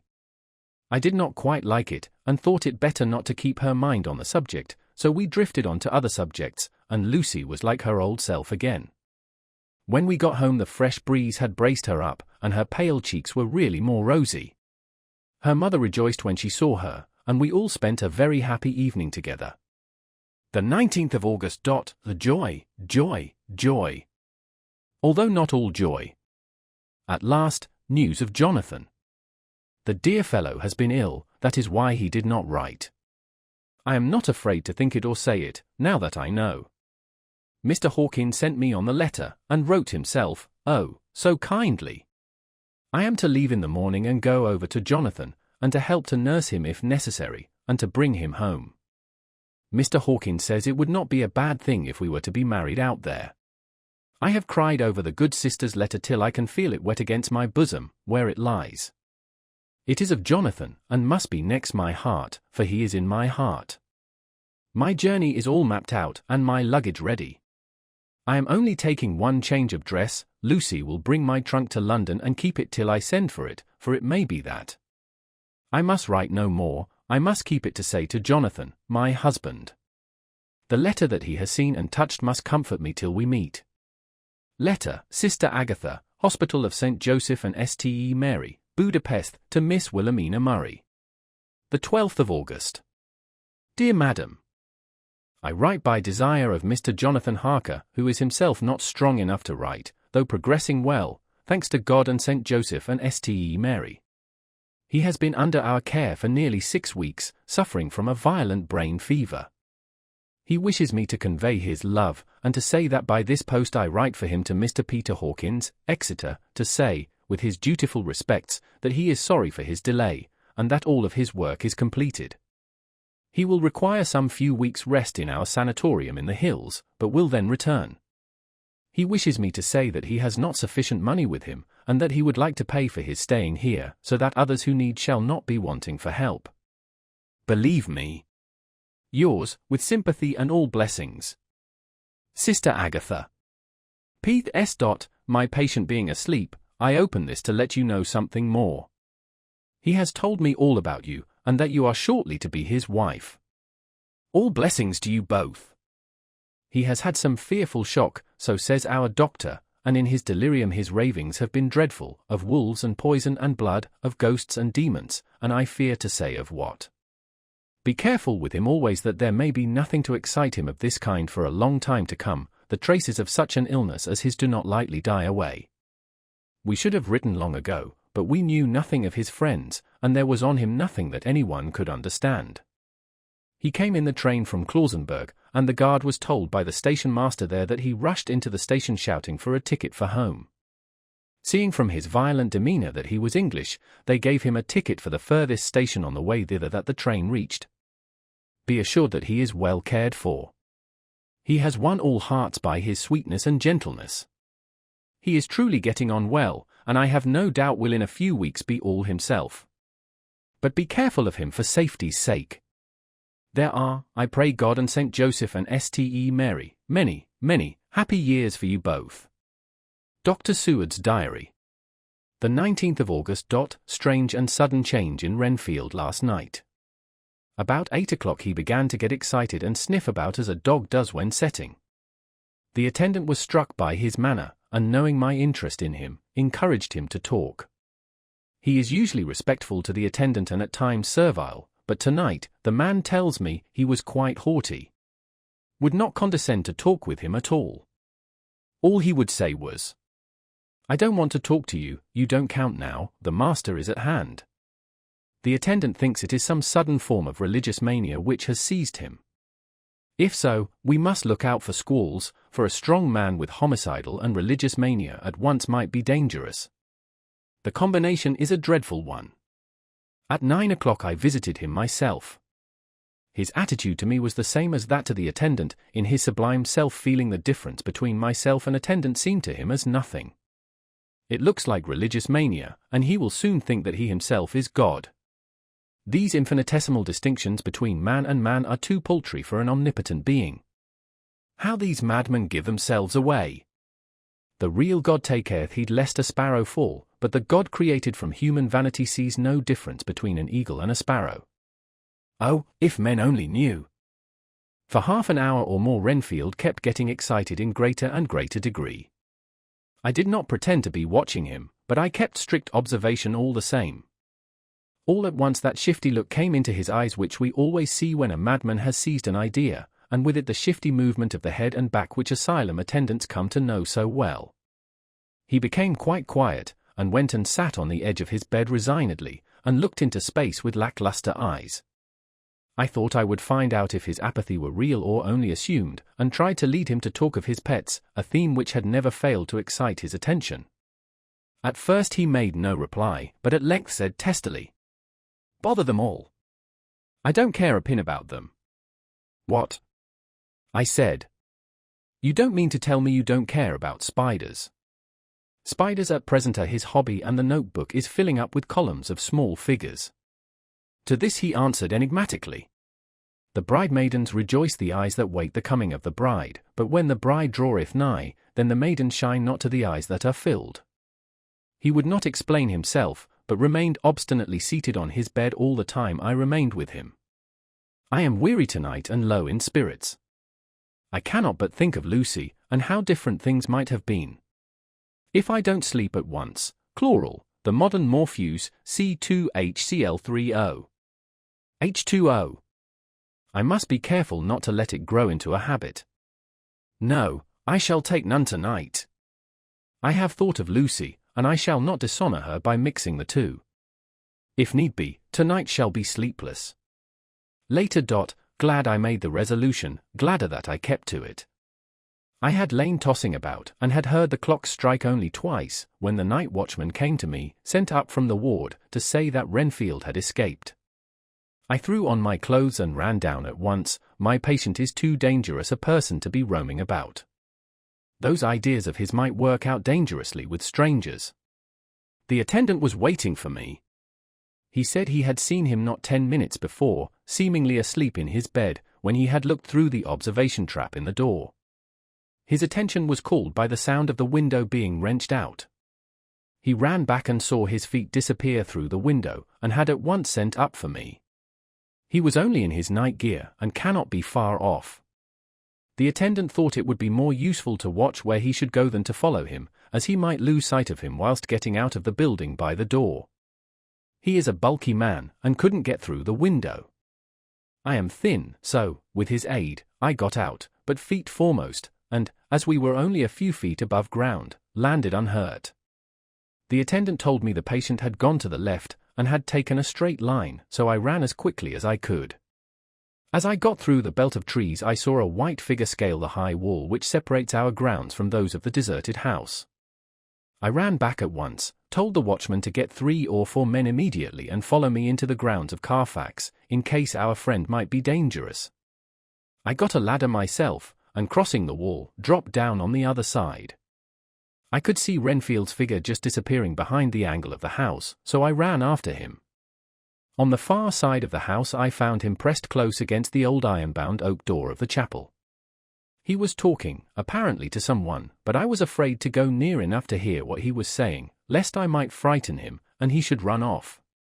Chasing an errant swarm of bees is nothing to following a naked lunatic, when the fit of escaping is upon him. After a few minutes, however, I could see that he did not take note of anything around him, and so ventured to draw nearer to him, the more so as my men had now crossed the wall and were closing him in. I heard him say, "I am here to do your bidding, master. I am your slave, and you will reward me, for I shall be faithful. I have worshipped you long and afar off. Now that you are near, I await your commands, and you will not pass me by, will you, dear master, in your distribution of good things? He is a selfish old beggar anyhow. He thinks of the loaves and fishes even when he believes he is in a real presence. His manias make a startling combination. When we closed in on him he fought like a tiger. He is immensely strong, for he was more like a wild beast than a man. I never saw a lunatic in such a paroxysm of rage before, and I hope I shall not again. It is a mercy that we have found out his strength and his danger in good time. With strength and determination like his, he might have done wild work before he was caged. He is safe now at any rate. Jack Sheppard himself couldn't get free from the strait waistcoat that keeps him restrained, and his chain to the wall in the padded room. His cries are at times awful, but the silences that follow are more deadly still, for he means murder in every turn and movement. Just now he spoke coherent words for the first time. "I shall be patient, master. It is coming, coming, coming." So I took the hint, and came to. I was too excited to sleep, but this diary has quieted me, and I feel I shall get some sleep tonight. Chapter 9. Letter, Mina Harker to Lucy Westenra. Budapest, the 24th of August. My dearest Lucy, I know you will be anxious to hear all that has happened since we parted at the railway station at Whitby. Well, my dear, I got to Hull all right, and caught the boat to Hamburg, and then the train on here. I feel that I can hardly recall anything of the journey, except that I knew I was coming to Jonathan, and that as I should have to do some nursing, I had better get all the sleep I could. I found my dear one, oh, so thin and pale and weak-looking. All the resolution has gone out of his dear eyes, and that quiet dignity which I told you was in his face has vanished. He is only a wreck of himself, and he does not remember anything that has happened to him for a long time past. At least, he wants me to believe so, and I shall never ask. He has had some terrible shock, and I fear it might tax his poor brain if he were to try to recall it. Sister Agatha, who is a good creature and a born nurse, tells me that he raved of dreadful things whilst he was off his head. I wanted her to tell me what they were, but she would only cross herself, and say she would never tell, that the ravings of the sick were the secrets of God, and that if a nurse through her vocation should hear them, she should respect her trust.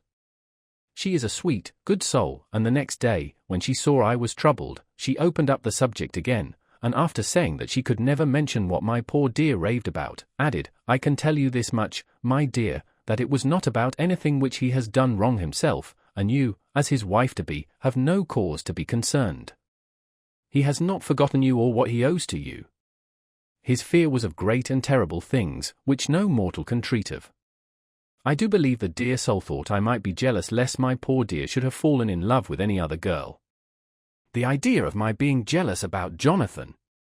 And yet, my dear, let me whisper, I felt a thrill of joy through me when I knew that no other woman was a cause of trouble. I am now sitting by his bedside, where I can see his face while he sleeps. He is waking. When he woke he asked me for his coat, as he wanted to get something from the pocket. I asked Sister Agatha, and she brought all his things. I saw that amongst them was his notebook, and was going to ask him to let me look at it, for I knew then that I might find some clue to his trouble, but I suppose he must have seen my wish in my eyes, for he sent me over to the window, saying he wanted to be quite alone for a moment. Then he called me back, and when I came he had his hand over the notebook, and he said to me very solemnly, "Wilhelmina," I knew then that he was in deadly earnest, for he has never called me by that name since he asked me to marry him. You know, dear, my ideas of the trust between husband and wife. There should be no secret, no concealment.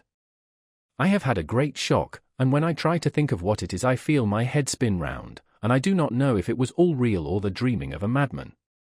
You know I have had brain fever, and that is to be mad. The secret is here, and I do not want to know it. I want to take up my life here, with our marriage. For, my dear, we had decided to be married as soon as the formalities are complete. Are you willing, Wilhelmina, to share my ignorance? Here is the book.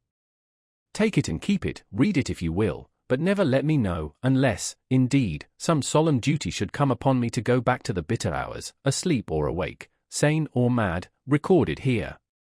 He fell back exhausted, and I put the book under his pillow, and kissed him. I have asked Sister Agatha to beg the Superior to let our wedding be this afternoon, and am waiting her reply. She has come and told me that the chaplain of the English Mission Church has been sent for. We are to be married in an hour, or as soon after as Jonathan awakes.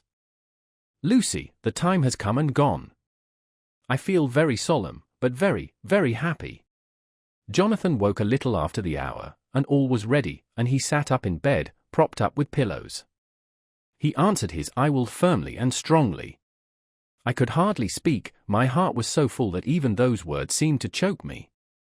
The dear sisters were so kind. Please God, I shall never, never forget them, nor the grave and sweet responsibilities I have taken upon me. I must tell you of my wedding present. When the chaplain and the sisters had left me alone with my husband, oh, Lucy, it is the first time I have written the words "my husband," left me alone with my husband, I took the book from under his pillow, and wrapped it up in white paper, and tied it with a little bit of pale blue ribbon which was round my neck, and sealed it over the knot with sealing wax, and for my seal I used my wedding ring. Then I kissed it and showed it to my husband, and told him that I would keep it so, and then it would be an outward and visible sign for us all our lives that we trusted each other, that I would never open it unless it were for his own dear sake or for the sake of some stern duty. Then he took my hand in his, and oh, Lucy, it was the first time he took his wife's hand, and said that it was the dearest thing in all the wide world, and that he would go through all the past again to win it, if need be. The poor dear meant to have said a part of the past, but he cannot think of time yet, and I shall not wonder if at first he mixes up not only the month, but the year. Well, my dear, what could I say? I could only tell him that I was the happiest woman in all the wide world, and that I had nothing to give him except myself, my life, and my trust, and that with these went my love and duty for all the days of my life. And, my dear, when he kissed me, and drew me to him with his poor weak hands, it was like a very solemn pledge between us. Lucy dear, do you know why I tell you all this? It is not only because it is all sweet to me, but because you have been, and are, very dear to me. It was my privilege to be your friend and guide when you came from the schoolroom to prepare for the world of life.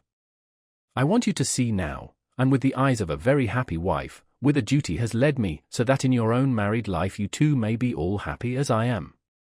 My dear, please Almighty God, your life may be all it promises, a long day of sunshine, with no harsh wind, no forgetting duty, no distrust. I must not wish you no pain, for that can never be, but I do hope you will be always as happy as I am now. Goodbye, my dear. I shall post this at once, and, perhaps, write you very soon again. I must stop, for Jonathan is waking. I must attend to my husband. Your ever-loving Mina Harker. Letter, Lucy Westenra to Mina Harker. Whitby, the 30th of August. My dearest Mina, oceans of love and millions of kisses, and may you soon be in your own home with your husband. I wish you could be coming home soon enough to stay with us here. The strong would soon restore Jonathan, it has quite restored me. I have an appetite like a cormorant, am full of life, and sleep well.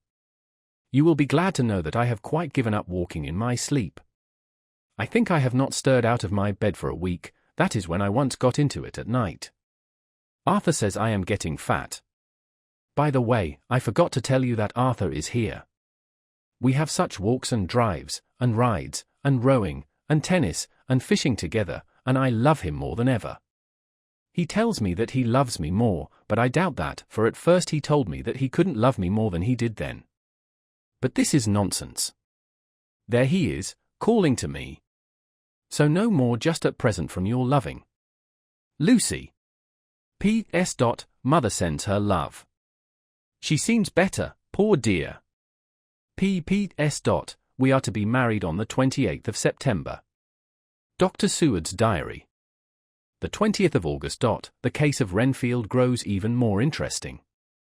He has now so far quieted that there are spells of cessation from his passion.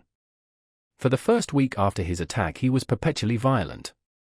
Then one night, just as the moon rose, he grew quiet, and kept murmuring to himself, "Now I can wait, now I can wait." The attendant came to tell me, so I ran down at once to have a look at him. He was still in the strait waistcoat and in the padded room, but the suffused look had gone from his face, and his eyes had something of their old pleading, I might almost say, cringing softness. I was satisfied with his present condition, and directed him to be relieved. The attendants hesitated, but finally carried out my wishes without protest. It was a strange thing that the patient had humor enough to see their distrust, for, coming close to me, he said in a whisper, all the while looking furtively at them, "They think I could hurt you. Fancy me hurting you. The fools!" It was soothing, somehow, to the feelings to find myself dissociated even in the mind of this poor madman from the others, but all the same I do not follow his thought. Am I to take it that I have anything in common with him, so that we are, as it were, to stand together, or has he to gain from me some good so stupendous that my well-being is needful to him? I must find out later on. Tonight he will not speak. Even the offer of a kitten or even a full-grown cat will not tempt him. He will only say, "I don't take any stock in cats. I have more to think of now, and I can wait, I can wait." After a while I left him. The attendant tells me that he was quiet until just before dawn, and that then he began to get uneasy, and at length violent, until at last he fell into a paroxysm which exhausted him so that he swooned into a sort of coma. 3 nights has the same thing happened, violent all day then quiet from moonrise to sunrise. I wish I could get some clue to the cause. It would almost seem as if there was some influence which came and went. Happy thought! We shall tonight play sane wits against mad ones. He escaped before without our help, tonight he shall escape with it. We shall give him a chance, and have the men ready to follow in case they are required. The 23rd of August. The unexpected always happens. How well Disraeli knew life. Our bird when he found the cage open would not fly, so all our subtle arrangements were for naught. At any rate, we have proved one thing, that the spells of quietness last a reasonable time. We shall in future be able to ease his bonds for a few hours each day. I have given orders to the night attendant merely to shut him in the padded room, when once he is quiet, until an hour before sunrise. The poor soul's body will enjoy the relief even if his mind cannot appreciate it. Hark! The unexpected again. I am called, the patient has once more escaped. Later. Another night adventure. Renfield artfully waited until the attendant was entering the room to inspect. Then he dashed out past him and flew down the passage. I sent word for the attendants to follow. Again he went into the grounds of the deserted house, and we found him in the same place, pressed against the old chapel door. When he saw me he became furious, and had not the attendant seized him in time, he would have tried to kill me. As we were holding him a strange thing happened. He suddenly redoubled his efforts, and then as suddenly grew calm. I looked round instinctively, but could see nothing. Then I caught the patient's eye and followed it, but could trace nothing as it looked into the moonlit sky except a big bat, which was flapping its silent and ghostly way to the west. Bats usually wheel and flit about, but this one seemed to go straight on, as if it knew where it was bound for or had some intention of its own. The patient grew calmer every instant, and presently said, "You needn't tie me, I shall go quietly." Without trouble we came back to the house. I feel there is something ominous in his calm, and shall not forget this night. Lucy Westenra's diary. Hillingham, the 24th of August. I must imitate Mina, and keep writing things down. Then we can have long talks when we do meet. I wonder when it will be. I wish he were with me again, for I feel so unhappy. Last night I seemed to be dreaming again just as I was at Whitby. Perhaps it is the change of air, or getting home again. It is all dark and horrid to me, for I can remember nothing, but I am full of vague fear, and I feel so weak and worn out. When Arthur came to lunch he looked quite grieved when he saw me, and I hadn't the spirit to try to be cheerful. I wonder if I could sleep in Mother's room tonight. I shall make an excuse and try. The 25th of August. Another bad night. Mother did not seem to take to my proposal. She seems not too well herself, and doubtless she fears to worry me.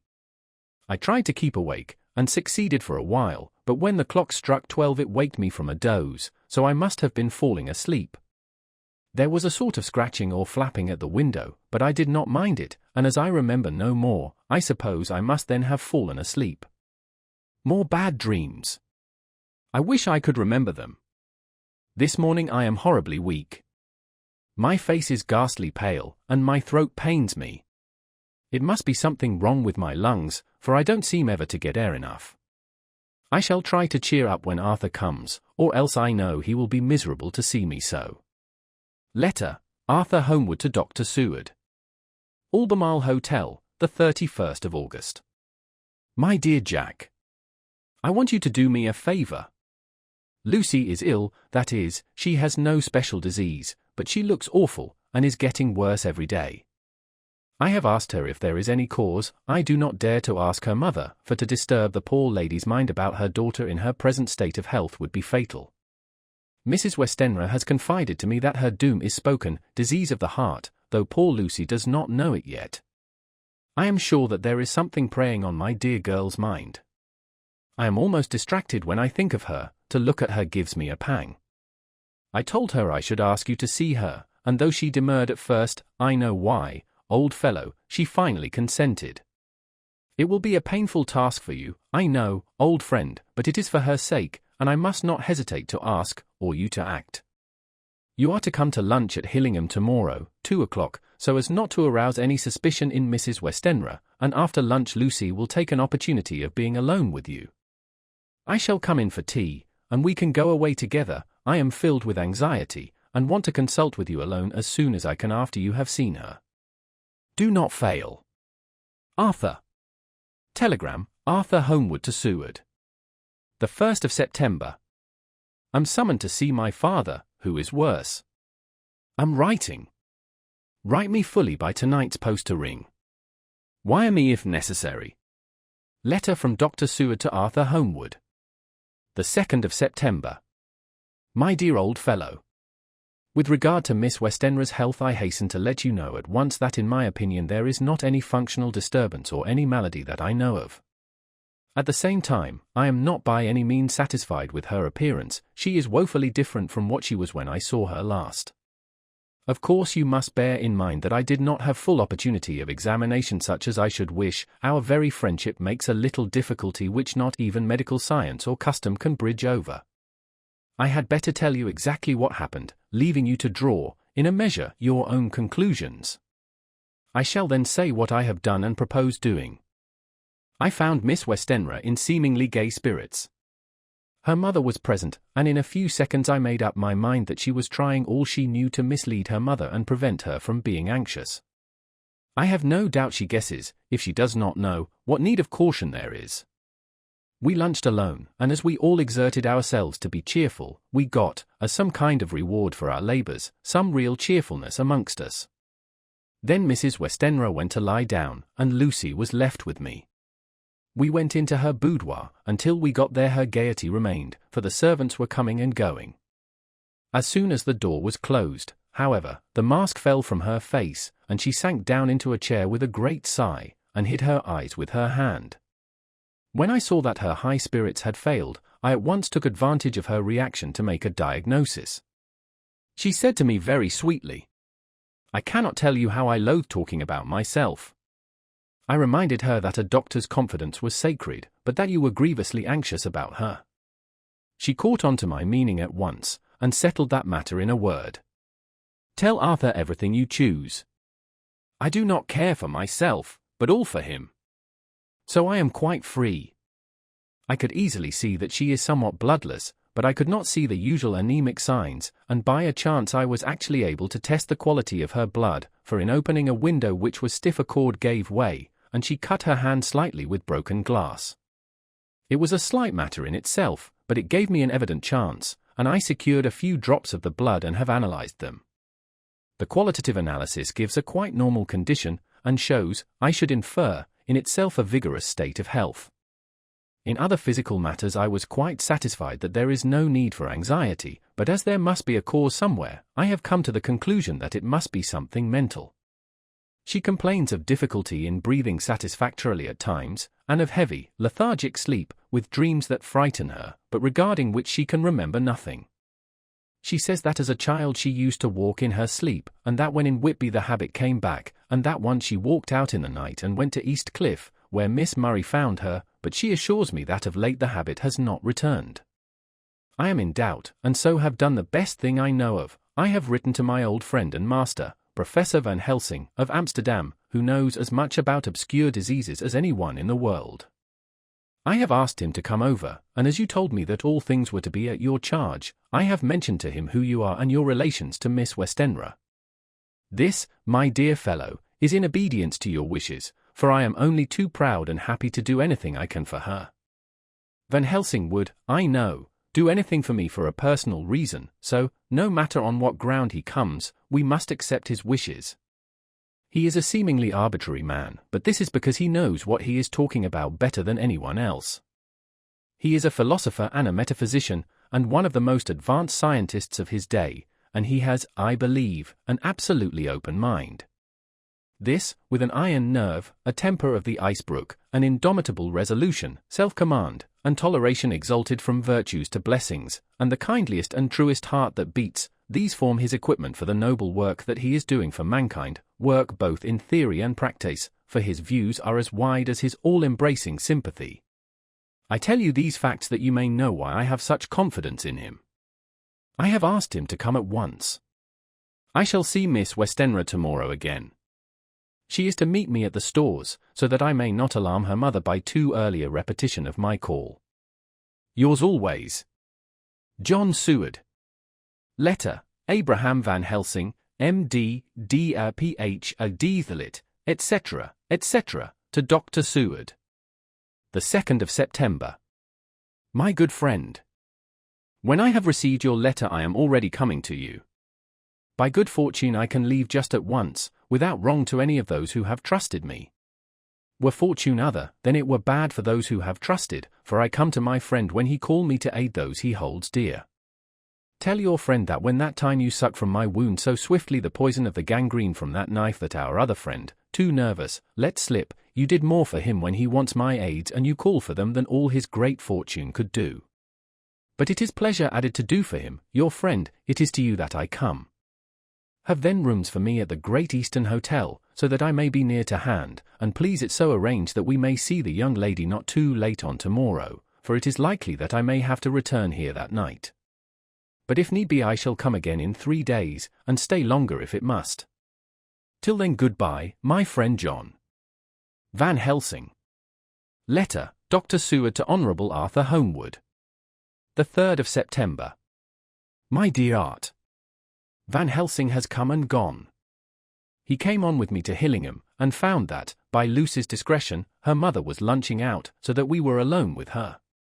Van Helsing made a very careful examination of the patient.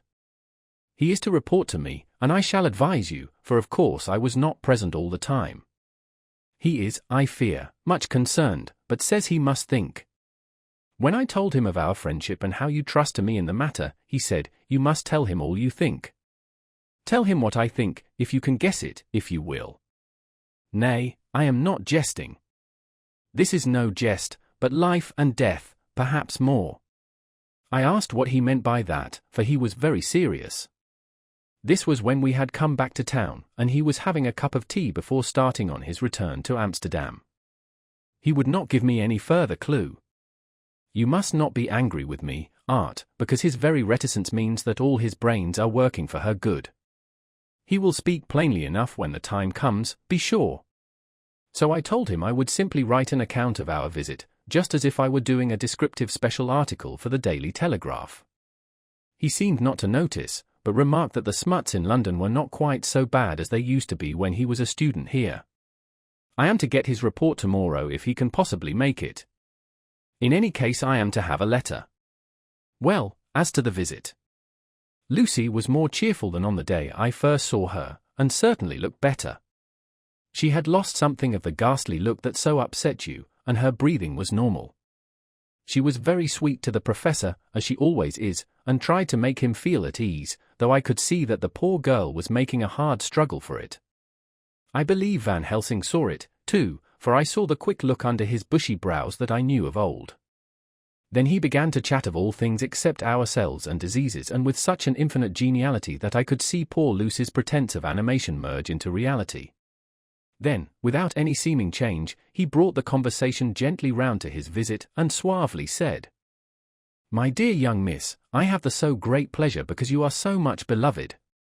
That is much, my dear, ever were there that which I do not see. They told me you were down in the spirit, and that you were of a ghastly pale. To them I say, poof! And he snapped his fingers at me and went on, but you and I shall show them how wrong they are. How can he, and he pointed at me with the same look and gesture as that with which once he pointed me out to his class, on, or rather after, a particular occasion which he never fails to remind me of, know anything of a young lady's. He has his madmans to play with, and to bring them back to happiness, and to those that love them. It is much to do, and, oh, but there are rewards, in that we can bestow such happiness.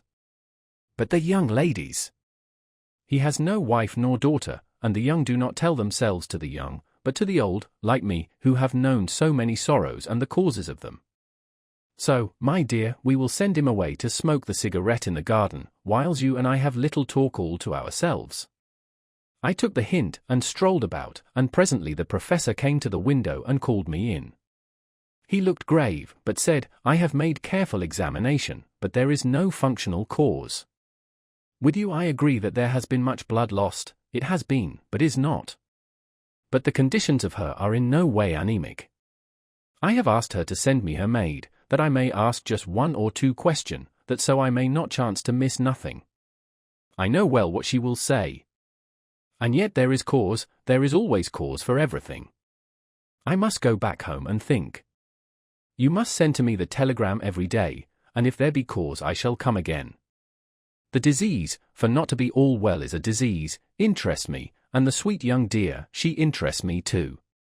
She charmed me, and for her, if not for you or disease, I come. As I tell you, he would not say a word more, even when we were alone. And so now, Art, you know all I know. I shall keep stern watch. I trust your poor father is rallying. It must be a terrible thing to you, my dear old fellow, to be placed in such a position between two people who are both so dear to you. I know your idea of duty to your father, and you are right to stick to it, but, if need be, I shall send you word to come at once to Lucy, so do not be over-anxious unless you hear from me. Dr. Seward's Diary. The 4th of September. Zoophagus patient still keeps up our interest in him. He had only one outburst, and that was yesterday at an unusual time. Just before the stroke of noon he began to grow restless. The attendant knew the symptoms, and at once summoned aid. Fortunately the men came at a run, and were just in time, for at the stroke of noon he became so violent that it took all their strength to hold him. In about 5 minutes, however, he began to get more and more quiet, and finally sank into a sort of melancholy, in which state he has remained up to now. The attendant tells me that his screams whilst in the paroxysm were really appalling. I found my hands full when I got in, attending to some of the other patients who were frightened by him. Indeed, I can quite understand the effect, for the sounds disturbed even me, though I was some distance away. It is now after the dinner hour of the asylum, and as yet my patient sits in a corner brooding, with a dull, sullen, woebegone look in his face, which seems rather to indicate than to show something directly. I cannot quite understand it. Later. Another change in my patient. At 5 o'clock I looked in on him, and found him seemingly as happy and contented as he used to be. He was catching flies and eating them, and was keeping note of his capture by making nail marks on the edge of the door between the ridges of padding. When he saw me, he came over and apologized for his bad conduct, and asked me in a very humble, cringing way to be led back to his own room and to have his notebook again. I thought it well to humor him, so he is back in his room with the window open. He has the sugar of his tea spread out on the window sill, and is reaping quite a harvest of flies. He is not now eating them, but putting them into a box, as of old, and is already examining the corners of his room to find a spider. I tried to get him to talk about the past few days, for any clue to his thoughts would be of immense help to me, but he would not rise. For a moment or two he looked very sad, and said in a sort of faraway voice, as though saying it rather to himself than to me, "All over? All over? He has deserted me. No hope for me now unless I do it for myself." Then suddenly turning to me in a resolute way, he said, "Doctor, won't you be very good to me and let me have a little more sugar? I think it would be good for me." "And the flies?" I said. Yes. The flies like it, too, and I like the flies, therefore I like it. And there are people who know so little as to think that madmen do not argue. I procured him a double supply, and left him as happy a man as, I suppose, any in the world. I wish I could fathom his mind. Midnight. Another change in him. I had been to see Miss Westenra, whom I found much better, and had just returned, and was standing at our own gate looking at the sunset, when once more I heard him yelling. As his room is on this side of the house, I could hear it better than in the morning. It was a shock to me to turn from the wonderful smoky beauty of a sunset over London, with its lurid lights and inky shadows and all the marvellous tints that come on foul clouds even as on foul water, and to realize all the grim sternness of my own cold stone building, with its wealth of breathing misery, and my own desolate heart to endure it all. I reached him just as the sun was going down, and from his window saw the red disk sink. As it sank he became less and less frenzied, and just as it dipped he slid from the hands that held him, an inert mass, on the floor. It is wonderful, however, what intellectual recuperative power lunatics have, for within a few minutes he stood up quite calmly and looked around him. I signaled to the attendants not to hold him, for I was anxious to see what he would do.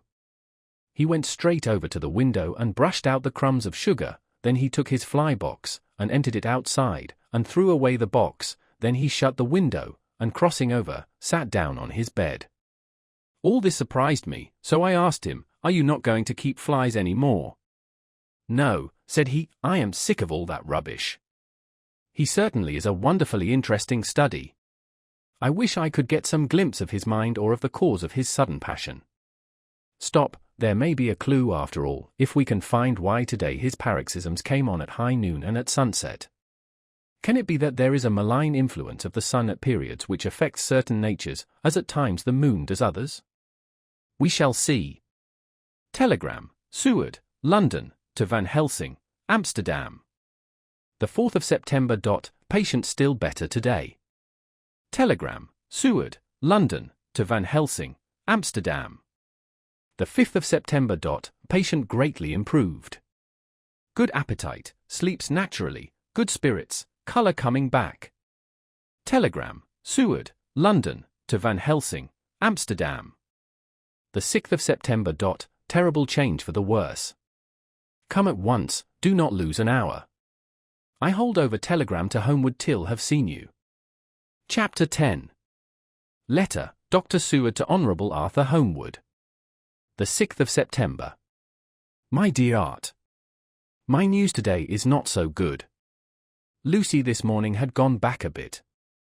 There is, however, one good thing which has arisen from it. Mrs. Westenra was naturally anxious concerning Lucy, and has consulted me professionally about her. I took advantage of the opportunity, and told her that my old master, Van Helsing, the great specialist, was coming to stay with me, and that I would put her in his charge conjointly with myself, so now we can come and go without alarming her unduly, for a shock to her would mean sudden death, and this, in Lucy's weak condition, might be disastrous to her. We are hedged in with difficulties, all of us, my poor old fellow, but, please God, we shall come through them all right. If any need I shall write, so that, if you do not hear from me, take it for granted that I am simply waiting for news. In haste. Yours ever, John Seward. Dr. Seward's Diary. The 7th of September. The first thing Van Helsing said to me when we met at Liverpool Street was, "Have you said anything to our young friend the lover of her?" "No," I said. "I waited till I had seen you, as I said in my telegram. I wrote him a letter simply telling him that you were coming, as Miss Westenra was not so well, and that I should let him know if need be." "Right, my friend," he said, "quite right. Better he not know as yet, perhaps he shall never know. I pray so, but if it be needed, then he shall know all. And, my good friend John, let me caution you. You deal with the madman. All men are mad in some way or the other, and inasmuch as you deal discreetly with your madman, so deal with God's madman, too, the rest of the world. You tell not your madman what you do nor why you do it, you tell them not what you think. So you shall keep knowledge in its place, where it may rest, where it may gather its kind around it and breed. You and I shall keep as yet what we know here and here. He touched me on the heart and on the forehead, and then touched himself the same way. I have for myself thoughts at the present. Later I shall unfold to you. Why not now? I asked. It may do some good, we may arrive at some decision. He stopped and looked at me, and said, My friend John, when the corn is grown, even before it has ripened, while the milk of its mother earth is in him, and the sunshine has not yet begun to paint him with his gold, the husbandman he pull the ear and rub him between his rough hands, and blow away the green chaff, and say to you, Look. His good corn, he will make good crop when the time comes. I did not see the application, and told him so. For reply he reached over and took my ear in his hand and pulled it playfully, as he used long ago to do at lectures, and said, The good husbandman tell you so then because he knows, but not till then. But you do not find the good husbandman dig up his planted corn to see if he grow, that is for the children who play at husbandry, and not for those who take it as of the work of their life. See you now, friend John? I have sown my corn, and nature has her work to do in making it sprout. If he sprout at all, there's some promise, and I wait till the ear begins to swell. He broke off, for he evidently saw that I understood. Then he went on, and very gravely. You were always a careful student, and your casebook was ever more full than the rest. You were only student then, now you are master, and I trust that good habit have not fail. Remember, my friend, that knowledge is stronger than memory, and we should not trust the weaker. Even if you have not kept the good practice, let me tell you that this case of our dear miss is one that may be her mind, I say may be of such interest to us and others that all the rest may not make him kick the beam, as your people say. Take then good note of it. Nothing is too small. I counsel you, put down in record even your doubts and surmises. Hereafter it may be of interest to you to see how true you guess. We learn from failure, not from success. When I described Lucy's symptoms, the same as before, but infinitely more marked, he looked very grave, but said nothing. He took with him a bag in which were many instruments and drugs, the ghastly paraphernalia of our beneficial trade, as he once called, in one of his lectures, the equipment of a professor of the healing craft. When we were shown in, Mrs. Westenra met us. She was alarmed, but not nearly so much as I expected to find her. Nature in one of her beneficent moods has ordained that even death has some antidote to its own terrors. Here, in a case where any shock may prove fatal, matters are so ordered that, from some cause or other, the things not personal, even the terrible change in her daughter to whom she is so attached, do not seem to reach her. It is something like the way Dame Nature gathers round a foreign body an envelope of some insensitive tissue which can protect from evil that which it would otherwise harm by contact. If this be an ordered selfishness, then we should pause before we condemn any one for the vice of egoism, for there may be deeper root for its causes than we have knowledge of. I used my knowledge of this phase of spiritual pathology, and laid down a rule that she should not be present with Lucy or think of her illness more than was absolutely required. She assented readily, so readily that I saw again the hand of nature fighting for life. Van Helsing and I were shown up to Lucy's room. If I was shocked when I saw her yesterday, I was horrified when I saw her today. She was ghastly, chalkily pale, the red seemed to have gone even from her lips and gums, and the bones of her face stood out prominently, her breathing was painful to see or hear. Van Helsing's face grew set as marble, and his eyebrows converged till they almost touched over his nose. Lucy lay motionless, and did not seem to have strength to speak, so for a while we were all silent. Then Van Helsing beckoned to me, and we went gently out of the room. The instant we had closed the door he stepped quickly along the passage to the next door, which was open. Then he pulled me quickly in with him and closed the door. My God, he said, this is dreadful. There is no time to be lost. She will die for sheer want of blood to keep the heart's action as it should be. There must be transfusion of blood at once. Is it you or me? I am younger and stronger, Professor. It must be me. Then get ready at once. I will bring up my bag. I am prepared. I went downstairs with him, and as we were going there was a knock at the hall door. When we reached the hall the maid had just opened the door, and Arthur was stepping quickly in. He rushed up to me, saying in an eager whisper, Jack, I was so anxious. I read between the lines of your letter, and have been in an agony. The dad was better, so I ran down here to see for myself. Is not that gentleman Dr. Van Helsing? I am so thankful to you, sir, for coming. When first the professor's eye had lit upon him, he had been angry at his interruption at such a time, but now, as he took in his stalwart proportions and recognized the strong young manhood which seemed to emanate from him, his eyes gleamed. Without a pause he said to him gravely as he held out his hand, "Sir, you have come in time. You are the lover of our dear miss. She is bad, very, very bad. Nay, my child, do not go like that." For he suddenly grew pale and sat down in a chair almost fainting. "You are to help her. You can do more than any that live, and your courage is your best help." "What can I do?" asked Arthur hoarsely. "Tell me, and I shall do it. My life is hers, and I would give the last drop of blood in my body for her." The professor has a strongly humorous side, and I could from old knowledge detect a trace of its origin in his answer. "My young sir, I do not ask so much as that, not the last." "What shall I do?"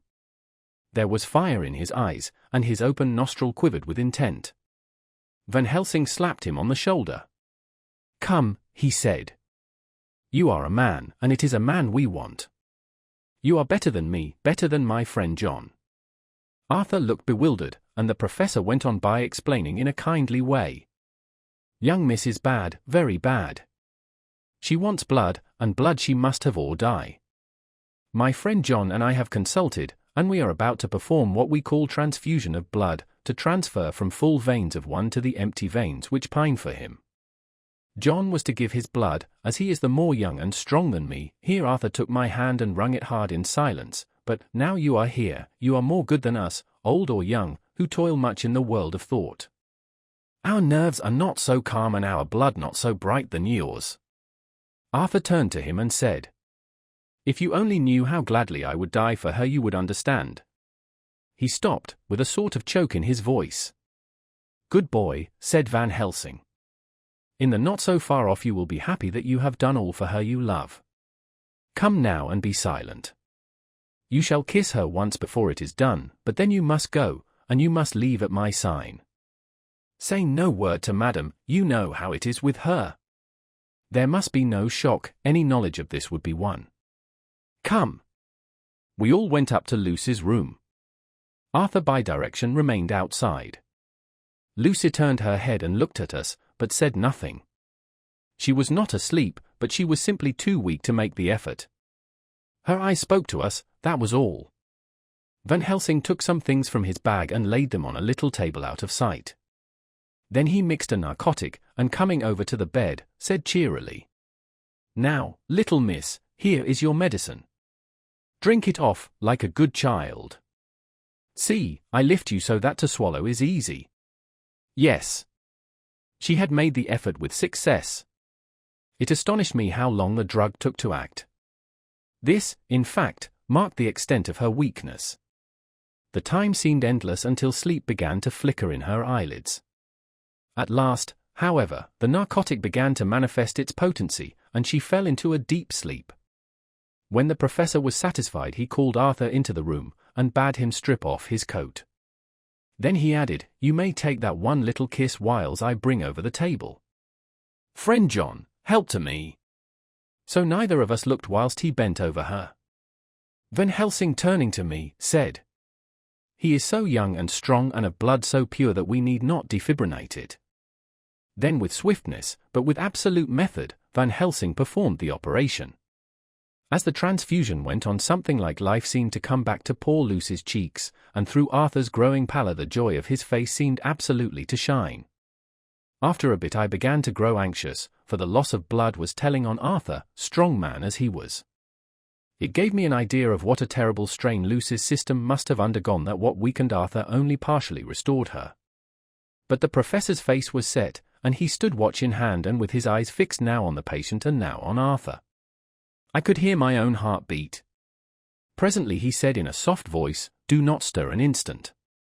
It is enough. You attend him, I will look to her." When all was over I could see how much Arthur was weakened.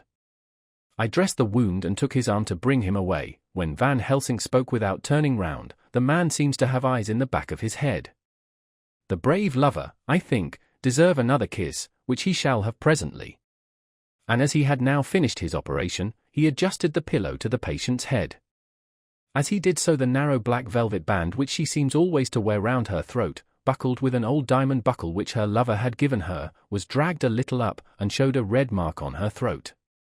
Arthur did not notice it, but I could hear the deep hiss of indrawn breath which is one of Van Helsing's ways of betraying emotion. He said nothing at the moment, but turned to me, saying, "Now take down our brave young lover, give him of the port wine, and let him lie down a while. He must then go home and rest, sleep much and eat much, that he may be recruited of what he has so given to his love. He must not stay here. Hold a moment. I may take it, sir, that you are anxious of result. Then bring it with you that in all ways the operation is successful.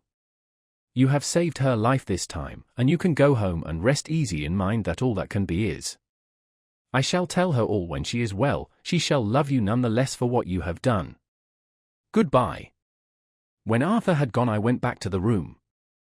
Lucy was sleeping gently, but her breathing was stronger. I could see the counterpane move as her breast heaved. By the bedside sat Van Helsing, looking at her intently. The velvet band again covered the red mark. I asked the professor in a whisper, "What do you make of that mark on her throat? What do you make of it?" "I have not examined it yet," I answered, and then and there proceeded to loose the band. Just over the external jugular vein there were 2 punctures, not large, but not wholesome looking. There was no sign of disease, but the edges were white and worn-looking, as if by some trituration. It at once occurred to me that this wound, or whatever it was, might be the means of that manifest loss of blood, but I abandoned the idea as soon as formed, for such a thing could not be. The whole bed would have been drenched to a scarlet with the blood which the girl must have lost to leave such a pallor as she had before the transfusion. "Well," said Van Helsing. "Well," said I can make nothing of it." The professor stood up. "I must go back to Amsterdam tonight," he said. "There are books and things there which I want. You must remain here all the night, and you must not let your sight pass from her." "Shall I have a nurse?" I asked. "We are the best nurses, you and I. You keep watch all night, see that she is well fed, and that nothing disturbs her. You must not sleep all the night. Later on we can sleep, you and I. I shall be back as soon as possible. And then we may begin." "May begin?" I said. "What on earth do you mean?" "We shall see," he answered, as he hurried out. He came back a moment later and put his head inside the door and said with warning finger held up, "Remember, she is your charge. If you leave her, and harm befall, you shall not sleep easy hereafter." Dr. Seward's diary, continued.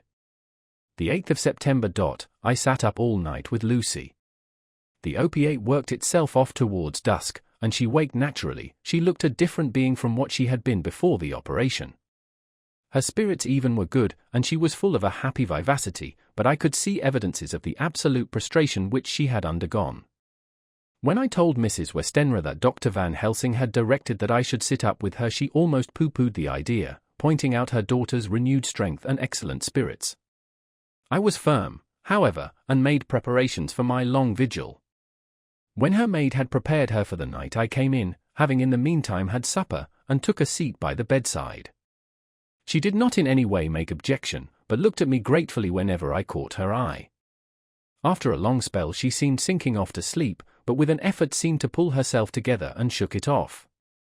This was repeated several times, with greater effort and with shorter pauses as the time moved on. It was apparent that she did not want to sleep, so I tackled the subject at once. "You do not want to go to sleep?" "No, I am afraid." "Afraid to go to sleep? Why so?" "It is the boon we all crave for." "Ah, not if you were like me, if sleep was to you a presage of horror." "A presage of horror? What on earth do you mean?" "I don't know, I don't know. And that is what is so terrible. All this weakness comes to me in sleep, until I dread the very thought. But, my dear girl, you may sleep tonight. I am here watching you, and I can promise that nothing will happen." "Ah, I can trust you." I seized the opportunity, and said, "I promise you that if I see any evidence of bad dreams I will wake you at once." "You will?" "Oh, will you really? How good you are to me." "Then I will sleep." And almost at the word she gave a deep sigh of relief, and sank back, asleep. All night long I watched by her. She never stirred, but slept on and on in a deep, tranquil, life-giving, health-giving sleep. Her lips were slightly parted, and her breast rose and fell with the regularity of a pendulum. There was a smile on her face, and it was evident that no bad dreams had come to disturb her peace of mind. In the early morning her maid came, and I left her in her care and took myself back home, for I was anxious about many things. I sent a short wire to Van Helsing and to Arthur, telling them of the excellent result of the operation. My own work, with its manifold arrears, took me all day to clear off. It was dark when I was able to inquire about my zoophagus patient. The report was good. He had been quite quiet for the past day and night. A telegram came from Van Helsing at Amsterdam whilst I was at dinner, suggesting that I should be at Hillingham tonight, as it might be well to be at hand, and stating that he was leaving by the night mail and would join me early in the morning. The 9th of September. I was pretty tired and worn out when I got to Hillingham. For 2 nights I had hardly had a wink of sleep, and my brain was beginning to feel that numbness which marks cerebral exhaustion. Lucy was up and in cheerful spirits. When she shook hands with me she looked sharply in my face and said, "No sitting up tonight for you. You are worn out." "I am quite well again, indeed, I am, and if there is to be any sitting up, it is I who will sit up with you." I would not argue the point, but went and had my supper. Lucy came with me, and, enlivened by her charming presence, I made an excellent meal, and had a couple of glasses of the more than excellent port. Then Lucy took me upstairs, and showed me a room next her own, where a cosy fire was burning. "Now," she said, "you must stay here. I shall leave this door open and my door too. You can lie on the sofa, for I know that nothing would induce any of you doctors to go to bed whilst there is a patient above the horizon. If I want anything I shall call out, and you can come to me at once." I could not but acquiesce, for I was dog-tired, and could not have sat up had I tried. So, on her renewing her promise to call me if she should want anything, I lay on the sofa, and forgot all about everything. Lucy Westenra's diary. The 9th of September. I feel so happy tonight. I have been so miserably weak, that to be able to think and move about is like feeling sunshine after a long spell of east wind out of a steel sky. Somehow Arthur feels very, very close to me. I seem to feel his presence warm about me. I suppose it is that sickness and weakness are selfish things and turn our inner eyes and sympathy on ourselves, whilst health and strength give love rein, and in thought and feeling he can wander where he wills.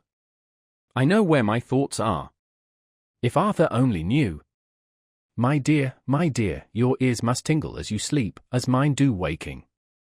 Oh, the blissful rest of last night! How I slept, with that dear, good Dr. Seward watching me.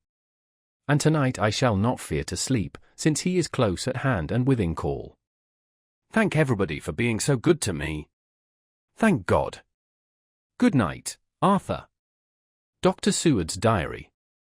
The 10th of September. I was conscious of the professor's hand on my head, and started awake all in a second. That is one of the things that we learn in an asylum, at any rate. And how is our patient? Well, when I left her, or rather when she left me, I answered. "Come, let us see," he said. And together we went into the room. The blind was down, and I went over to raise it gently, whilst Van Helsing stepped, with his soft, cat-like tread, over to the bed. As I raised the blind, and the morning sunlight flooded the room, I heard the professor's low hiss of inspiration, and knowing its rarity, a deadly fear shot through my heart. As I passed over he moved back, and his exclamation of horror, "Gott in Himmel," needed no enforcement from his agonized face. He raised his hand and pointed to the bed, and his iron face was drawn an ashen white. I felt my knees begin to tremble. There on the bed, seemingly in a swoon, lay poor Lucy, more horribly white and wan-looking than ever. Even the lips were white, and the gums seemed to have shrunken back from the teeth, as we sometimes see in a corpse after a prolonged illness. Van Helsing raised his foot to stamp in anger, but the instinct of his life and all the long years of habit stood to him, and he put it down again softly. "Quick," he said. "Bring the brandy." I flew to the dining room, and returned with the decanter. He wetted the poor white lips with it, and together we rubbed palm and wrist and heart. He felt her heart, and after a few moments of agonizing suspense said, "It is not too late. It beats, though but feebly. All our work is undone, we must begin again. There is no young Arthur here now, I have to call on you yourself this time, friend John."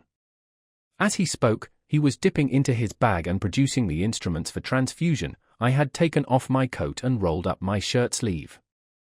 There was no possibility of an opiate just at present, and no need of one, and so, without a moment's delay, we began the operation.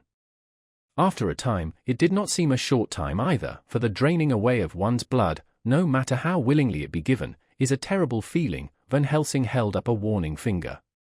"Do not stir," he said, "but I fear that with growing strength she may wake, and that would make danger, oh, so much danger. But I shall precaution take.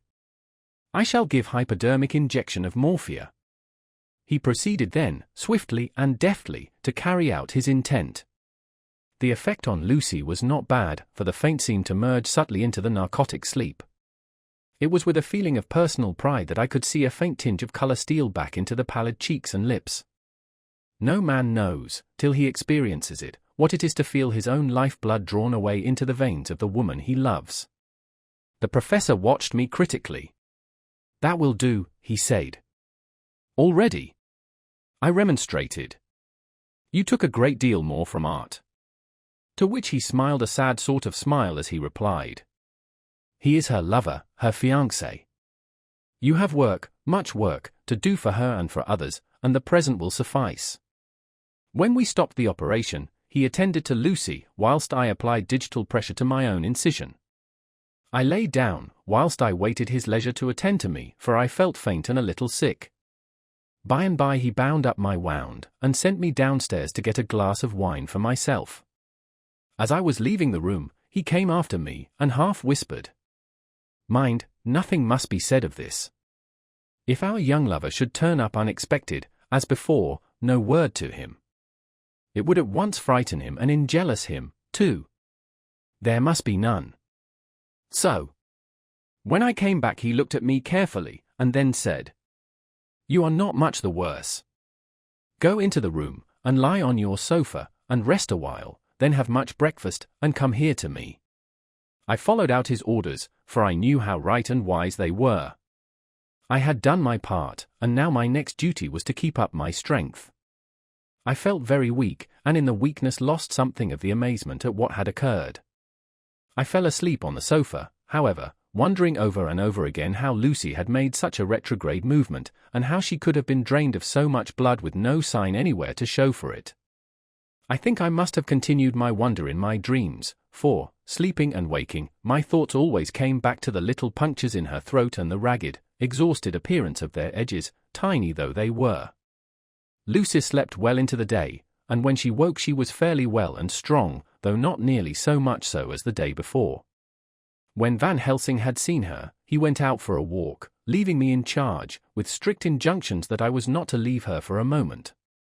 I could hear his voice in the hall, asking the way to the nearest telegraph office. Lucy chatted with me freely, and seemed quite unconscious that anything had happened. I tried to keep her amused and interested. When her mother came up to see her, she did not seem to notice any change whatever, but said to me gratefully, "We owe you so much, Dr. Seward, for all you have done, but you really must now take care not to overwork yourself. You are looking pale yourself. You want a wife to nurse and look after you a bit, that you do." As she spoke, Lucy turned crimson, though it was only momentarily, for her poor wasted veins could not stand for long such an unwonted drain to the head. The reaction came in excessive pallor as she turned imploring eyes on me.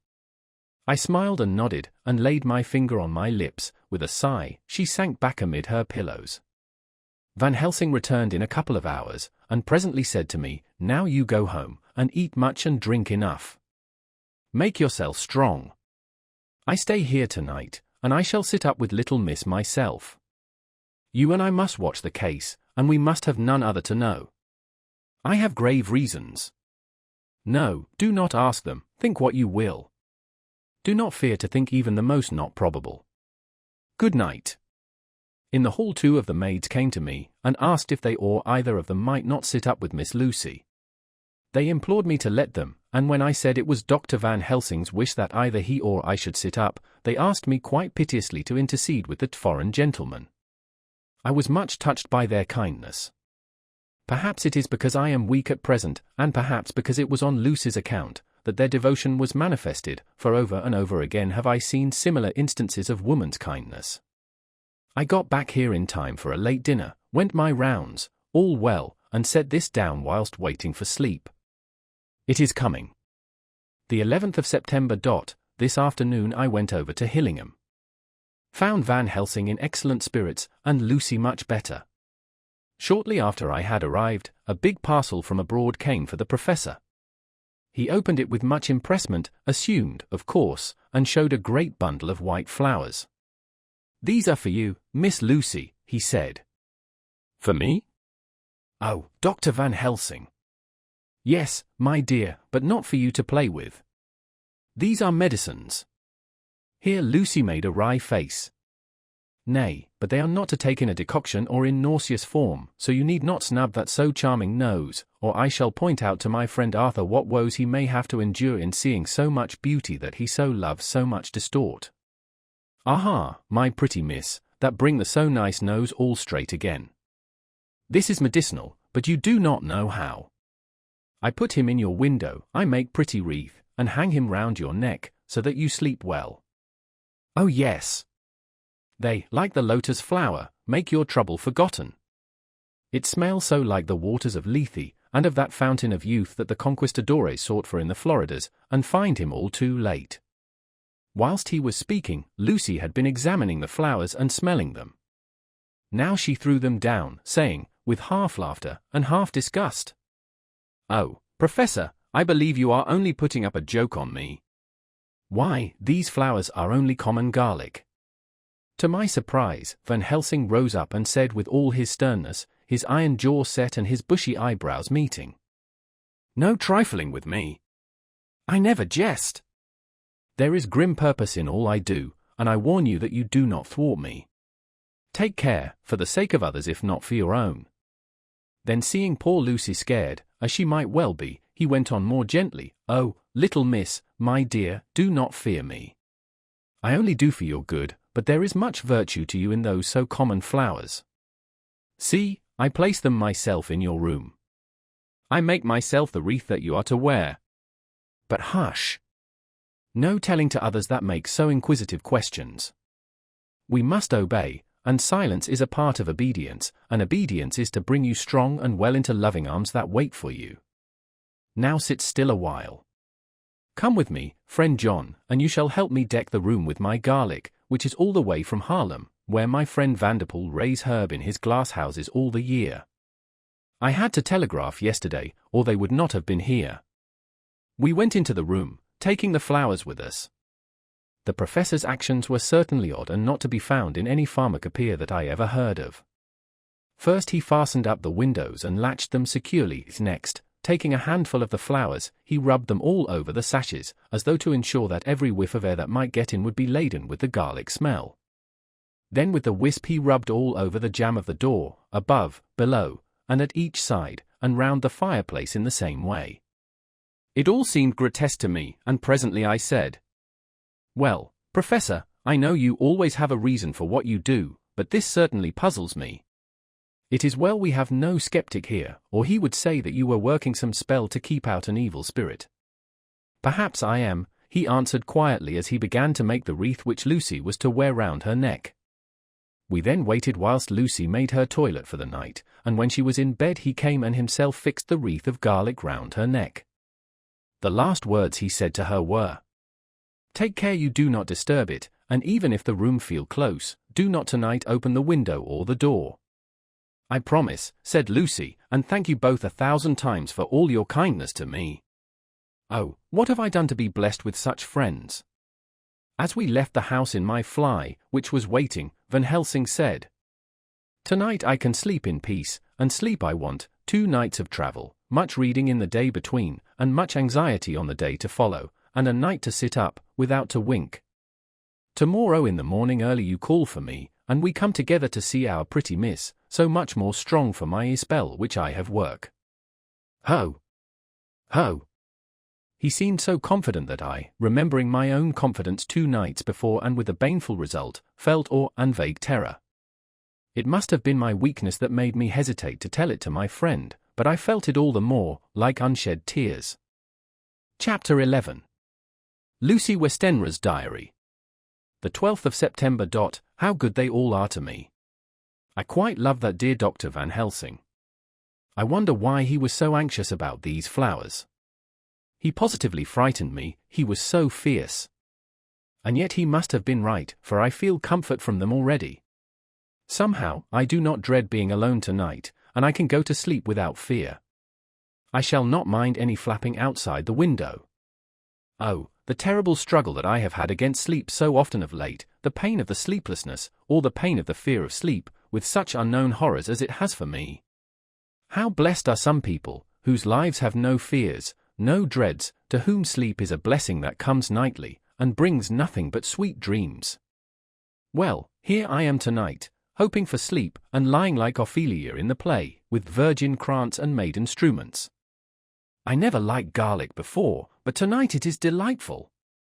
There is peace in its smell, I feel sleep coming already. Good night, everybody. Dr. Seward's Diary. The 13th of September. Called at the Berkeley and found Van Helsing, as usual, up to time. The carriage ordered from the hotel was waiting. The professor took his bag, which he always brings with him now. Let all be put down exactly. Van Helsing and I arrived at Hillingham at 8 o'clock. It was a lovely morning, the bright sunshine and all the fresh feeling of early autumn seemed like the completion of nature's annual work. The leaves were turning to all kinds of beautiful colors, but had not yet begun to drop from the trees. When we entered we met Mrs. Westenra coming out of the morning room. She is always an early riser. She greeted us warmly and said, "You will be glad to know that Lucy is better. The dear child is still asleep." I looked into her room and saw her, but did not go in, lest I should disturb her. The professor smiled, and looked quite jubilant. He rubbed his hands together, and said, "Aha! I thought I had diagnosed the case. My treatment is working," to which she answered, "You must not take all the credit to yourself, doctor. Lucy's state this morning is due in part to me." "How you do mean?" asked the professor. "Well, I was anxious about the dear child in the night, and went into her room. She was sleeping soundly, so soundly that even my coming did not wake her. But the room was awfully stuffy. There were a lot of those horrible, strong-smelling flowers about everywhere, and she had actually a bunch of them round her neck. I feared that the heavy odor would be too much for the dear child in her weak state, so I took them all away and opened a bit of the window to let in a little fresh air. You will be pleased with her, I am sure." She moved off into her boudoir, where she usually breakfasted early. As she had spoken, I watched the professor's face, and saw it turn ashen grey. He had been able to retain his self-command whilst the poor lady was present, for he knew her state and how mischievous a shock would be. He actually smiled on her as he held open the door for her to pass into her room. But the instant she had disappeared he pulled me, suddenly and forcibly, into the dining room and closed the door. Then, for the first time in my life, I saw Van Helsing break down. He raised his hands over his head in a sort of mute despair, and then beat his palms together in a helpless way. Finally he sat down on a chair, and putting his hands before his face, began to sob, with loud, dry sobs that seemed to come from the very racking of his heart. Then he raised his arms again, as though appealing to the whole universe. "God! God! God!" he said. "What have we done, what has this poor thing done, that we are so sore beset? Is there fate amongst us still, sent down from the pagan world of old, that such things must be, and in such way? This poor mother, all unknowing, and all for the best as she think, does such thing as lose her daughter body and soul, and we must not tell her, we must not even warn her, or she die, and then both die. Oh, how we are beset! How are all the powers of the devils against us? Suddenly he jumped to his feet. Come, he said, come, we must see and act. Devils or no devils, or all the devils at once, it matters not, we fight him all the same. He went to the hall door for his bag, and together we went up to Lucy's room. Once again I drew up the blind, whilst Van Helsing went towards the bed. This time he did not start as he looked on the poor face with the same awful, waxen pallor as before. He wore a look of stern sadness and infinite pity. As I expected, he murmured, with that hissing inspiration of his which meant so much. Without a word he went and locked the door, and then began to set out on the little table the instruments for yet another operation of transfusion of blood. I had long ago recognized the necessity, and begun to take off my coat, but he stopped me with a warning hand. No, he said. Today you must operate. I shall provide. You are weakened already. As he spoke he took off his coat and rolled up his shirt sleeve. Again the operation, again the narcotic, again some return of color to the ashy cheeks, and the regular breathing of healthy sleep. This time I watched whilst Van Helsing recruited himself and rested. Presently he took an opportunity of telling Mrs. Westenra that she must not remove anything from Lucy's room without consulting him, that the flowers were of medicinal value, and that the breathing of their odor was a part of the system of cure. Then he took over the care of the case himself, saying that he would watch this night and the next and would send me word when to come. After another hour Lucy waked from her sleep, fresh and bright and seemingly not much the worse for her terrible ordeal. What does it all mean? I am beginning to wonder if my long habit of life amongst the insane is beginning to tell upon my own brain. Lucy Westenra's diary. The 17th of September. For days and nights of peace. I am getting so strong again that I hardly know myself. It is as if I had passed through some long nightmare, and had just awakened to see the beautiful sunshine and feel the fresh air of the morning around me. I have a dim half-remembrance of long, anxious times of waiting and fearing, darkness in which there was not even the pain of hope to make present distress more poignant, and then long spells of oblivion, and the rising back to life as a diver coming up through a great press of water. Since, however, Dr. Van Helsing has been with me, all this bad dreaming seems to have passed away. The noises that used to frighten me out of my wits, the flapping against the windows, the distant voices which seemed so close to me, the harsh sounds that came from I know not where and commanded me to do I know not what, have all ceased. I go to bed now without any fear of sleep. I do not even try to keep awake. I have grown quite fond of the garlic, and a boxful arrives for me every day from Haarlem. Tonight Dr. Van Helsing is going away, as he has to be for a day in Amsterdam. But I need not be watched, I am well enough to be left alone. Thank God for Mother's sake, and dear Arthur's, and for all our friends who have been so kind. I shall not even feel the change, for last night Dr. Van Helsing slept in his chair a lot of the time. I found him asleep twice when I awoke, but I did not fear to go to sleep again, although the boughs or bats or something napped almost angrily against the window panes. The Pall Mall Gazette, the 18th of September. The Escaped Wolf. Perilous adventure of our interview. Interview with the keeper in the Zoological Gardens. After many inquiries and almost as many refusals, and perpetually using the words Pall Mall Gazette as a sort of talisman, I managed to find the keeper of the section of the Zoological Gardens in which the wolf department is included. Thomas Builder lives in one of the cottages in the enclosure behind the Elephant House, and was just sitting down to his tea when I found him. Thomas and his wife are hospitable folk, elderly, and without children, and if the specimen I enjoyed of their hospitality be of the average kind, their lives must be pretty comfortable. The keeper would not enter on what he called business until the supper was over, and we were all satisfied. Then when the table was cleared, and he had lit his pipe, he said, "Now, sir, you can go on and ask me what you want.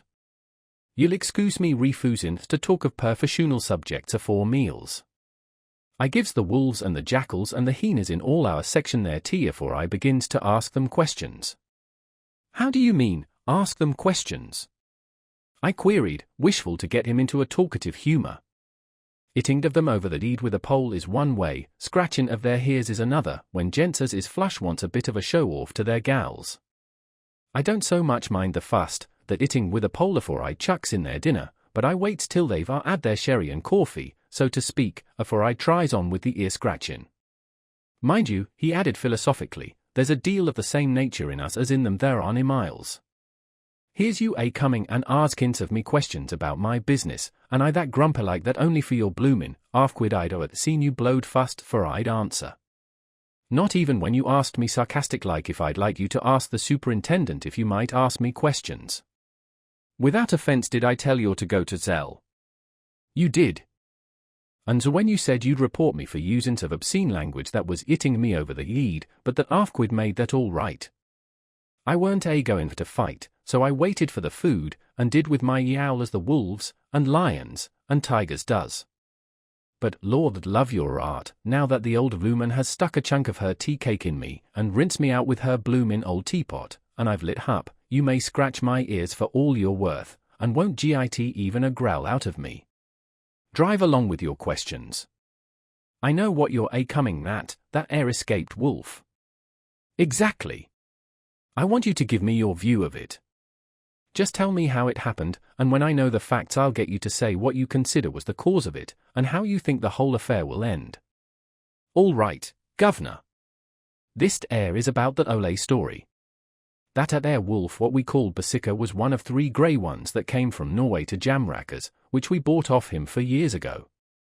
He was a nice well-behaved wolf, that never gave no trouble to talk of. I'm more surprised at him for wanting to get out nor any other animal in the place. But there, you can't trust wolves no more nor women. Don't you mind him, sir, broke in Mrs. Tom, with a cheery laugh. He's got mindin' the animal so long that blessed if he ain't like her old wolf herself. But there ain't no harm in him. Well, sir, it was about 2 hours after feedin' yesterday when I first hear my disturbance. I was marking up a litter in the monkey house for a young puma which is ill, but when I heard the yelping and howling I came away straight. There was Basika tearing like a mad thing at the bars as if he wanted to get out. There wasn't much people about that day, and close at hand was only one man, a tall, thin chap, with a okay nose and a pointed beard, with a few white hairs running through it. He had a horrid, cold look and red eyes, and I took a sort of mislike to him, for it seemed as if it was him as they was irritated at. He had white kid gloves on his hands, and he pointed out the animals to me and says, "Keeper, these wolves seem upset at something." "Maybe it's you," says I, for I did not like the airs as he give herself.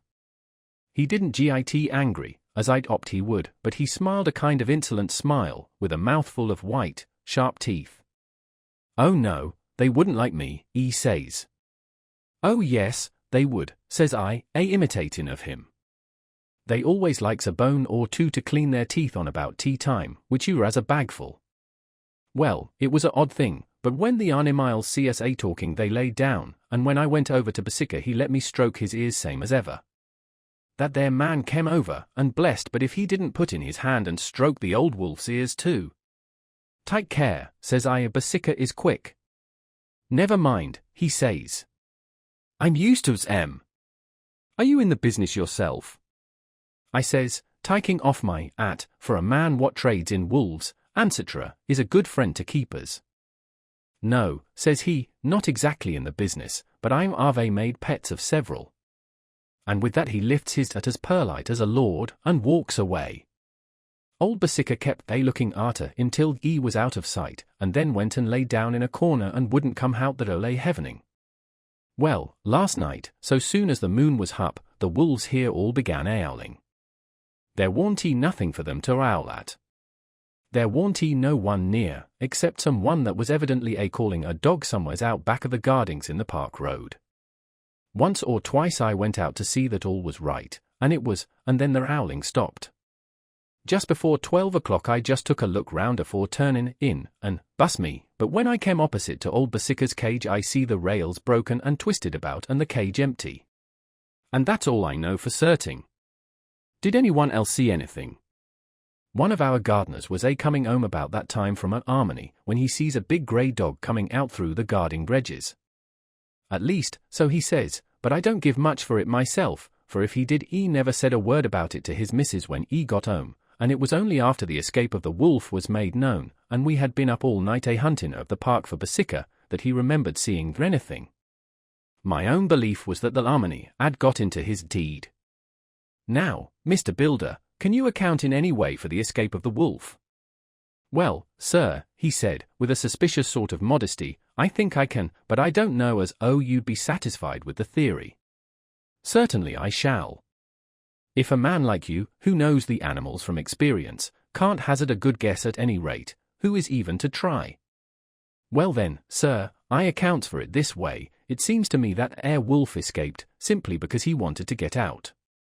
From the hearty way that both Thomas and his wife laughed at the joke, I could see that it had done service before, and that the whole explanation was simply an elaborate sell.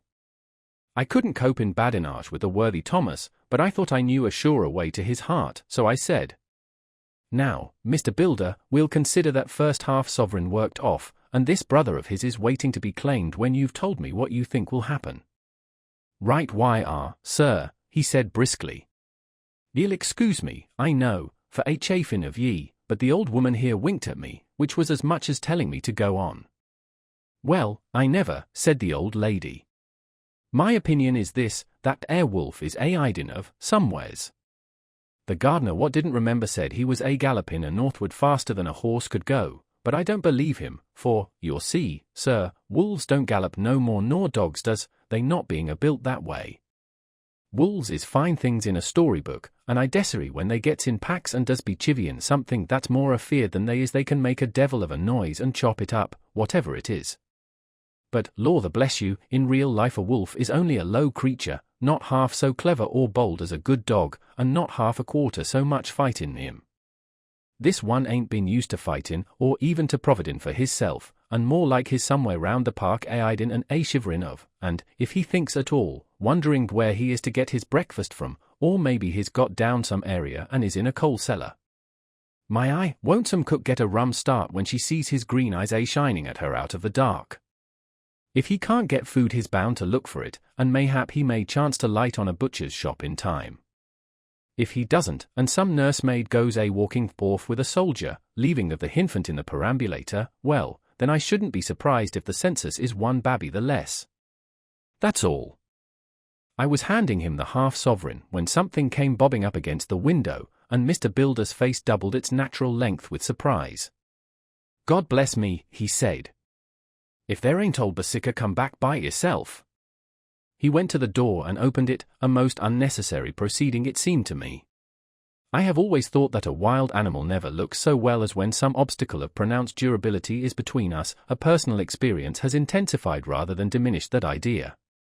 After all, however, there is nothing like custom, for neither Builder nor his wife thought any more of the wolf than I should of a dog. The animal itself was as peaceful and well-behaved as that father of all picture wolves, Red Riding Hood's quondam friend, whilst moving her confidence in masquerade. The whole scene was an unutterable mixture of comedy and pathos.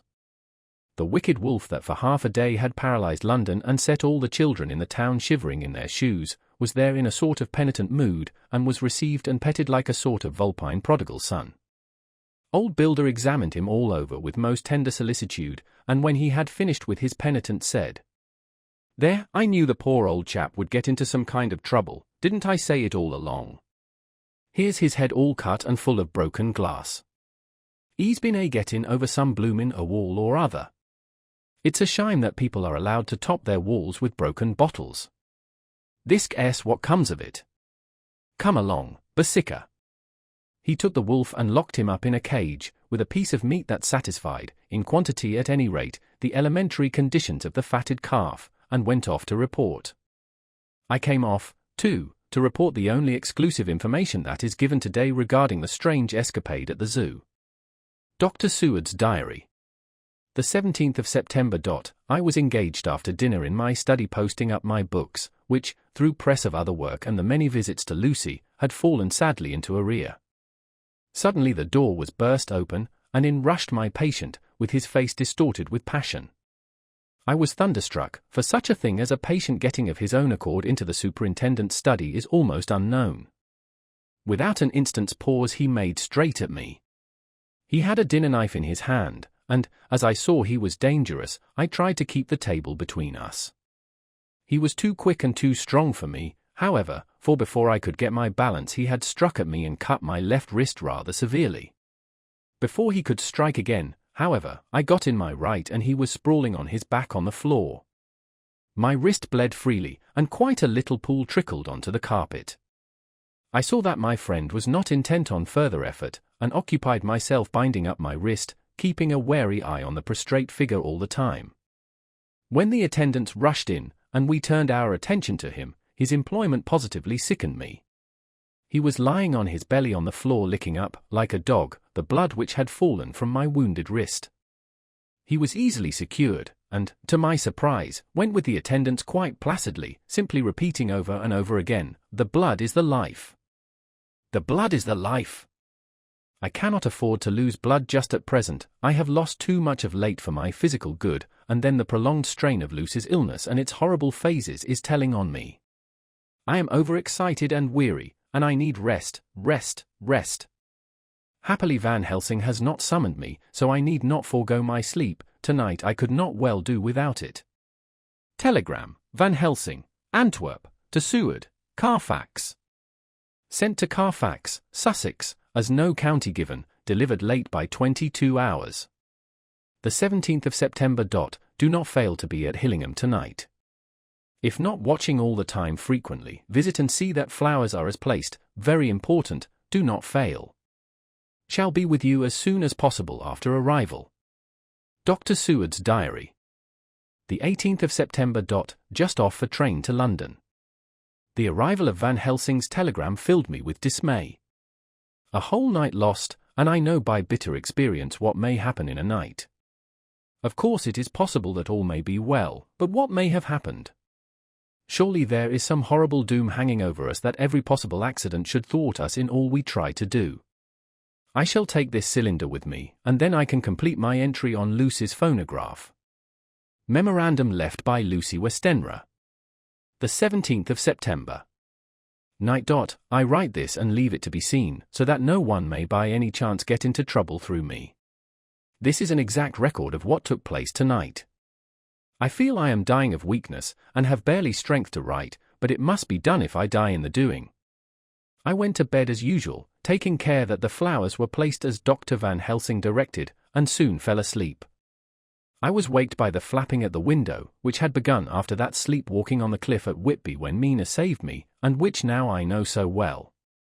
I was not afraid, but I did wish that Dr. Seward was in the next room, as Dr. Van Helsing said he would be, so that I might have called him. I tried to go to sleep, but could not. Then there came to me the old fear of sleep, and I determined to keep awake. Perversely sleep would try to come then when I did not want it, so, as I feared to be alone, I opened my door and called out, "Is there anybody there?" There was no answer. I was afraid to wake Mother, and so closed my door again. Then outside in the shrubbery I heard a sort of howl like a dog's, but more fierce and deeper. I went to the window and looked out, but could see nothing, except a big bat, which had evidently been buffeting its wings against the window. So I went back to bed again, but determined not to go to sleep. Presently the door opened, and Mother looked in, seeing by my moving that I was not asleep, came in, and sat by me. She said to me even more sweetly and softly than her wont, "I was uneasy about you, darling, and came in to see that you were all right." I feared she might catch cold sitting there, and asked her to come in and sleep with me, so she came into bed, and lay down beside me. She did not take off her dressing gown, for she said she would only stay a while and then go back to her own bed. As she lay there in my arms, and I in hers, the flapping and buffeting came to the window again. She was startled and a little frightened, and cried out, "What is that?" I tried to pacify her, and at last succeeded, and she lay quiet, but I could hear her poor dear heart still beating terribly. After a while there was the low howl again out in the shrubbery, and shortly after there was a crash at the window, and a lot of broken glass was hurled on the floor. The window blind blew back with the wind that rushed in, and in the aperture of the broken panes there was the head of a great, gaunt grey wolf. Mother cried out in a fright, and struggled up into a sitting posture, and clutched wildly at anything that would help her. Amongst other things, she clutched the wreath of flowers that Dr. Van Helsing insisted on my wearing round my neck, and tore it away from me. For a second or two she sat up, pointing at the wolf, and there was a strange and horrible gurgling in her throat. Then she fell over, as if struck with lightning, and her head hit my forehead and made me dizzy for a moment or two. The room and all round seemed to spin round. I kept my eyes fixed on the window, but the wolf drew his head back, and a whole myriad of little specks seemed to come blowing in through the broken window, and wheeling and circling round like the pillar of dust that travellers describe when there is a simoon in the desert. I tried to stir, but there was some spell upon me, and dear mother's poor body, which seemed to grow cold already, for her dear heart had ceased to beat, weighed me down, and I remembered no more for a while. The time did not seem long, but very, very awful, till I recovered consciousness again. Somewhere near, a passing bell was tolling, the dogs all round the neighbourhood were howling, and in our shrubbery, seemingly just outside, a nightingale was singing. I was dazed and stupid with pain and terror and weakness, but the sound of the nightingale seemed like the voice of my dead mother come back to comfort me. The sound seemed to have awakened the maids, too, for I could hear their bare feet pattering outside my door. I called to them, and they came in, and when they saw what had happened, and what it was that lay over me on the bed, they screamed out. The wind rushed in through the broken window, and the door slammed to. They lifted off the body of my dear mother, and laid her, covered up with a sheet, on the bed after I had got up. They were all so frightened and nervous that I directed them to go to the dining room and have each a glass of wine. The door flew open for an instant and closed again. The maid shrieked, and then went in a body to the dining room, and I laid what flowers I had on my dear mother's breast. When they were there I remembered what Dr. Van Helsing had told me, but I didn't like to remove them, and, besides, I would have some of the servants to sit up with me now. I was surprised that the maids did not come back. I called them, but got no answer, so I went to the dining room to look for them. My heart sank when I saw what had happened. They all four lay helpless on the floor, breathing heavily. The decanter of sherry was on the table half full, but there was a queer, acrid smell about. I was suspicious, and examined the decanter. It smelt of laudanum, and looking on the sideboard, I found that the bottle which mother's doctor uses for her, was empty. What am I to do? What am I to do? I am back in the room with mother. I cannot leave her, and I am alone, save for the sleeping servants, whom someone has drugged. Alone with the dead. I dare not go out, for I can hear the low howl of the wolf through the broken window. The air seems full of specks, floating and circling in the draught from the window, and the lights burn blue and dim. What am I to do? God shield me from harm this night. I shall hide this paper in my breast, where they shall find it when they come to lay me out. My dear mother gone. It is time that I go too. Goodbye, dear Arthur, if I should not survive this night. God keep you, dear, and God help me. Chapter 12. Dr. Seward's Diary. The 18th of September. I drove at once to Hillingham and arrived early. Keeping my cab at the gate, I went up the avenue alone. I knocked gently and rang as quietly as possible, for I feared to disturb Lucy or her mother, and hoped to only bring a servant to the door. After a while, finding no response, I knocked and rang again, still no answer. I cursed the laziness of the servants that they should lie abed at such an hour, for it was now 10 o'clock, and so rang and knocked again, but more impatiently, but still without response. Hitherto I had blamed only the servants, but now a terrible fear began to assail me. Was this desolation but another link in the chain of doom which seemed drawing tight around us? Was it indeed a house of death to which I had come, too late? I knew that minutes, even seconds of delay, might mean hours of danger to Lucy, if she had had again one of those frightful relapses, and I went round the house to try if I could find by chance an entry anywhere. I could find no means of ingress. Every window and door was fastened and locked, and I returned baffled to the porch. As I did so, I heard the rapid pit-pat of a swiftly driven horse's feet. They stopped at the gate, and a few seconds later I met Van Helsing running up the avenue. When he saw me, he gasped out. Then it was you, and just arrived. How is she? Are we too late? Did you not get my telegram?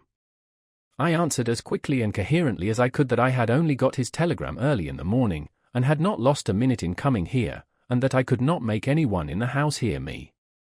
He paused and raised his hat as he said solemnly, Then I fear we are too late. God's will be done. With his usual recuperative energy, he went on, come. If there be no way open to get in, we must make one. Time is all in all to us now. We went round to the back of the house, where there was a kitchen window. The professor took a small surgical saw from his case, and handing it to me, pointed to the iron bars which guarded the window. I attacked them at once and had very soon cut through 3 of them. Then with a long, thin knife we pushed back the fastening of the sashes and opened the window. I helped the professor in, and followed him. There was no one in the kitchen or in the servants' rooms, which were close at hand. We tried all the rooms as we went along, and in the dining room, dimly lit by rays of light through the shutters, found 4 servant women lying on the floor. There was no need to think them dead, for their stertorous breathing and the acrid smell of laudanum in the room left no doubt as to their condition. Van Helsing and I looked at each other, and as we moved away he said, we can attend to them later. Then we ascended to Lucy's room. For an instant or two we paused at the door to listen, but there was no sound that we could hear. With white faces and trembling hands, we opened the door gently, and entered the room. How shall I describe what we saw? On the bed lay 2 women, Lucy and her mother. The latter lay farthest in, and she was covered with a white sheet, the edge of which had been blown back by the draught through the broken window, showing the drawn, white face, with a look of terror fixed upon it. By her side lay Lucy, with face white and still more drawn. The flowers which had been round her neck we found upon her mother's bosom, and her throat was bare, showing the 2 little wounds which we had noticed before, but looking horribly white and mangled. Without a word the professor bent over the bed, his head almost touching poor Lucy's breast, then he gave a quick turn of his head, as of one who listens, and leaping to his feet, he cried out to me. It is not yet too late. Quick! Quick! Bring the brandy. I flew downstairs and returned with it, taking care to smell and taste it, lest it, too, were drugged like the decanter of sherry which I found on the table. The maids were still breathing, but more restlessly, and I fancied that the narcotic was wearing off. I did not stay to make sure, but returned to Van Helsing. He rubbed the brandy, as on another occasion, on her lips and gums and on her wrists and the palms of her hands. He said to me, I can do this, all that can be at the present. You go wake those maids. Flick them in the face with a wet towel, and flick them hard. Make them get heat and fire and a warm bath. This poor soul is nearly as cold as that beside her. She will need be heated before we can do anything more. I went at once, and found little difficulty in waking 3 of the women. The 4th was only a young girl, and the drug had evidently affected her more strongly, so I lifted her on the sofa and let her sleep. The others were dazed at first, but as remembrance came back to them they cried and sobbed in a hysterical manner. I was stern with them, however, and would not let them talk. I told them that one life was bad enough to lose, and that if they delayed they would sacrifice Miss Lucy. So, sobbing and crying, they went about their way, half clad as they were, and prepared fire and water. Fortunately, the kitchen and boiler fires were still alive, and there was no lack of hot water. We got a bath and carried Lucy out as she was and placed her in it. Whilst we were busy chafing her limbs there was a knock at the hall door. One of the maids ran off, hurried on some more clothes, and opened it. Then she returned and whispered to us that there was a gentleman who had come with a message from Mr. Homewood. I bade her simply tell him that he must wait, for we could see no one now. She went away with the message, and, engrossed with our work, I clean forgot all about him. I never saw in all my experience the professor work in such deadly earnest. I knew, as he knew, that it was a stand-up fight with death, and in a pause told him so. He answered me in a way that I did not understand, but with the sternest look that his face could wear. If that were all, I would stop here where we are now, and let her fade away into peace, for I see no light in life over her horizon. He went on with his work with, if possible, renewed and more frenzied vigor. Presently we both began to be conscious that the heat was beginning to be of some effect. Lucy's heart beat a trifle more audibly to the stethoscope, and her lungs had a perceptible movement. Van Helsing's face almost beamed, and as we lifted her from the bath and rolled her in a hot sheet to dry her he said to me, "The first gain is ours." Check to the king. We took Lucy into another room, which had by now been prepared, and laid her in bed and forced a few drops of brandy down her throat. I noticed that Van Helsing tied a soft silk handkerchief round her throat. She was still unconscious, and was quite as bad as, if not worse than, we had ever seen her. Van Helsing called in one of the women, and told her to stay with her and not to take her eyes off her till we returned, and then beckoned me out of the room. "We must consult as to what is to be done," he said as we descended the stairs. In the hall he opened the dining room door, and we passed in, he closing the door carefully behind him. The shutters had been opened, but the blinds were already down, with that obedience to the etiquette of death which the British woman of the lower classes always rigidly observes. The room was, therefore, dimly dark. It was, however, light enough for our purposes. Van Helsing's sternness was somewhat relieved by a look of perplexity. He was evidently torturing his mind about something, so I waited for an instant and he spoke. "What are we to do now? Where are we to turn for help? We must have another transfusion of blood, and that soon, or that poor girl's life won't be worth an hour's purchase. You are exhausted already, I am exhausted too. I fear to trust those women, even if they would have courage to submit. What are we to do for someone who will open his veins for her? What's the matter with me, anyhow?"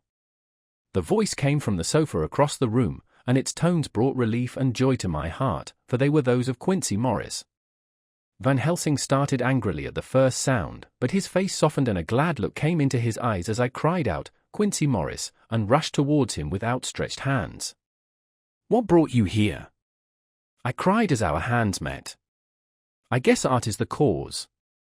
He handed me a telegram. "Have not heard from Seward for 3 days, and am terribly anxious. Cannot leave. Father still in same condition. Send me word how Lucy is. Do not delay. Homeward. I think I came just in the nick of time. You know you have only to tell me what to do."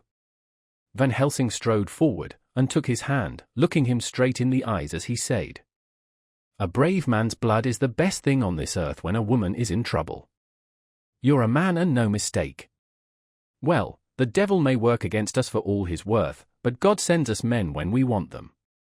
Once again we went through that ghastly operation. I have not the heart to go through with the details. Lucy had got a terrible shock and it told on her more than before, for though plenty of blood went into her veins, her body did not respond to the treatment as well as on the other occasions. Her struggle back into life was something frightful to see and hear. However, the action of both heart and lungs improved, and Van Helsing made a subcutaneous injection of morphia, as before, and with good effect. Her faint became a profound slumber.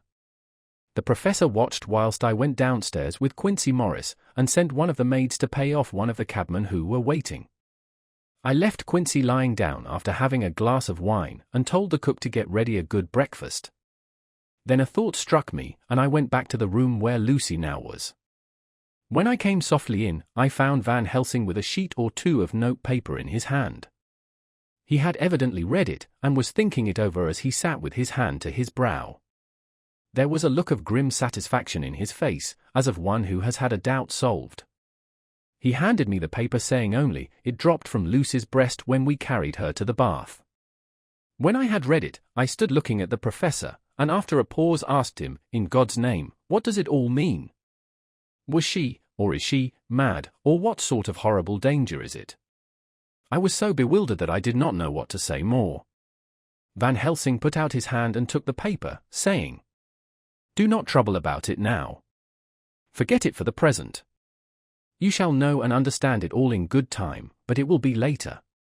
And now what is it that you came to me to say?" This brought me back to fact, and I was all myself again. "I came to speak about the certificate of death. If we do not act properly and wisely, there may be an inquest, and that paper would have to be produced. I am in hopes that we need have no inquest, for if we had it would surely kill poor Lucy, if nothing else did. I know, and you know, and the other doctor who attended her knows, that Mrs. Westenra had disease of the heart, and we can certify that she died of it. Let us fill up the certificate at once, and I shall take it myself to the registrar and go on to the undertaker." "Good, oh my friend John. Well thought of. Truly Miss Lucy, if she be sad in the foes that beset her, is at least happy in the friends that love her. 1, 2, 3, all open their veins for her, besides one old man. Ah yes, I know, friend John, I am not blind. I love you all the more for it. Now go. In the hall I met Quincy Morris, with a telegram for Arthur telling him that Mrs. Westenra was dead, that Lucy also had been ill, but was now going on better, and that Van Helsing and I were with her. I told him where I was going, and he hurried me out, but as I was going said, "When you come back, Jack, may I have 2 words with you all to ourselves?" I nodded in reply and went out.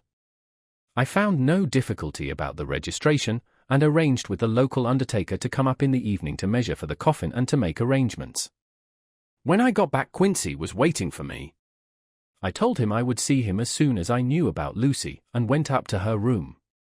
She was still sleeping, and the professor seemingly had not moved from his seat at her side. From his putting his finger to his lips, I gathered that he expected her to wake before long and was afraid of forestalling nature. So I went down to Quincy and took him into the breakfast room, where the blinds were not drawn down, and which was a little more cheerful, or rather less cheerless, than the other rooms. When we were alone, he said to me, "Jack Seward, I don't want to shove myself in anywhere where I've no right to be, but this is no ordinary case.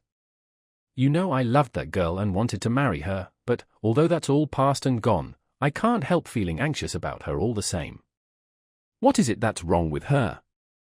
The Dutchman, and a fine old fellow he is, I can see that, said, "That time you 2 came into the room, that you must have another transfusion of blood, and that both you and he were exhausted. Now I know well that you medical men speak in camera, and that a man must not expect to know what they consult about in private. But this is no common matter, and, whatever it is, I have done my part. Is not that so?" "That's so," I said, and he went on. "I take it that both you and Van Helsing had done already what I did today. Is not that so?" "That's so. And I guess Art was in it too. When I saw him 4 days ago down at his own place he looked queer. I have not seen anything pulled down so quick since I was on the pampas and had a mare that I was fond of go to grass all in a night. One of those big bats that they call vampires had got at her in the night, and what with his gorge and the vein left open, there wasn't enough blood in her to let her stand up, and I had to put a bullet through her as she lay. Jack, if you may tell me without betraying confidence, Arthur was the first, is not that so?" As he spoke the poor fellow looked terribly anxious. He was in a torture of suspense regarding the woman he loved, and his utter ignorance of the terrible mystery which seemed to surround her intensified his pain. His very heart was bleeding, and it took all the manhood of him, and there was a royal lot of it, too, to keep him from breaking down. I paused before answering, for I felt that I must not betray anything which the professor wished kept secret, but already he knew so much, and guessed so much, that there could be no reason for not answering, so I answered in the same phrase, "That's so." "And how long has this been going on?" "About 10 days. 10 days. Then I guess, Jack Seward, that poor pretty creature that we all love has had put into her veins within that time the blood of 4 strong men. Man alive, her whole body wouldn't hold it." Then, coming close to me, he spoke in a fierce half-whisper, "What took it out?" I shook my head. "That," I said, "is the crux. Van Helsing is simply frantic about it, and I am at my wit's end. I can't even hazard a guess. There has been a series of little circumstances which have thrown out all our calculations as to Lucy being properly watched. But these shall not occur again. Here we stay until all be well, or ill." Quincy held out his hand. "Count me in," he said. "You and the Dutchman will tell me what to do, and I'll do it." When she woke late in the afternoon, Lucy's first movement was to feel in her breast, and, to my surprise, produce the paper which Van Helsing had given me to read. The careful professor had replaced it where it had come from, lest on waking she should be alarmed. Her eye then lit on Van Helsing and on me too, and gladdened. Then she looked around the room, and seeing where she was, shuddered, she gave a loud cry, and put her poor thin hands before her pale face. We both understood what that meant, that she had realized to the full her mother's death, so we tried what we could to comfort her. Doubtless sympathy eased her somewhat, but she was very low in thought and spirit, and wept silently and weakly for a long time. We told her that either or both of us would now remain with her all the time, and that seemed to comfort her. Towards dusk she fell into a doze. Here a very odd thing occurred. Whilst still asleep she took the paper from her breast and tore it in two. Van Helsing stepped over and took the pieces from her. All the same, however, she went on with the action of tearing, as though the material were still in her hands. Finally she lifted her hands and opened them as though scattering the fragments. Van Helsing seemed surprised, and his brows gathered as if in thought, but he said nothing. The 19th of September. All last night she slept fitfully, being always afraid to sleep, and something weaker when she woke from it. The professor and I took it in turns to watch, and we never left her for a moment unattended. Quincy Morris said nothing about his intention, but I knew that all night long he patrolled round and round the house. When the day came, its searching light showed the ravages in poor Lucy's strength. She was hardly able to turn her head, and the little nourishment which she could take seemed to do her no good. At times she slept, and both Van Helsing and I noticed the difference in her, between sleeping and waking. Whilst asleep she looked stronger, although more haggard, and her breathing was softer. Her open mouth showed the pale gums drawn back from the teeth, which thus looked positively longer and sharper than usual. When she woke the softness of her eyes evidently changed the expression, for she looked her own self, although a dying one. In the afternoon she asked for Arthur, and we telegraphed for him. Quincy went off to meet him at the station. When he arrived it was nearly 6 o'clock, and the sun was setting full and warm, and the red light streamed in through the window and gave more colour to the pale cheeks. When he saw her, Arthur was simply choking with emotion, and none of us could speak. In the hours that had passed, the fits of sleep, or the comatose condition that passed for it, had grown more frequent, so that the pauses when conversation was possible were shortened. Arthur's presence, however, seemed to act as a stimulant. She rallied a little, and spoke to him more brightly than she had done since we arrived. He too pulled himself together, and spoke as cheerily as he could, so that the best was made of everything. It was now nearly 1 o'clock, and he and Van Helsing are sitting with her. I am to relieve them in a quarter of an hour, and I am entering this on Lucy's phonograph. Until 6 o'clock they are to try to rest. I fear that tomorrow will end our watching, for the shock has been too great. The poor child cannot rally. God help us all. Letter, Mina Harker to Lucy Westenra. Unopened by her. The 17th of September. My dearest Lucy, it seems an age since I heard from you, or indeed since I wrote. You will pardon me, I know, for all my faults when you have read all my budget of news.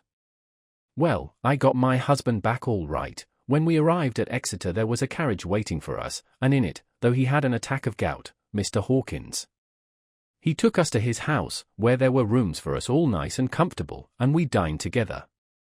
After dinner Mr. Hawkins said, My dears, I want to drink your health and prosperity, and may every blessing attend you both. I know you both from children, and have, with love and pride, seen you grow up. Now I want you to make your home here with me. I have left to me neither chick nor child, all are gone, and in my will I have left you everything. I cried, Lucy dear, as Jonathan and the old man clasped hands. Our evening was a very, very happy one. So here we are, installed in this beautiful old house, and from both my bedroom and the drawing-room I can see the great elms of the cathedral close, with their great black stems standing out against the old yellow stone of the cathedral, and I can hear the rooks overhead cawing and chattering and gossiping all day, after the manner of rooks and humans. I am busy, I need not tell you, arranging things and housekeeping. Jonathan and Mr. Hawkins are busy all day, for, now that Jonathan is a partner, Mr. Hawkins wants to tell him all about the clients. How is your dear mother getting on? I wish I could run up to town for a day or two to see you, dear, but I dare not go yet, with so much on my shoulders, and Jonathan wants looking after still.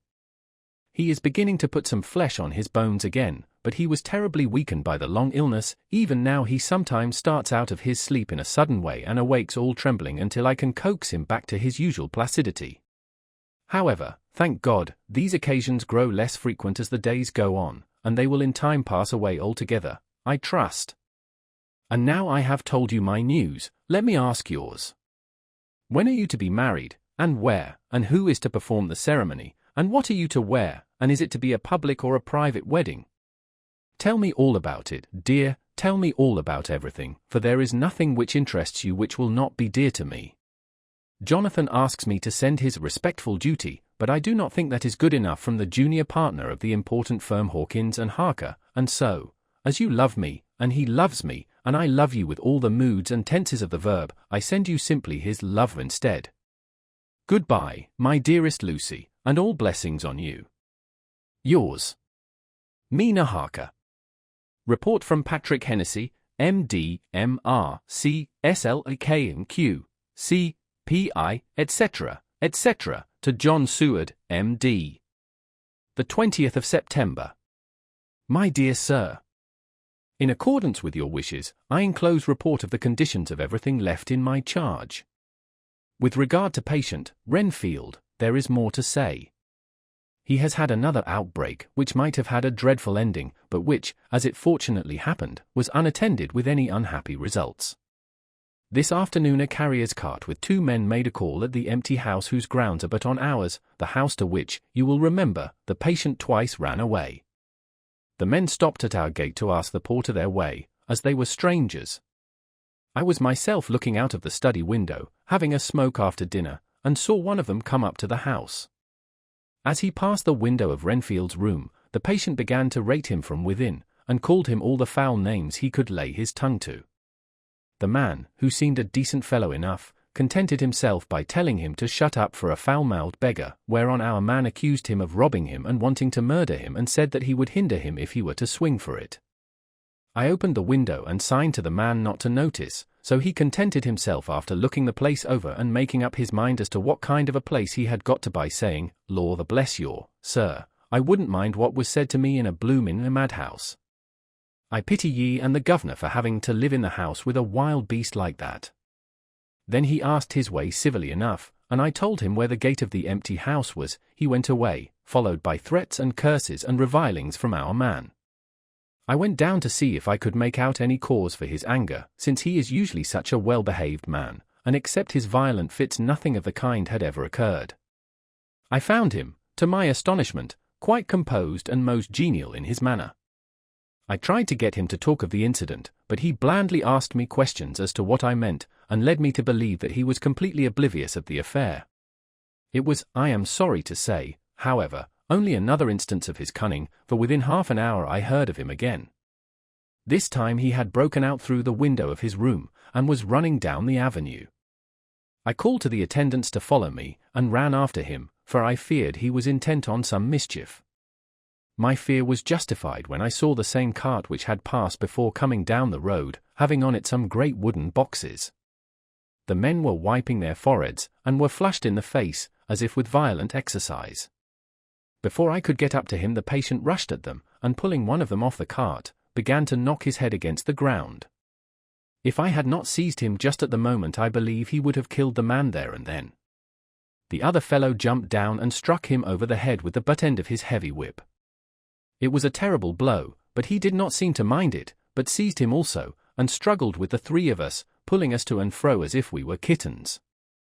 You know I am no lightweight, and the others were both burly men. At first he was silent in his fighting, but as we began to master him, and the attendants were putting a strait waistcoat on him, he began to shout, "I'll frustrate them. They shan't rob me. They shan't murder me by inches.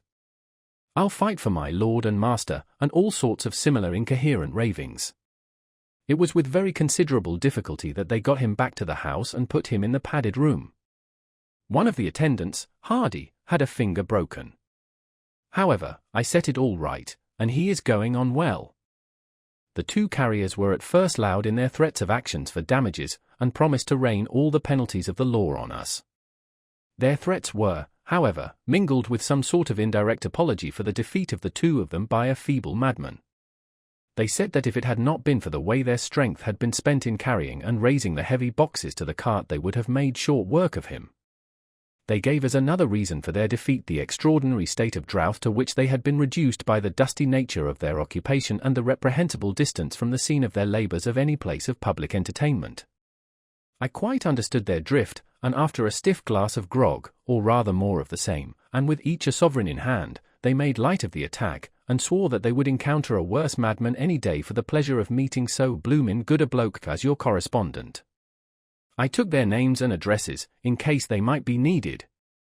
They are as follows: Jack Smollett, of Dudding's Rents, King George's Road, Great Woolworth, and Thomas Snelling, Peter Farley's Row, Guide Court, Bethnal Green. They are both in the employment of Harris and Sons, Moving and Shipment Company, Orange Masters Yard, Soho. I shall report to you any matter of interest occurring here, and shall wire you at once if there is anything of importance. Believe me, dear sir, yours faithfully, Patrick Hennessy. Letter, Mina Harker to Lucy Westenra. Unopened by her. The 18th of September. My dearest Lucy, such a sad blow has befallen us. Mr. Hawkins has died very suddenly. Some may not think it so sad for us, but we had both come to so love him that it really seems as though we had lost a father. I never knew either father or mother, so that the dear old man's death is a real blow to me. Jonathan is greatly distressed. It is not only that he feels sorrow, deep sorrow, for the dear, good man who has befriended him all his life, and now at the end has treated him like his own son and left him a fortune which to people of our modest bringing up is wealth beyond the dream of avarice, but Jonathan feels it on another account. He says the amount of responsibility which it puts upon him makes him nervous. He begins to doubt himself. I try to cheer him up, and my belief in him helps him to have a belief in himself. But it is here that the grave shock that he experienced tells upon him the most. Oh, it is too hard that a sweet, simple, noble, strong nature such as his, a nature which enabled him by our dear, good friend's aid to rise from clerk to master in a few years, should be so injured that the very essence of its strength is gone. Forgive me, dear, if I worry you with my troubles in the midst of your own happiness, but, Lucy dear, I must tell someone, for the strain of keeping up a brave and cheerful appearance to Jonathan tries me, and I have no one here that I can confide in. I dread coming up to London, as we must do the day after tomorrow, for poor Mr. Hawkins left in his will that he was to be buried in the grave with his father. As there are no relations at all, Jonathan will have to be chief mourner. I shall try to run over to see you, dearest, if only for a few minutes. Forgive me for troubling you. With all blessings. Your loving Mina Harker. Dr. Seward's Diary. The 20th of September. Only resolution and habit can let me make an entry tonight. I am too miserable, too low-spirited, too sick of the world and all in it, including life itself, that I would not care if I heard this moment the flapping of the wings of the angel of death. And he has been flapping those grim wings to some purpose of late, Lucy's mother and Arthur's father, and now. Let me get on with my work. I duly relieved Van Helsing in his watch over Lucy. We wanted Arthur to go to rest also, but he refused at first. It was only when I told him that we should want him to help us during the day, and that we must not all break down for want of rest, lest Lucy should suffer, that he agreed to go. Van Helsing was very kind to him. Come, my child, he said, come with me. You are sick and weak, and have had much sorrow and much mental pain, as well as that tax on your strength that we know of. You must not be alone, for to be alone is to be full of fears and alarms. Come to the drawing-room, where there is a big fire, and there are 2 sofas. You shall lie on one, and I on the other, and our sympathy will be comfort to each other, even though we do not speak, and even if we sleep. Arthur went off with him, casting back a longing look on Lucy's face, which lay in her pillow, almost whiter than the lawn. She lay quite still, and I looked round the room to see that all was as it should be. I could see that the professor had carried out in this room, as in the other, his purpose of using the garlic. The whole of the window sashes reeked with it, and round Lucy's neck, over the silk handkerchief which Van Helsing made her keep on, was a rough chaplet of the same odorous flowers. Lucy was breathing somewhat stertorously, and her face was at its worst, for the open mouth showed the pale gums. Her teeth, in the dim, uncertain light, seemed longer and sharper than they had been in the morning. In particular, by some trick of the light, the canine teeth looked longer and sharper than the rest. I sat down by her, and presently she moved uneasily. At the same moment there came a sort of dull flapping or buffeting at the window. I went over to it softly and peeked out by the corner of the blind. There was a full moonlight, and I could see that the noise was made by a great bat, which wheeled round, doubtless attracted by the light, although so dim, and every now and again struck the window with its wings. When I came back to my seat, I found that Lucy had moved slightly, and had torn away the garlic flowers from her throat. I replaced them as well as I could, and sat watching her. Presently she woke, and I gave her food, as Van Helsing had prescribed. She took but a little, and that languidly. There did not seem to be with her now the unconscious struggle for life and strength that had hitherto so marked her illness. It struck me as curious that the moment she became conscious she pressed the garlic flowers close to her.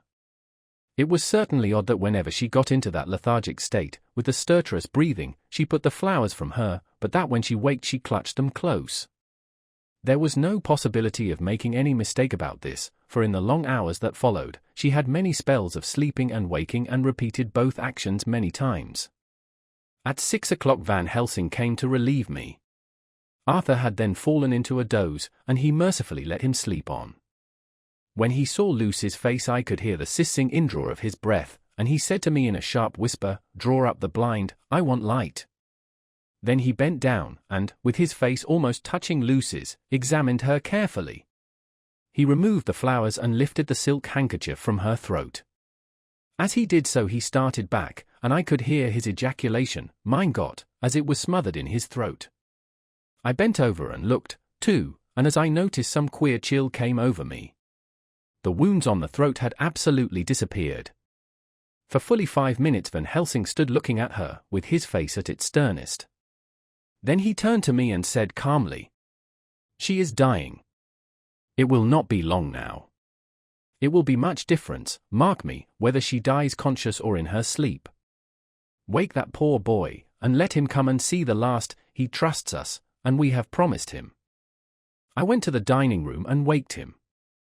He was dazed for a moment, but when he saw the sunlight streaming in through the edges of the shutters he thought he was late, and expressed his fear. I assured him that Lucy was still asleep, but told him as gently as I could that both Van Helsing and I feared that the end was near. He covered his face with his hands, and slid down on his knees by the sofa, where he remained, perhaps a minute, with his head buried, praying, whilst his shoulders shook with grief. I took him by the hand and raised him up. "Come," I said, "my dear old fellow, summon all your fortitude, it will be best and easiest for her." When we came into Lucy's room I could see that Van Helsing had, with his usual forethought, been putting matters straight and making everything look as pleasing as possible. He had even brushed Lucy's hair, so that it lay on the pillow in its usual sunny ripples. When we came into the room she opened her eyes, and seeing him, whispered softly, "Arthur! Oh, my love, I am so glad you have come." He was stooping to kiss her, when Van Helsing motioned him back. "No," he whispered, "not yet. Hold her hand, it will comfort her more." So Arthur took her hand and knelt beside her, and she looked her best, with all the soft lines matching the angelic beauty of her eyes. Then gradually her eyes closed, and she sank to sleep. For a little bit her breast heaved softly, and her breath came and went like a tired child's. And then insensibly there came the strange change which I had noticed in the night. Her breathing grew stertorous, the mouth opened, and the pale gums, drawn back, made the teeth look longer and sharper than ever. In a sort of sleep-waking, vague, unconscious way she opened her eyes, which were now dull and hard at once, and said in a soft, voluptuous voice, such as I had never heard from her lips, "Arthur! Oh, my love, I am so glad you have come. Kiss me." Arthur bent eagerly over to kiss her, but at that instant Van Helsing, who, like me, had been startled by her voice, swooped upon him, and catching him by the neck with both hands, dragged him back with a fury of strength which I never thought he could have possessed, and actually hurled him almost across the room. "Not for your life," he said, "not for your living soul and hers." And he stood between them like a lion at bay. Arthur was so taken aback that he did not for a moment know what to do or say, and before any impulse of violence could seize him he realized the place and the occasion, and stood silent, waiting. I kept my eyes fixed on Lucy, as did Van Helsing, and we saw a spasm as of rage flit like a shadow over her face, the sharp teeth champed together. Then her eyes closed, and she breathed heavily. very shortly after she opened her eyes in all their softness, and putting out her poor, pale, thin hand, took Van Helsing's great brown one, drawing it to her, she kissed it. "My true friend," she said, in a faint voice, but with untellable pathos, "my true friend, and his. Oh, guard him, and give me peace." "I swear it," he said solemnly, kneeling beside her and holding up his hand, as one who registers an oath. Then he turned to Arthur, and said to him, "Come, my child, take her hand in yours, and kiss her on the forehead, and only once." Their eyes met instead of their lips, and so they parted. Lucy's eyes closed, and Van Helsing, who had been watching closely, took Arthur's arm, and drew him away. And then Lucy's breathing became stertorous again, and all at once it ceased. "It is all over," said Van Helsing. "She is dead." I took Arthur by the arm, and led him away to the drawing-room, where he sat down, and covered his face with his hands, sobbing in a way that nearly broke me down to see. I went back to the room, and found Van Helsing looking at poor Lucy, and his face was sterner than ever. Some change had come over her body. Death had given back part of her beauty, for her brow and cheeks had recovered some of their flowing lines, even the lips had lost their deadly pallor. It was as if the blood, no longer needed for the working of the heart, had gone to make the harshness of death as little rude as might be. We thought her dying whilst she slept, and sleeping when she died. I stood beside Van Helsing, and said, "Ah, well, poor girl, there is peace for her at last. It is the end." He turned to me, and said with grave solemnity, "Not so, alas! Not so. It is only the beginning." When I asked him what he meant, he only shook his head and answered, "We can do nothing as yet. Wait and see." Chapter 13. Dr. Seward's Diary, continued. The funeral was arranged for the next succeeding day, so that Lucy and her mother might be buried together.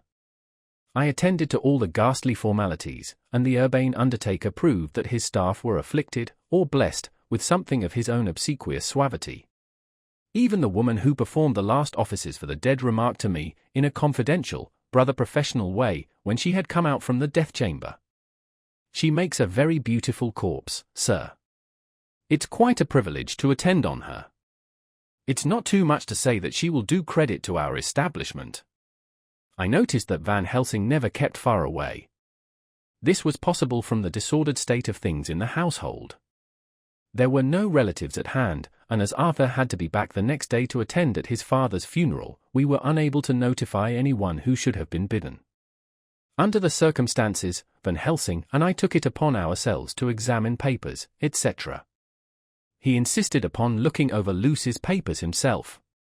I asked him why, for I feared that he, being a foreigner, might not be quite aware of English legal requirements, and so might in ignorance make some unnecessary trouble. He answered me, I know. You forget that I am a lawyer as well as a doctor. But this is not altogether for the law. You knew that, when you avoided the coroner. I have more than him to avoid. There may be papers more, such as this." As he spoke he took from his pocketbook the memorandum which had been in Lucy's breast, and which she had torn in her sleep. "When you find anything of the solicitor who is for the late Mrs. Westenra, seal all her papers, and write him tonight. For me, I watch here in the room and in Miss Lucy's old room all night, and I myself search for what may be. It is not well that her very thoughts go into the hands of strangers." I went on with my part of the work, and in another half hour had found the name and address of Mrs. Westenra's solicitor and had written to him. All the poor lady's papers were in order, explicit directions regarding the place of burial were given. I had hardly sealed the letter, when, to my surprise, Van Helsing walked into the room, saying, "Can I help you, friend John? I am free, and if I may, my service is to you. Have you got what you looked for?" I asked, to which he replied, "I did not look for any specific thing. I only hoped to find, and find I have, all that there was, only some letters and a few memoranda, and a diary new begun. But I have them here, and we shall for the present say nothing of them. I shall see that poor lad tomorrow evening, and, with his sanction, I shall use some." When we had finished the work in hand, he said to me. And now, friend John, I think we may to bed. We want sleep, both you and I, and rest to recuperate. Tomorrow we shall have much to do, but for the tonight there is no need of us. Alas! Before turning in we went to look at poor Lucy. The undertaker had certainly done his work well, for the room was turned into a small chapel ardente. There was a wilderness of beautiful white flowers, and death was made as little repulsive as might be. The end of the winding sheet was laid over the face. When the professor bent over and turned it gently back, we both started at the beauty before us, the tall wax candles showing a sufficient light to note it well. All Lucy's loveliness had come back to her in death, and the hours that had passed, instead of leaving traces of decay's effacing fingers, had but restored the beauty of life, till positively I could not believe my eyes that I was looking at a corpse. The professor looked sternly grave. He had not loved her as I had, and there was no need for tears in his eyes. He said to me, "Remain till I return," and left the room. He came back with a handful of wild garlic from the box waiting in the hall, but which had not been opened, and placed the flowers amongst the others on and around the bed. Then he took from his neck, inside his collar, a little gold crucifix, and placed it over the mouth. He restored the sheet to its place, and we came away. I was undressing in my own room, when, with a premonitory tap at the door, he entered, and at once began to speak. "Tomorrow I want you to bring me, before night, a set of post-mortem knives." "Must we make an autopsy?" I asked. "Yes and no. I want to operate, but not as you think. Let me tell you now, but not a word to another. I want to cut off her head and take out her heart." "Ah! You a surgeon, and so shocked. You, whom I have seen with no tremble of hand or heart, do operations of life and death that make the rest shudder. Oh, but I must not forget, my dear friend John, that you loved her, and I have not forgotten it, for it is I that shall operate, and you must only help.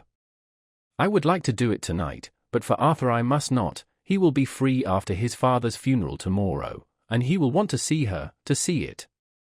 Then, when she is coffined ready for the next day, you and I shall come when all sleep.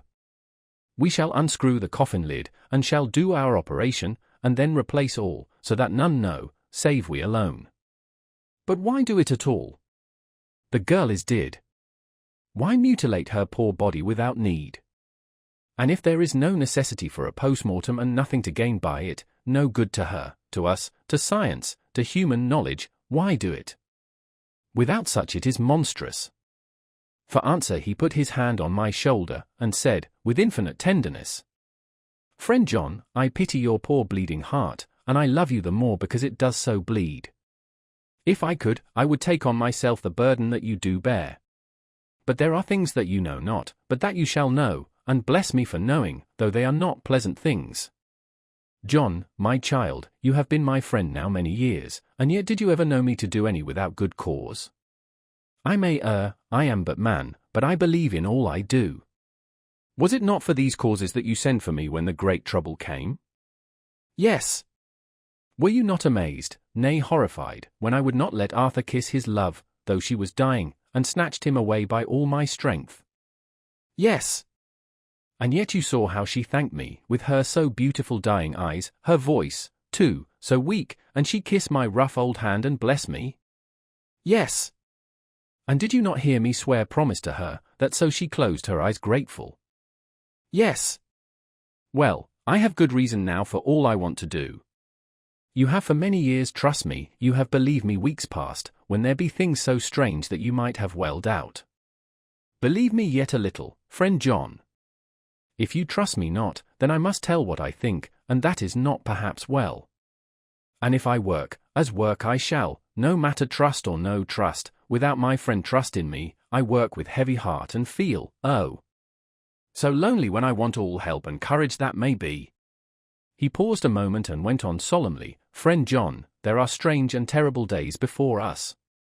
Let us not be two, but one, that so we work to a good end. Will you not have faith in me? I took his hand, and promised him. I held my door open as he went away, and watched him go into his room and close the door. As I stood without moving, I saw one of the maids pass silently along the passage. She had her back towards me, so did not see me, and go into the room where Lucy lay. The sight touched me. Devotion is so rare, and we are so grateful to those who show it unasked to those we love. Here was a poor girl putting aside the terrors which she naturally had of death to go watch alone by the bier of the mistress whom she loved, so that the poor clay might not be lonely till laid to eternal rest. I must have slept long and soundly, for it was broad daylight when Van Helsing waked me by coming into my room. He came over to my bedside and said, "You need not trouble about the knives, we shall not do it." "Why not?" I asked. For his solemnity of the night before had greatly impressed me. "Because," he said sternly, "it is too late, or too early. See!" Here he held up the little golden crucifix. "This was stolen in the night." "How, stolen?" I asked in wonder, "since you have it now?" "Because I get it back from the worthless wretch who stole it, from the woman who robbed the dead and the living. Her punishment will surely come, but not through me. She knew not altogether what she did, and thus unknowing, she only stole. Now we must wait." He went away on the word, leaving me with a new mystery to think of, a new puzzle to grapple with. The forenoon was a dreary time, but at noon the solicitor came, Mr. Marquand, of Holman, Sons, Marquand and Lidderdale. He was very genial and very appreciative of what we had done, and took off our hands all cares as to details. During lunch he told us that Mrs. Westenra had for some time expected sudden death from her heart, and had put her affairs in absolute order. He informed us that, with the exception of a certain entailed property of Lucy's father's which now, in default of direct issue, went back to a distant branch of the family, the whole estate, real and personal, was left absolutely to Arthur Holmwood. When he had told us so much he went on. "Frankly, we did our best to prevent such a testamentary disposition, and pointed out certain contingencies that might leave her daughter either penniless or not so free as she should be to act regarding a matrimonial alliance. Indeed, we pressed the matter so far that we almost came into collision, for she asked us if we were or were not prepared to carry out her wishes. Of course, we had then no alternative but to accept. We were right in principle, and 99 times out of 100 we should have proved, by the logic of events, the accuracy of our judgment. Frankly, however, I must admit that in this case any other form of disposition would have rendered impossible the carrying out of her wishes. For by her predeceasing her daughter the latter would have come into possession of the property, and, even had she only survived her mother by 5 minutes, her property would, in case there were no will, and a will was a practical impossibility in such a case, have been treated at her decease as under intestacy. In which case Lord Godalming, though so dear a friend, would have had no claim in the world, and the inheritors, being remote, would not be likely to abandon their just rights, for sentimental reasons regarding an entire stranger. I assure you, my dear sirs, I am rejoiced at the result, perfectly rejoiced. He was a good fellow, but his rejoicing at the one little part, in which he was officially interested, of so great a tragedy, was an object lesson in the limitations of sympathetic understanding.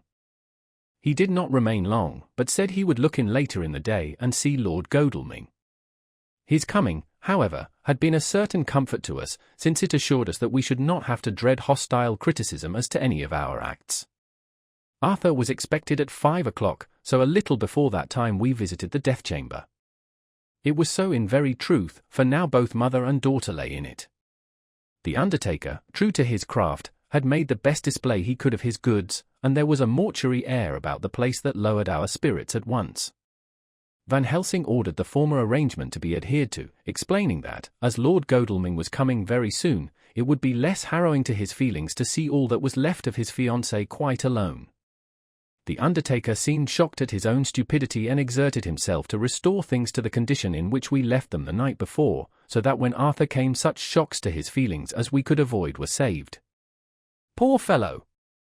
He looked desperately sad and broken. Even his stalwart manhood seemed to have shrunk somewhat under the strain of his much-tried emotions. He had, I knew, been very genuinely and devotedly attached to his father, and to lose him, and at such a time, was a bitter blow to him. With me he was warm as ever, and to Van Helsing he was sweetly courteous, but I could not help seeing that there was some constraint with him. The professor noticed it, too, and motioned me to bring him upstairs. I did so, and left him at the door of the room, as I felt he would like to be quite alone with her, but he took my arm and led me in, saying huskily, You loved her too, old fellow. She told me all about it, and there was no friend had a closer place in her heart than you. I don't know how to thank you for all you have done for her. I can't think yet." Here he suddenly broke down and threw his arms round my shoulders and laid his head on my breast, crying, "Oh, Jack! Jack! What shall I do? The whole of life seems gone from me all at once, and there is nothing in the wide world for me to live for." I comforted him as well as I could. In such cases men do not need much expression. A grip of the hand, the tightening of an arm over the shoulder, a sob in unison, are expressions of sympathy dear to a man's heart. I stood still and silent till his sobs died away, and then I said softly to him, "Come and look at her." Together we moved over to the bed, and I lifted the lawn from her face. God! How beautiful she was! Every hour seemed to be enhancing her loveliness. It frightened and amazed me somewhat, and as for Arthur, he fell a trembling, and finally was shaken with doubt as with an ague. At last, after a long pause, he said to me in a faint whisper, "Jack, is she really dead?" I assured him sadly that it was so, and went on to suggest, for I felt that such a horrible doubt should not have life for a moment longer than I could help, that it often happened that after death faces became softened and even resolved into their youthful beauty, that this was especially so when death had been preceded by any acute or prolonged suffering. It seemed to quite do away with any doubt, and, after kneeling beside the couch for a while and looking at her lovingly and long, he turned aside. I told him that must be good-bye, as the coffin had to be prepared, so he went back and took her dead hand in his and kissed it, and bent over and kissed her forehead. He came away, fondly looking back over his shoulder at her as he came. I left him in the drawing-room, and told Van Helsing that he had said good-bye, so the latter went to the kitchen to tell the undertaker's men to proceed with the preparations and to screw up the coffin. When he came out of the room again I told him of Arthur's question, and he replied, "I am not surprised. Just now I doubted for a moment myself." We all dined together, and I could see that poor Art was trying to make the best of things. Van Helsing had been silent all dinner time, but when we had lit our cigars he said, "Lord," but Arthur interrupted him. No, not that, for God's sake.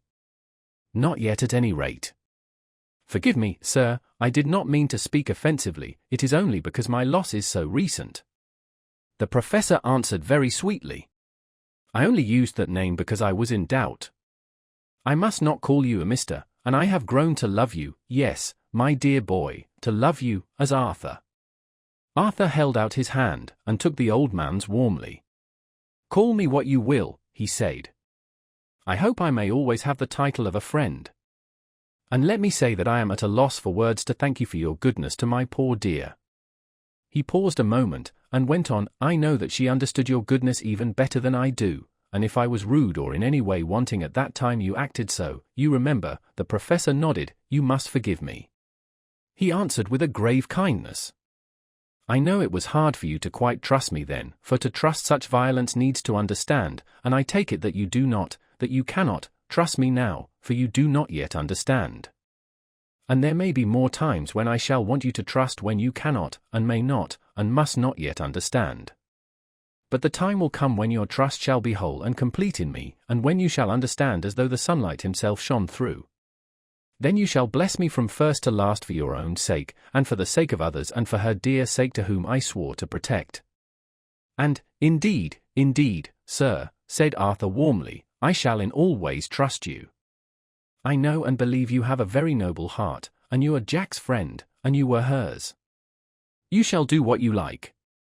The professor cleared his throat a couple of times, as though about to speak, and finally said, "May I ask you something now?" "Certainly. You know that Mrs. Westenra left you all her property?" "No, poor dear, I never thought of it." "And as it is all yours, you have a right to deal with it as you will. I want you to give me permission to read all Miss Lucy's papers and letters. Believe me, it is no idle curiosity. I have a motive of which, be sure, she would have approved. I have them all here. I took them before we knew that all was yours, so that no strange hand might touch them, no strange eye look through words into her soul. I shall keep them, if I may, even you may not see them yet, but I shall keep them safe. No word shall be lost, and in a good time I shall give them back to you. It's a hard thing I ask, but you will do it, will you not, for Lucy's sake?" Arthur spoke out heartily, like his old self. "Dr. Van Helsing, you may do what you will. I feel that in saying this I am doing what my dear one would have approved. I shall not trouble you with questions till the time comes." The old professor stood up as he said solemnly, "And you are right. There will be pain for us all, but it will not be all pain, nor will this pain be the last. We and you too, you most of all, my dear boy, will have to pass through the bitter water before we reach the sweet. But we must be brave of heart and unselfish, and do our duty, and all will be well." I slept on a sofa in Arthur's room that night. Van Helsing did not go to bed at all.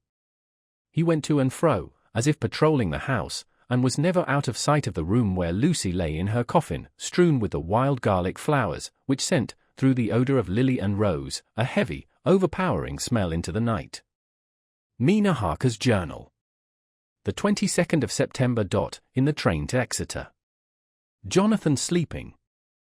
It seems only yesterday that the last entry was made, and yet how much between then, in Whitby and all the world before me, Jonathan away and no news of him, and now, married to Jonathan a solicitor, a partner, rich, master of his business, Mr. Hawkins dead and buried, and Jonathan with another attack that may harm him.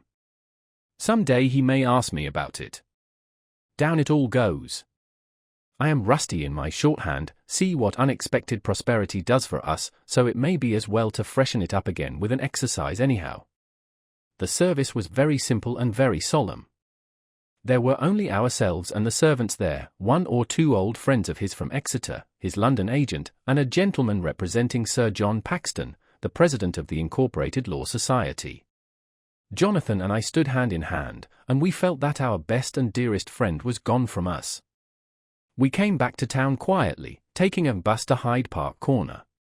Jonathan thought it would interest me to go into the Row for a while, so we sat down, but there were very few people there, and it was sad-looking and desolate to see so many empty chairs. It made us think of the empty chair at home, so we got up and walked down Piccadilly. Jonathan was holding me by the arm, the way he used to in old days before I went to school. I felt it very improper, for you can't go on for some years teaching etiquette and decorum to other girls without the pedantry of it biting into yourself a bit, but it was Jonathan, and he was my husband, and we didn't know anybody who saw us, and we didn't care if they did, so on we walked. I was looking at a very beautiful girl, in a big cartwheel hat, sitting in a Victoria outside Giuliano's, when I felt Jonathan clutch my arm so tight that he hurt me, and he said under his breath, "My God." I am always anxious about Jonathan, for I fear that some nervous fit may upset him again, so I turned to him quickly, and asked him what it was that disturbed him.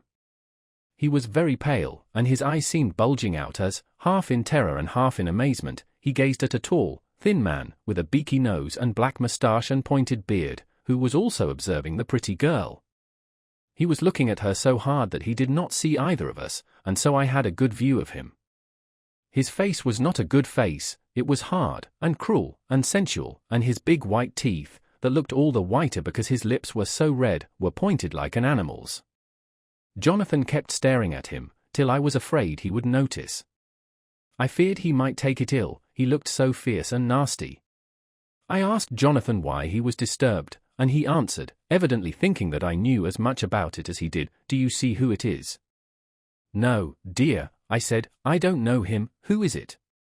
His answer seemed to shock and thrill me, for it was said as if he did not know that it was to me, Mina, to whom he was speaking. "It is the man himself." The poor dear was evidently terrified at something, very greatly terrified. I do believe that if he had not had me to lean on and to support him he would have sunk down. He kept staring. A man came out of the shop with a small parcel, and gave it to the lady, who then drove off. The dark man kept his eyes fixed on her, and when the carriage moved up Piccadilly he followed in the same direction, and hailed a hansom. Jonathan kept looking after him, and said, as if to himself, "I believe it is the Count, but he has grown young. My God, if this be so! Oh, my God! My God! If I only knew! If I only knew!" He was distressing himself so much that I feared to keep his mind on the subject by asking him any questions, so I remained silent. I drew him away quietly, and he, holding my arm, came easily. We walked a little further, and then went in and sat for a while in the Green Park. It was a hot day for autumn, and there was a comfortable seat in a shady place. After a few minutes staring at nothing, Jonathan's eyes closed, and he went quietly into a sleep, with his head on my shoulder. I thought it was the best thing for him, so did not disturb him. In about 20 minutes he woke up, and said to me quite cheerfully, "Why, Mina, have I been asleep? Oh, do forgive me for being so rude. Come, and we'll have a cup of tea somewhere." He had evidently forgotten all about the dark stranger, as in his illness he had forgotten all that this episode had reminded him of. I don't like this lapsing into forgetfulness, it may make or continue some injury to the brain. I must not ask him, for fear I shall do more harm than good, but I must somehow learn the facts of his journey abroad. The time is come, I fear, when I must open that parcel, and know what is written. Oh, Jonathan, you will, I know, forgive me if I do wrong, but it is for your own dear sake. Later. A sad homecoming in every way, the house empty of the dear soul who was so good to us, Jonathan still pale and dizzy under a slight relapse of his malady, and now a telegram from Van Helsing, whoever he may be. You will be grieved to hear that Mrs. Westenra died 5 days ago, and that Lucy died the day before yesterday. They were both buried today. Oh, what a wealth of sorrow in a few words. Poor Mrs. Westenra. Poor Lucy. Gone, gone, never to return to us.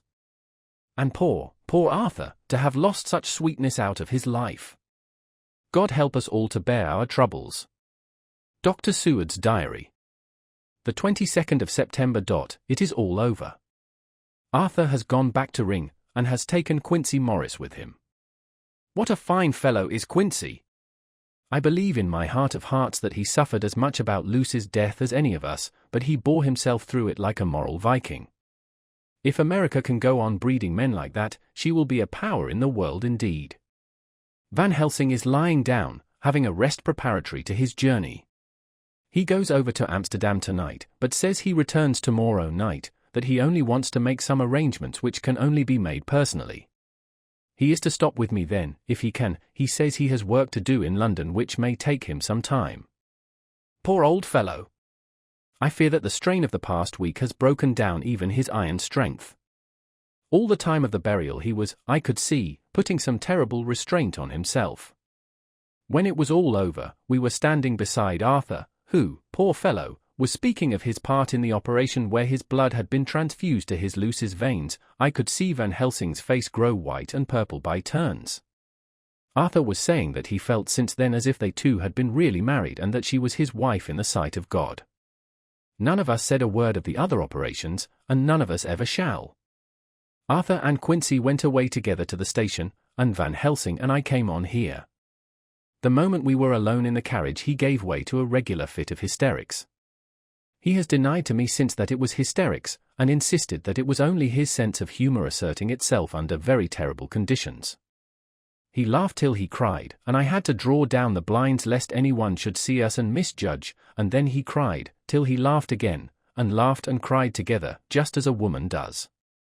I tried to be stern with him, as one is to a woman under the circumstances, but it had no effect. Men and women are so different in manifestations of nervous strength or weakness. Then when his face grew grave and stern again I asked him why his mirth, and why at such a time. His reply was in a way characteristic of him, for it was logical and forceful and mysterious. He said, "Ah, you don't comprehend, friend John. Do not think that I am not sad, though I laugh. See, I have cried even when the laugh did choke me. But no more think that I am all sorry when I cry, for the laugh he come just the same. Keep it always with you that laughter who knock at your door and say, 'May I come in,' is not the true laughter. No. He is a king, and he come when and how he like. He ask no person, he choose no time of suitability. He say, 'I am here.' Behold, in example I grieve my heart out for that so sweet young girl, I give my blood for her, though I am old and worn, I give my time, my skill, my sleep, I let my other sufferers want that so she may have all. And yet I can laugh at her very grave, laugh when the clay from the spade of the sexton drop upon her coffin and say a thud, thud, to my heart, till it send back the blood from my cheek. My heart bleed for that poor boy, that dear boy, so of the age of mine own boy had I been so blessed that he live, and with his hair and eyes the same. There you know now why I love him so. And yet when he say things that touch my husband heart to the quick, and make my father heart yearn to him as to no other man, not even to you, friend John, for we are more level in experiences than father and son, yet even at such moment King laugh he come to me and shout and bellow in my ear, here I am. Here I am, till the blood come dance back and bring some of the sunshine that he carry with him to my cheek. Oh, friend John, it is a strange world, a sad world, a world full of miseries, and woes, and troubles, and yet when King laugh come he make them all dance to the tune he play. Bleeding hearts, and dry bones of the churchyard, and tears that burn as they fall, all dance together to the music that he make with that smileless mouth of him. And believe me, friend John, that he is good to come, and kind. Ah, we men and women are like ropes drawn tight with strain that pull us different ways. Then tears come, and, like the rain on the ropes, they brace us up, until perhaps the strain become too great, and we break. But King laugh he come like the sunshine, and he ease off the strain again, and we bear to go on with our labor, what it may be. I did not like to wound him by pretending not to see his idea, but, as I did not yet understand the cause of his laughter, I asked him. As he answered me his face grew stern, and he said in quite a different tone.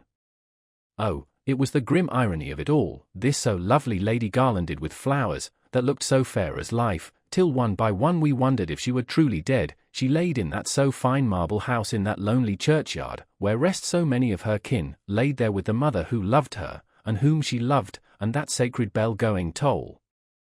Toll. Toll, so sad and slow, and those holy men, with the white garments of the angel, pretending to read books, and yet all the time their eyes never on the page, and all of us with the bowed head. And all for what? She is dead, so. Is it not? Well, for the life of me, Professor, I said, I can't see anything to laugh at in all that. Why, your explanation makes it a harder puzzle than before. But even if the burial service was comic, what about poor Art and his trouble? Why, his heart was simply breaking. Just so. Said he not that the transfusion of his blood to her veins had made her truly his bride? Yes, and it was a sweet and comforting idea for him. Quite so. But there was a difficulty, friend John. If so that, then what about the others? Ho, ho. Then this so sweet maid is a polyandrist, and me, with my poor wife dead to me, but alive by church's law, though no wits, all gone, even I, who am faithful husband to this now no wife, am bigamist. I don't see where the joke comes in there either. I said, and I did not feel particularly pleased with him for saying such things. He laid his hand on my arm and said, Friend John, forgive me if I pain. I showed not my feeling to others when it would wound, but only to you, my old friend, whom I can trust. If you could have looked into my very heart then when I want to laugh, if you could have done so when the laugh arrived, if you could do so now, when King Laugh have pack up his crown, and all that is to him, for he go far, far away from me, and for a long, long time, maybe you would perhaps pity me the most of all. I was touched by the tenderness of his tone, and asked why. Because I know. And now we are all scattered, and for many a long day loneliness will sit over our roofs with brooding wings. Lucy lies in the tomb of her kin, a lordly death-house in a lonely churchyard, away from teeming London, where the air is fresh, and the sun rises over Hampstead Hill, and where wild flowers grow of their own accord. So I can finish this diary, and God only knows if I shall ever begin another. If I do, or if I even open this again, it will be to deal with different people and different themes, for here at the end, where the romance of my life is told, ere I go back to take up the thread of my life work, I say sadly and without hope. Finis. The Westminster Gazette, the 25th of September. A Hampstead Mystery. The neighbourhood of Hampstead is just at present exercised with a series of events which seem to run on lines parallel to those of what was known to the writers of headlines as the Kensington Horror, or the Stabbing Woman, or the Woman in Black. During the past 2 or 3 days several cases have occurred of young children straying from home or neglecting to return from their playing on the heath. In all these cases the children were too young to give any properly intelligible account of themselves, but the consensus of their excuses is that they had been with a bloofer lady. It has always been late in the evening when they have been missed, and on 2 occasions the children have not been found until early in the following morning. It is generally supposed in the neighborhood that, as the first child missed gave as his reason for being away that a bloofer lady had asked him to come for a walk, the others had picked up the phrase and used it as occasion served. This is the more natural as the favorite game of the little ones at present is luring each other away by whiles. A correspondent writes us that to see some of the tiny tots pretending to be the bloofer lady is supremely funny. Some of our caricaturists might, he says, take a lesson in the irony of grotesque by comparing the reality and the picture. It is only in accordance with general principles of human nature that the bloofer lady should be the popular role at these al fresco performances. Our correspondent naively says that even Ellen Terry could not be so winningly attractive as some of these grubber-faced little children pretend, and even imagine themselves, to be. There is, however, possibly a serious side to the question, for some of the children, indeed all who have been missed at night, have been slightly torn or wounded in the throat. The wound seems such as might be made by a rat or a small dog, and although of not much importance individually, would tend to show that whatever animal inflicts them has a system or method of its own. The police of the division have been instructed to keep a sharp lookout for straying children, especially when very young, in and around Hampstead Heath, and for any stray dog which may be about. The Westminster Gazette, the 25th of September. Extra Special. The Hampstead Horror. Another child injured. The bloofer lady. We have just received intelligence that another child, missed last night, was only discovered late in the morning under a furze bush at the Shooter's Hillside of Hampstead Heath, which is, perhaps, less frequented than the other parts. It has the same tiny wound in the throat as has been noticed in other cases. It was terribly weak, and looked quite emaciated. It too, when partially restored, had the common story to tell of being lured away by the bloofer lady. Chapter 14. Mina Harker's Journal. The 23rd of September. Jonathan is better after a bad night. I am so glad that he has plenty of work to do, for that keeps his mind off the terrible things, and oh, I am rejoiced that he is not now weighed down with the responsibility of his new position. I knew he would be true to himself, and now how proud I am to see my Jonathan rising to the height of his advancement and keeping pace in all ways with the duties that come upon him. He will be away all day till late, for he said he could not lunch at home. My household work is done, so I shall take his foreign journal, and lock myself up in my room and read it. The 24th of September. I hadn't the heart to write last night, that terrible record of Jonathan's upset me so. Poor dear! How he must have suffered, whether it be true or only imagination. I wonder if there is any truth in it at all. Did he get his brain fever and then write all those terrible things, or had he some cause for it all? I suppose I shall never know, for I dare not open the subject to him. And yet that man we saw yesterday. He seemed quite certain of him. Poor fellow! I suppose it was the funeral upset him and sent his mind back on some train of thought. He believes it all himself. I remember how on our wedding day he said, unless some solemn duty come upon me to go back to the bitter hours, asleep or awake, mad or sane. There seems to be through it all some thread of continuity. That fearful Count was coming to London. If it should be, and he came to London, with his teeming millions. There may be a solemn duty, and if it come we must not shrink from it. I shall be prepared. I shall get my typewriter this very hour and begin transcribing. Then we shall be ready for other eyes if required. And if it be wanted, then, perhaps, if I am ready, poor Jonathan may not be upset, for I can speak for him and never let him be troubled or worried with it at all. If ever Jonathan quite gets over the nervousness he may want to tell me of it all, and I can ask him questions and find out things, and see how I may comfort him. Letter, Van Helsing to Mrs. Harker. The 24th of September. Confidence. Dear Madam, I pray you to pardon my writing, in that I am so far friend as that I sent to you sad news of Miss Lucy Westenra's death. By the kindness of Lord Godalming, I am empowered to read her letters and papers, for I am deeply concerned about certain matters vitally important. In them I find some letters from you, which show how great friends you were and how you love her. Oh, Madam Mina, by that love, I implore you, help me. It is for others' good that I ask, to redress great wrong, and to lift much and terrible troubles, that may be more great than you can know. May it be that I see you? You can trust me. I am friend of Dr. John Seward and of Lord Godalming, that was Arthur of Miss Lucy. I must keep it private for the present from all. I should come to Exeter to see you at once if you tell me I am privileged to come, and where and when. I implore your pardon, madam. I have read your letters to poor Lucy, and know how good you are and how your husband suffer, so I pray you, if it may be, enlighten him not, lest it may harm. Again your pardon, and forgive me. Van Helsing. Telegram, Mrs. Harker to Van Helsing. The 25th of September. Come today by 10:15 train if you can catch it. Can see you any time you call. Wilhelmina Harker. Mina Harker's Journal. The 25th of September.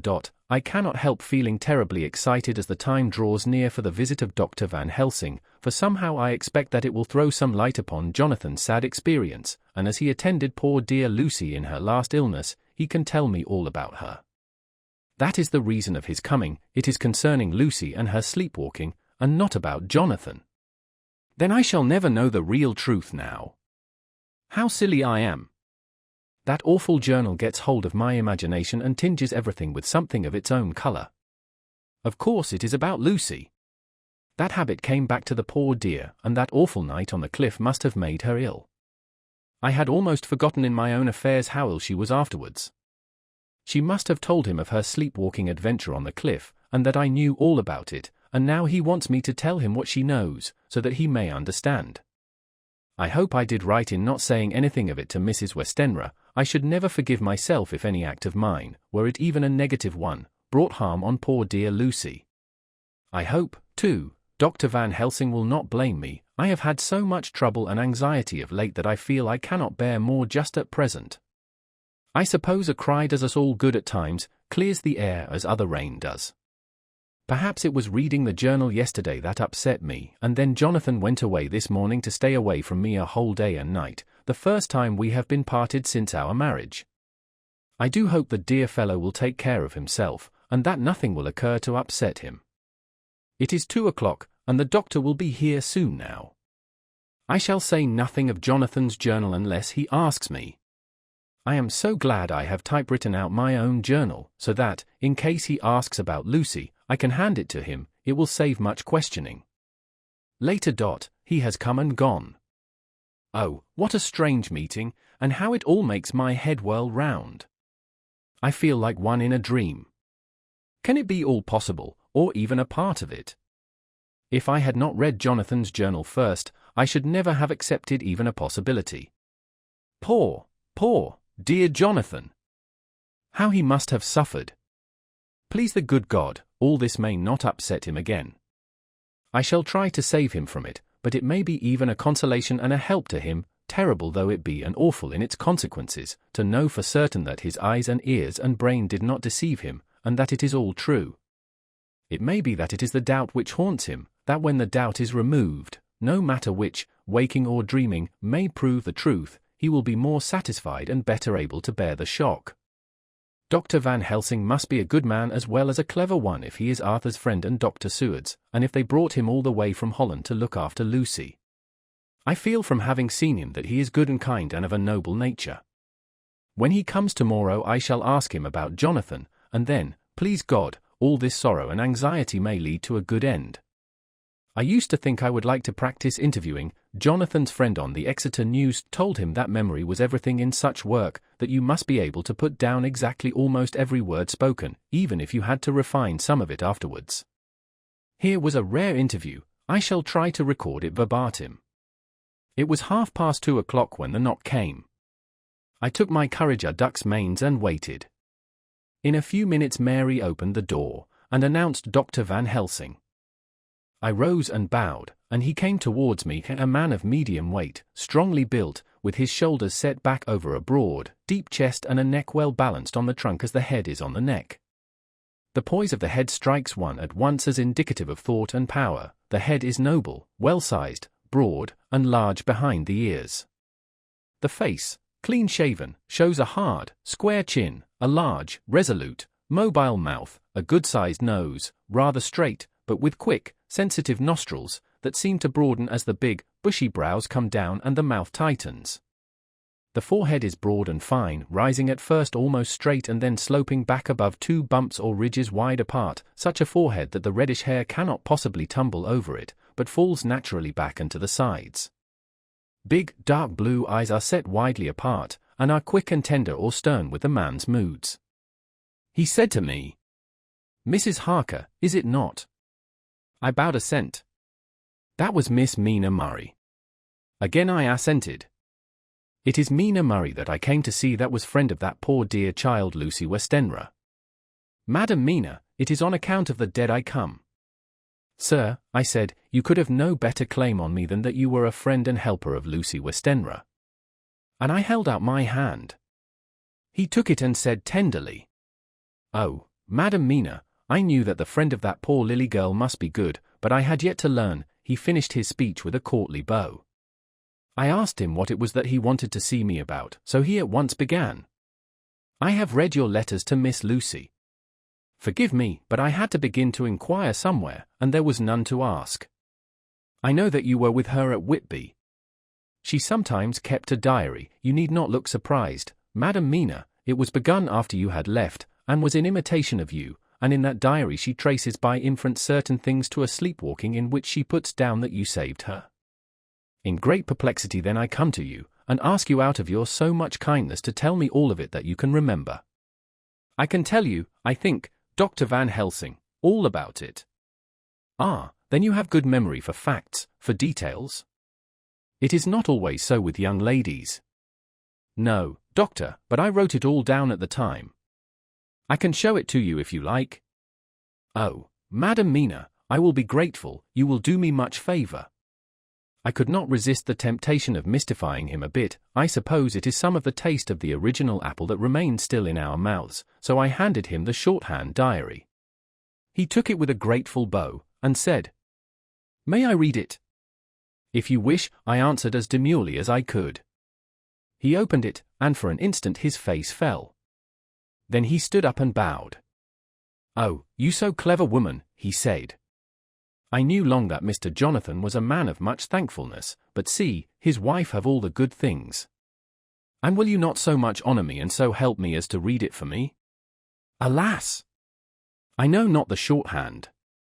By this time my little joke was over, and I was almost ashamed, so I took the typewritten copy from my work basket and handed it to him.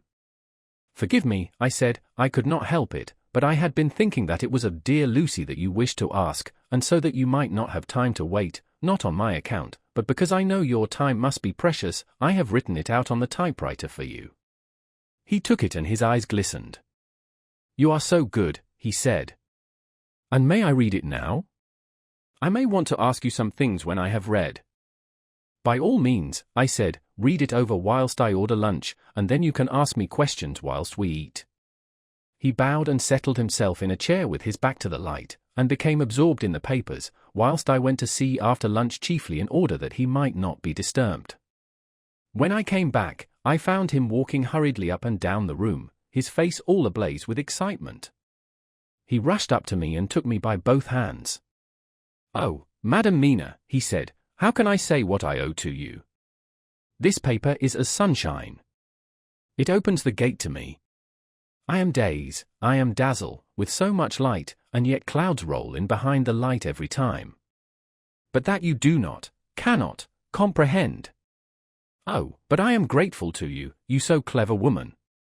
Madam," he said this very solemnly, "if ever Abraham Van Helsing can do anything for you or yours, I trust you will let me know. It will be pleasure and delight if I may serve you as a friend, but all I have ever learned, all I can ever do, shall be for you and those you love.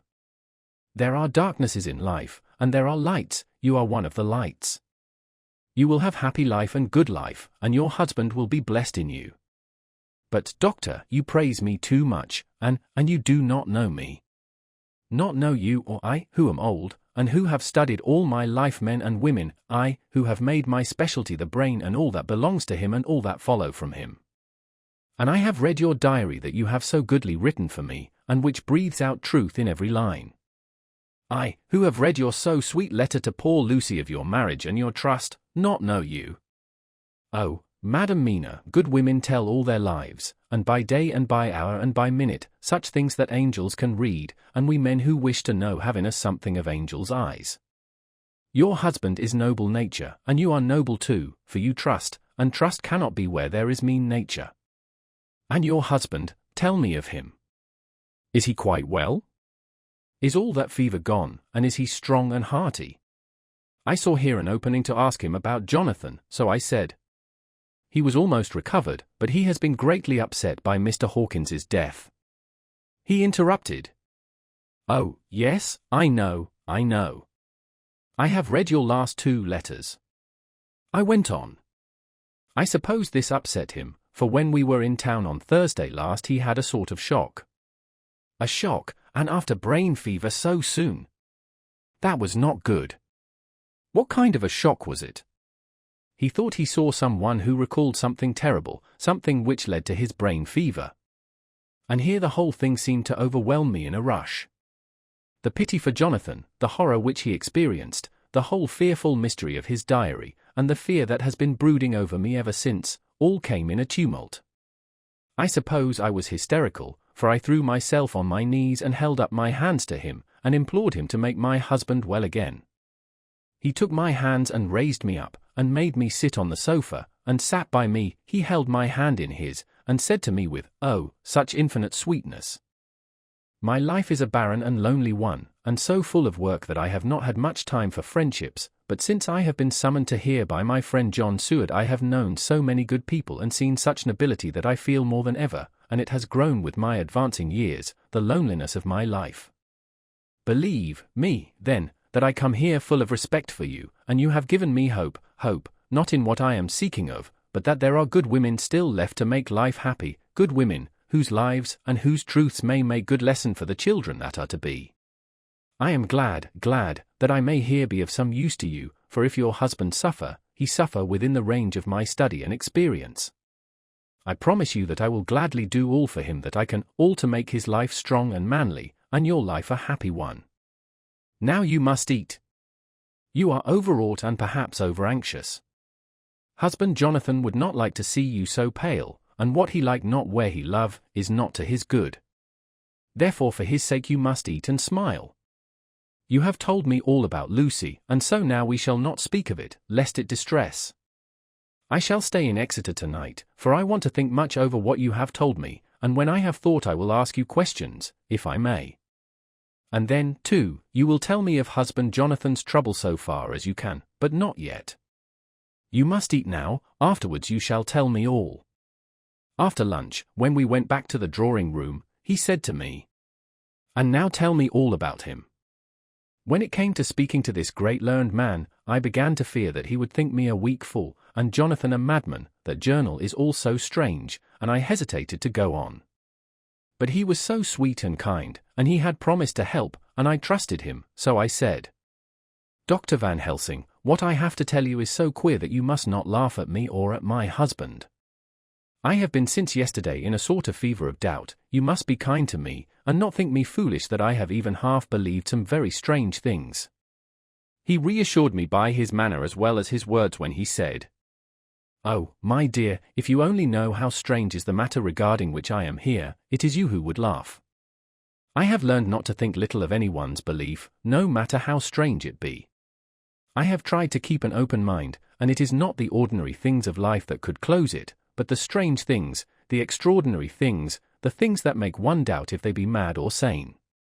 Thank you, 1,000 times. You have taken a weight off my mind. If you will let me, I shall give you a paper to read. It is long, but I have typewritten it out. It will tell you my trouble and Jonathan's. It is the copy of his journal when abroad, and all that happened. I dare not say anything of it, you will read for yourself and judge. And then when I see you, perhaps, you will be very kind and tell me what you think. I promise, he said as I gave him the papers, I shall in the morning, so soon as I can, come to see you and your husband, if I may. Jonathan will be here at 11:30, and you must come to lunch with us and see him then. You could catch the quick 3:34 train, which will leave you at Paddington before 8. He was surprised at my knowledge of the trains offhand, but he does not know that I have made up all the trains to and from Exeter, so that I may help Jonathan in case he is in a hurry. So he took the papers with him and went away, and I sit here thinking I don't know what. Letter, by hand, Van Helsing to Mrs. Harker. The 25th of September, 6 o'clock. Dear Madam Mina, I have read your husband's so wonderful diary. You may sleep without doubt. Strange and terrible as it is true. I will pledge my life on it.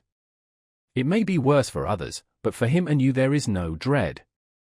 He is a noble fellow, and let me tell you from experience of men, that one who would do as he did in going down that wall and to that room, and going a second time, is not one to be injured in permanence by a shock. His brain and his heart are all right, this I swear, before I have even seen him, so be at rest. I shall have much to ask him of other things. I am blessed that today I come to see you, for I have learned all at once so much that again I am dazzled more than ever, and I must think. Yours the most faithful, Abraham Van Helsing. Letter, Mrs. Harker to Van Helsing. The 25th of September, 6:30 p.m. My dear Dr. Van Helsing, 1,000 thanks for your kind letter, which has taken a great weight off my mind. And yet, if it be true, what terrible things there are in the world, and what an awful thing if that man, that monster, be really in London.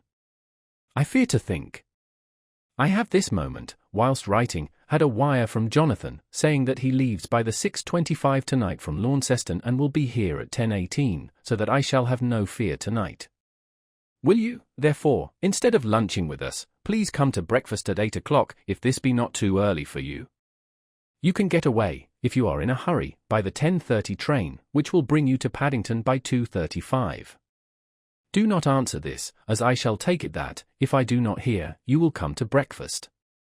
Believe me, your faithful and grateful friend, Mina Harker. Jonathan Harker's Journal. The 26th of September.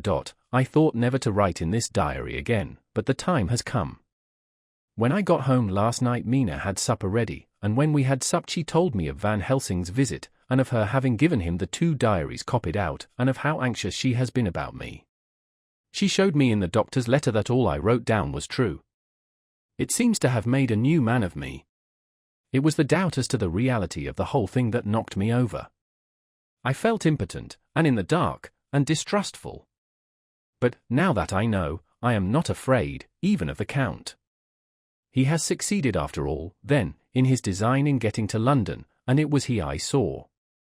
He has got younger, and how? Van Helsing is the man to unmask him and hunt him out, if he is anything like what Mina says. We sat late, and talked it all over. Mina is dressing, and I shall call at the hotel in a few minutes and bring him over. He was, I think, surprised to see me. When I came into the room where he was, and introduced myself, he took me by the shoulder, and turned my face round to the light, and said, after a sharp scrutiny, "But Madam Mina told me you were ill, that you had had a shock." It was so funny to hear my wife called Madam Mina by this kindly, strong-faced old man. I smiled, and said, "I was ill, I have had a shock, but you have cured me already." "And how?" "By your letter to Mina last night." I was in doubt, and then everything took a hue of unreality, and I did not know what to trust, even the evidence of my own senses. Not knowing what to trust, I did not know what to do, and so had only to keep on working in what had hitherto been the groove of my life. The groove ceased to avail me, and I mistrusted myself. "Doctor, you don't know what it is to doubt everything, even yourself." "No, you don't, you couldn't with eyebrows like yours." He seemed pleased, and laughed as he said, "So, you are physiognomist. I learn more here with each hour." I am with so much pleasure coming to you to breakfast, and, oh, sir, you will pardon praise from an old man, but you are blessed in your wife. I would listen to him go on praising Mina for a day, so I simply nodded and stood silent. She is one of God's women, fashioned by his own hand to show us men and other women that there is a heaven where we can enter, and that its like can be here on earth.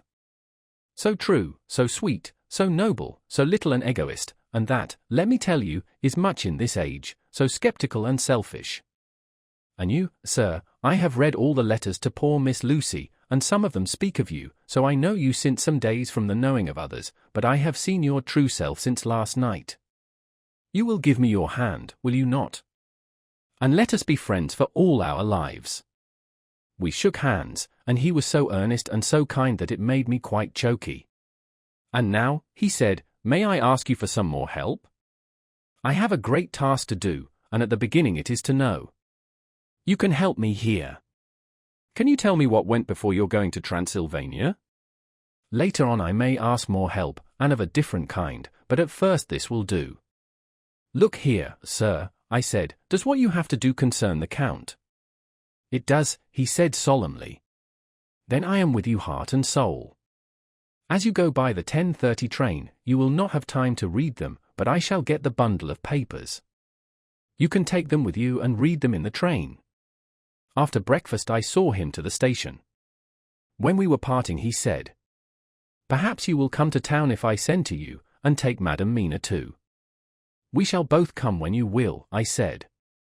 I had got him the morning papers and the London papers of the previous night, and while we were talking at the carriage window, waiting for the train to start, he was turning them over. His eyes suddenly seemed to catch something in one of them, the Westminster Gazette. I knew it by the colour, and he grew quite white. He read something intently, groaning to himself, Mein Gott! Mein Gott! So soon! So soon! I do not think he remembered me at the moment. Just then the whistle blew, and the train moved off.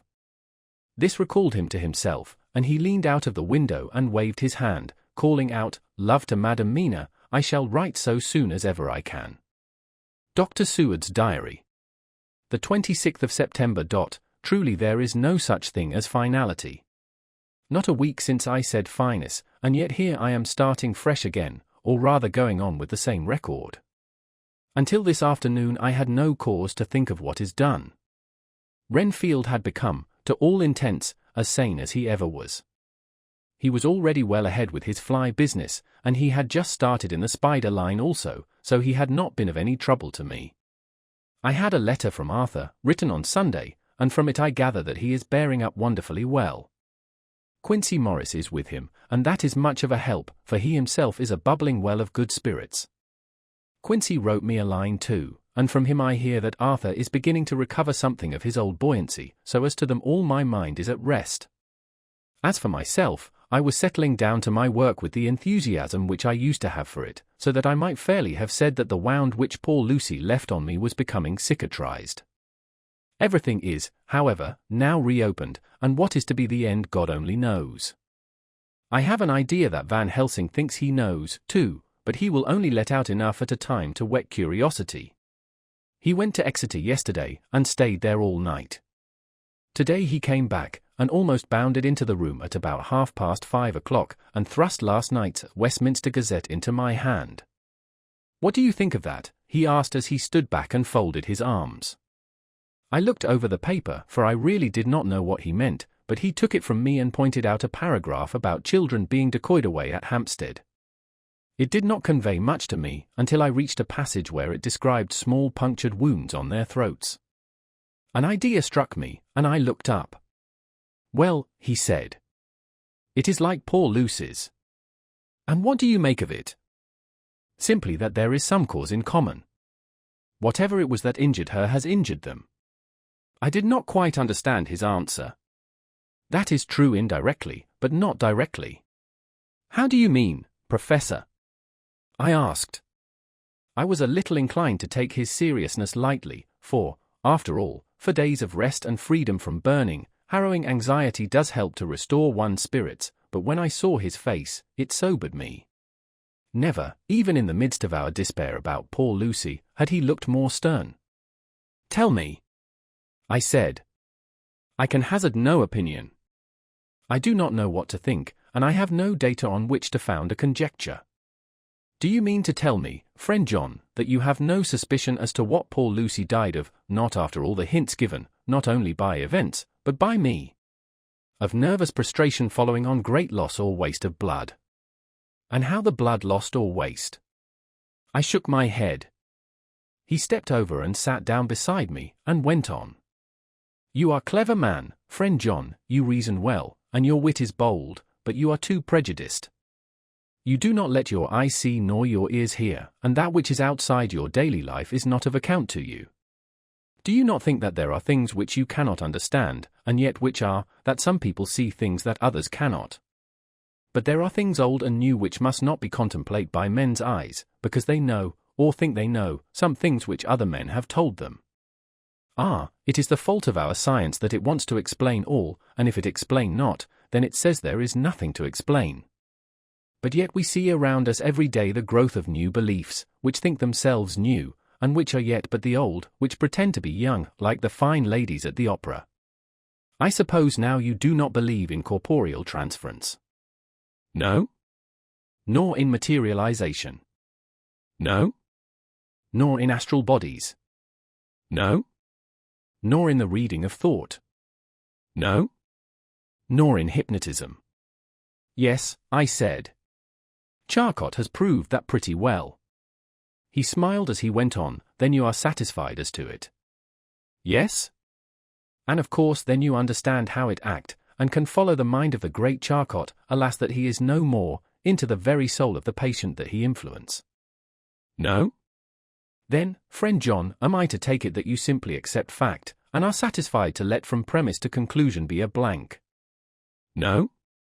Then tell me, for I am student of the brain, how you accept the hypnotism and reject the thought reading. Let me tell you, my friend, that there are things done today in electrical science which would have been deemed unholy by the very men who discovered electricity, who would themselves not so long before have been burned as wizards. There are always mysteries in life. Why was it that Methuselah lived 900 years, and Pold Parr 169, and yet that poor Lucy, with ferment's blood in her poor veins, could not live even one day? For, had she lived one more day, we could have saved her. Do you know all the mystery of life and death? Do you know the altogether of comparative anatomy and can say wherefore the qualities of brutes are in some men, and not in others? Can you tell me why, when other spiders die small and soon, that one great spider lived for centuries in the tower of the old Spanish church and grew, till, on descending, he could drink the oil of all the church lamps? Can you tell me why in the Pampas, and elsewhere, there are bats that come at night and open the veins of cattle and horses and suck dry their veins, how in some islands of the western seas there are bats which hang on the trees all day, and those who have seen describe as like giant nuts or pods, and that when the sailors sleep on the deck, because that it is hot, flit down on them, and then in the morning are found dead men, white as even Miss Lucy was. Good God, Professor! I said, starting up. Do you mean to tell me that Lucy was bitten by such a bat, and that such a thing is here in London in the 19th century? He waved his hand for silence, and went on. Can you tell me why the tortoise lives more long than generations of men, why the elephant goes on and until he have seen dynasties, and why the parrot never die only of bite of cat or dog or other complaint? Can you tell me why men believe in all ages and places that there are some few who live on always if they be permit, that there are men and women who cannot die? We all know, because science has vouched for the fact, that there have been toads shut up in rocks for thousands of years, shut in one so small hole that only hold him since the youth of the world. Can you tell me how the Indian farker can make himself to die and have been buried, and his grave sealed and corn sowed on it, and the corn reaped and be cut and sown and reaped and cut again, and then men come and take away the unbroken seal and that there lie the Indian farker, not dead, but that rise up and walk amongst them as before? Here I interrupted him. I was getting bewildered, he so crowded on my mind his list of nature's eccentricities and possible impossibilities that my imagination was getting fired. I had a dim idea that he was teaching me some lesson, as long ago he used to do in his study at Amsterdam, but he used then to tell me the thing, so that I could have the object of thought in mind all the time. But now I was without this help, yet I wanted to follow him, so I said, Professor, let me be your pet student again. Tell me the thesis, so that I may apply your knowledge as you go on. At present I am going in my mind from point to point as a madman, and not a sane one, follows an idea. I feel like a novice lumbering through a bog in a mist, jumping from one tussock to another in the mere blind effort to move on without knowing where I am going.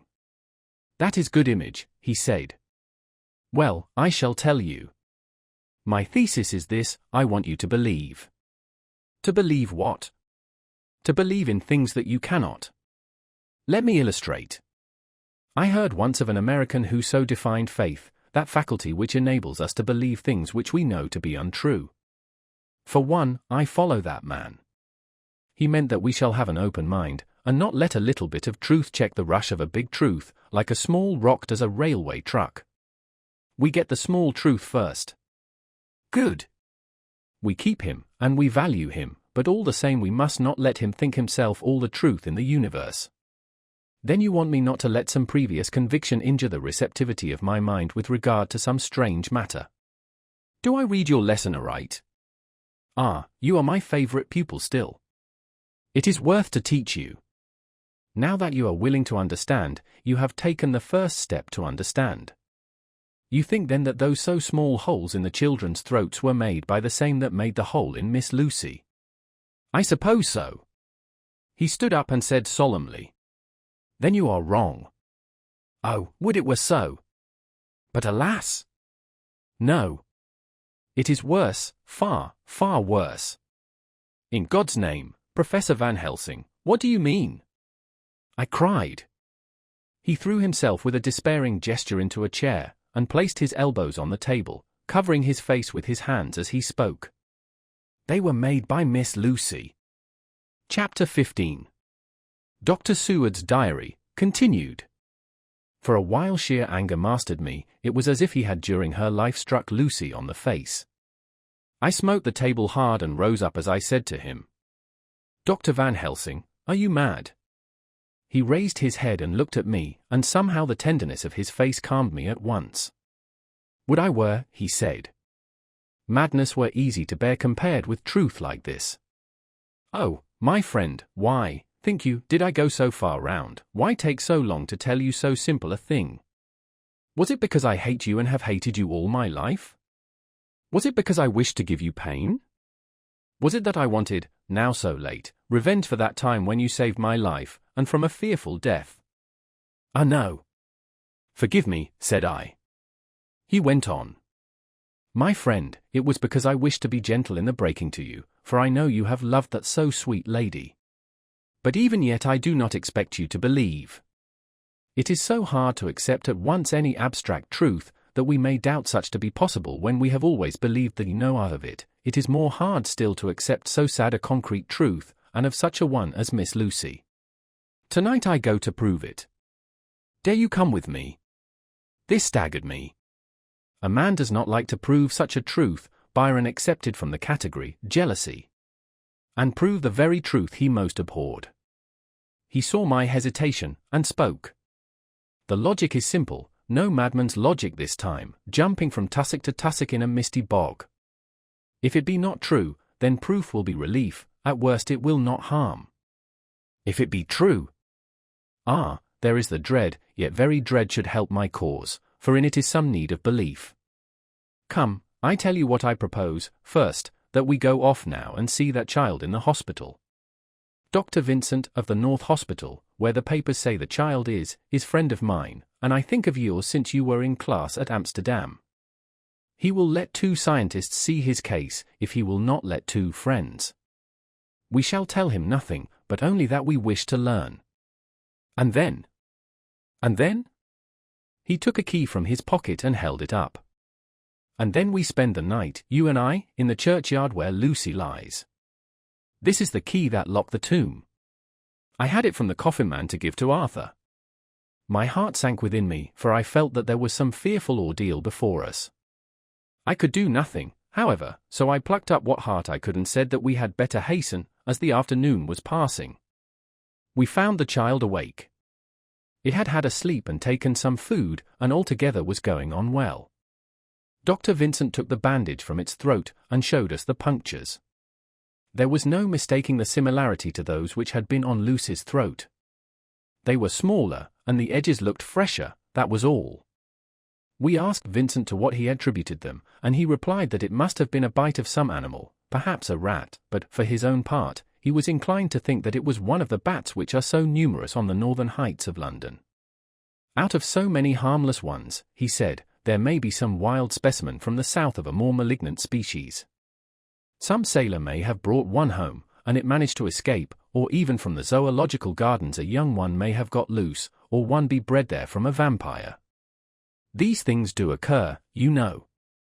Only 10 days ago a wolf got out and was, I believe, traced up in this direction. For a week after, the children were playing nothing but Red Riding Hood on the heath and in every alley in the place until this blue-for lady scare came along, since when it has been quite a gala time with them. Even this poor little mite, when he woke up today, asked the nurse if he might go away. When she asked him why he wanted to go, he said he wanted to play with the blue-for lady. I hope, said Van Helsing, that when you are sending the child home you will caution its parents to keep strict watch over it. These fancies to stray are most dangerous, and if the child were to remain out another night, it would probably be fatal. But in any case I suppose you will not let it away for some days. Certainly not for a week at least, longer if the wound is not healed. Our visit to the hospital took more time than we had reckoned on, and the sun had dipped before we came out. When Van Helsing saw how dark it was, he said, "There is no hurry. It is more late than I thought. Come, let us seek somewhere that we may eat, and then we shall go on our way." We dined at Jack Straw's castle along with a little crowd of bicyclists and others who were genially noisy. About 10 o'clock we started from the inn. It was then very dark, and the scattered lamps made the darkness greater when we were once outside their individual radius. The professor had evidently noted the road we were to go, for he went on unhesitatingly, but as for me, I was in quite a mix-up as to locality. As we went further, we met fewer and fewer people, till at last we were somewhat surprised when we met even the patrol of horse police going their usual suburban round. At last we reached the wall of the churchyard, which we climbed over. With some little difficulty, for it was very dark, and the whole place seemed so strange to us, we found the Westenra tomb. The professor took the key, opened the creaky door, and standing back, politely, but quite unconsciously, motioned me to precede him. There was a delicious irony in the offer, in the courtliness of giving preference on such a ghastly occasion. My companion followed me quickly, and cautiously drew the door to, after carefully ascertaining that the lock was a falling, and not a spring, one. In the latter case we should have been in a bad plight. Then he fumbled in his bag, and taking out a matchbox and a piece of candle, proceeded to make a light. The tomb in the daytime, and when wreathed with fresh flowers, had looked grim and gruesome enough, but now, some days afterwards, when the flowers hung lank and dead, their whites turning to rust and their greens to browns, when the spider and the beetle had resumed their accustomed dominance, when time-discolored stone, and dust-encrusted mortar, and rusty, dank iron, and tarnished brass, and clouded silver plating gave back the feeble glimmer of a candle, the effect was more miserable and sordid than could have been imagined. It conveyed irresistibly the idea that life, animal life, was not the only thing which could pass away. Van Helsing went about his work systematically, holding his candle so that he could read the coffin plates, and so holding it that the sperm dropped in white patches which congealed as they touched the metal. He made assurance of Lucy's coffin. Another search in his bag, and he took out a turnscrew. "What are you going to do?" I asked. "To open the coffin. You shall yet be convinced." Straightway he began taking out the screws, and finally lifted off the lid, showing the casing of lead beneath. The sight was almost too much for me. It seemed to be as much an affront to the dead as it would have been to have stripped off her clothing in her sleep whilst living. I actually took hold of his hand to stop him. He only said, "You shall see," and again fumbling in his bag, took out a tiny fret saw. Striking the turnscrew through the lead with a swift downward stab, which made me wince, he made a small hole, which was, however, big enough to admit the point of the saw. I had expected a rush of gas from the weak old corpse. We doctors, who have had to study our dangers, have to become accustomed to such things, and I drew back towards the door. But the professor never stopped for a moment. he sawed down a couple of feet along one side of the lead coffin, and then across, and down the other side. Taking the edge of the loose flange, he bent it back towards the foot of the coffin, and holding up the candle into the aperture, motioned to me to look. I drew near and looked. The coffin was empty. It was certainly a surprise to me, and gave me a considerable shock, but Van Helsing was unmoved. He was now more sure than ever of his ground, and so emboldened to proceed in his task. "Are you satisfied now, friend John?" he asked. I felt all the dogged argumentativeness of my nature awake within me as I answered him. "I am satisfied that Lucy's body is not in that coffin, but that only proves one thing." "And what is that, friend John?" "That it is not there." "That is good logic," he said, "so far as it goes. But how can you account for it not being there?" "Perhaps a body snatcher," I suggested. "Some of the undertaker's people may have stolen it." I felt that I was speaking folly, and yet it was the only real cause which I could suggest. The professor sighed. "Ah well," he said, "we must have more proof. Come with me." He put on the coffin lid again, gathered up all his things and placed them in the bag, blew out the light, and placed the candle also in the bag. We opened the door, and went out. Behind us he closed the door and locked it.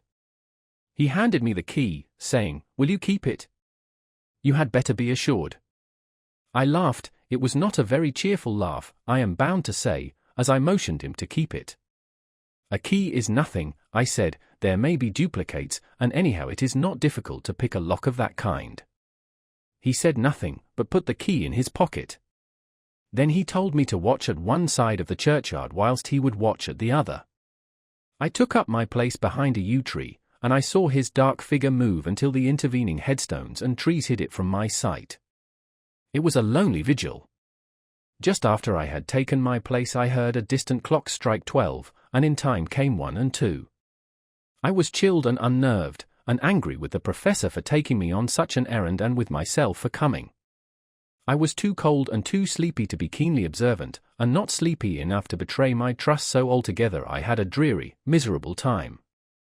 Suddenly, as I turned round, I thought I saw something like a white streak moving between 2 dark yew trees at the side of the churchyard farthest from the tomb. At the same time a dark mass moved from the professor's side of the ground, and hurriedly went towards it. Then I too moved, but I had to go round headstones and railed off tombs, and I stumbled over graves. The sky was overcast, and somewhere far off an early cock crew. A little way off, beyond a line of scattered juniper trees, which marked the pathway to the church, a white, dim figure flitted in the direction of the tomb. The tomb itself was hidden by trees, and I could not see where the figure disappeared. I heard the rustle of actual movement where I had first seen the white figure, and coming over, found the professor holding in his arms a tiny child. When he saw me he held it out to me, and said, "Are you satisfied now?" "No," I said, in a way that I felt was aggressive. "Do you not see the child?" "Yes, it is a child, but who brought it here?" "And is it wounded?" I asked. "We shall see," said the professor, and with one impulse we took our way out of the churchyard, he carrying the sleeping child. When we had got some little distance away, we went into a clump of trees, and struck a match, and looked at the child's throat. It was without a scratch or scar of any kind. "Was I right?" I asked triumphantly. "We were just in time," said the professor thankfully. We had now to decide what we were to do with the child, and so consulted about it. If we were to take it to a police station we should have to give some account of our movements during the night. At least, we should have had to make some statement as to how we had come to find the child.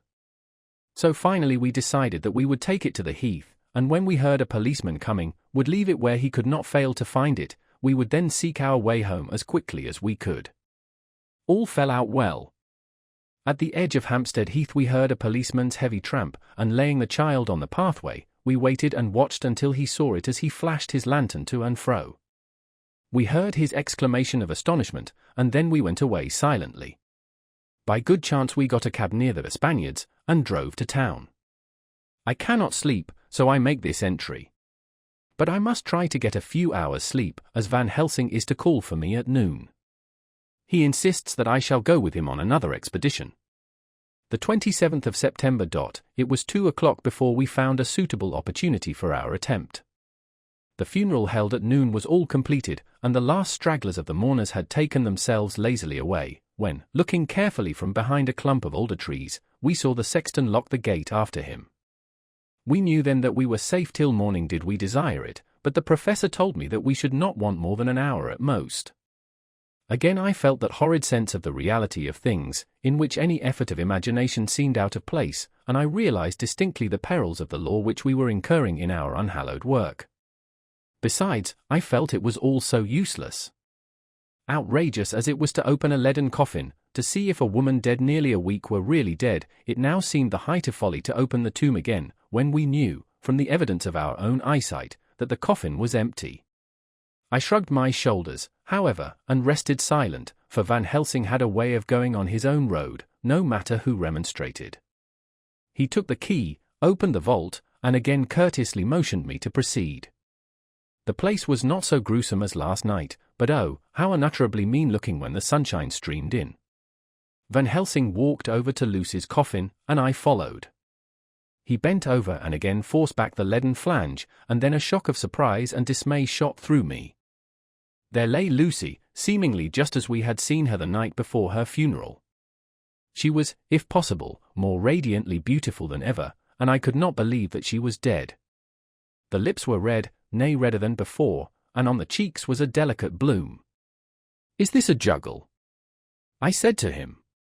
"Are you convinced now?" said the professor in response, and as he spoke he put over his hand, and in a way that made me shudder, pulled back the dead lips and showed the white teeth. "See," he went on, "see, they are even sharper than before. With this, and he touched one of the canine teeth and that below it, the little children can be bitten. Are you of belief now, friend John?" Once more, argumentative hostility woke within me. I could not accept such an overwhelming idea as he suggested, so, with an attempt to argue of which I was even at the moment ashamed, I said, "She may have been placed here since last night." "Indeed?" "That is so, and by whom?" "I do not know. Someone has done it. And yet she has been dead 1 week. Most peoples in that time would not look so." I had no answer for this, so was silent. Van Helsing did not seem to notice my silence, at any rate, he showed neither chagrin nor triumph.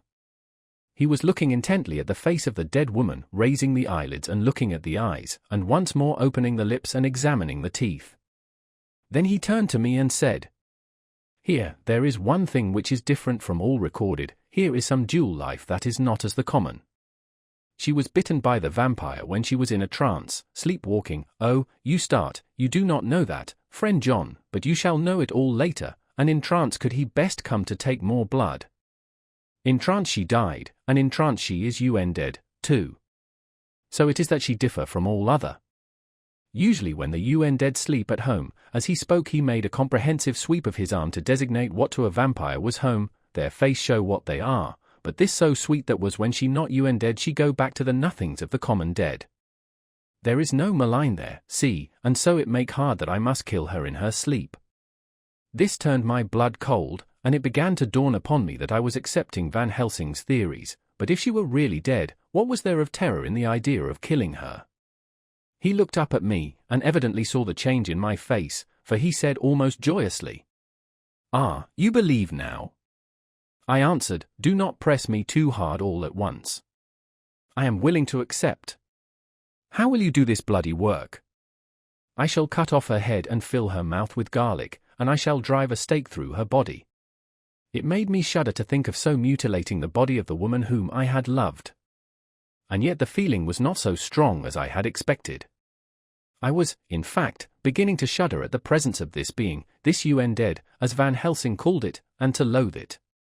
Is it possible that love is all subjective, or all objective? I waited a considerable time for Van Helsing to begin, but he stood as if wrapped in thought. Presently he closed the catch of his bag with a snap, and said, "I have been thinking, and have made up my mind as to what is best. If I did simply follow my inclining I would do now, at this moment, what is to be done, but there are other things to follow, and things that are 1,000 times more difficult in that than we do not know. This is simple. She have yet no life taken, though that is of time, and to act now would be to take danger from her forever. But then we may have to want Arthur, and how shall we tell him of this?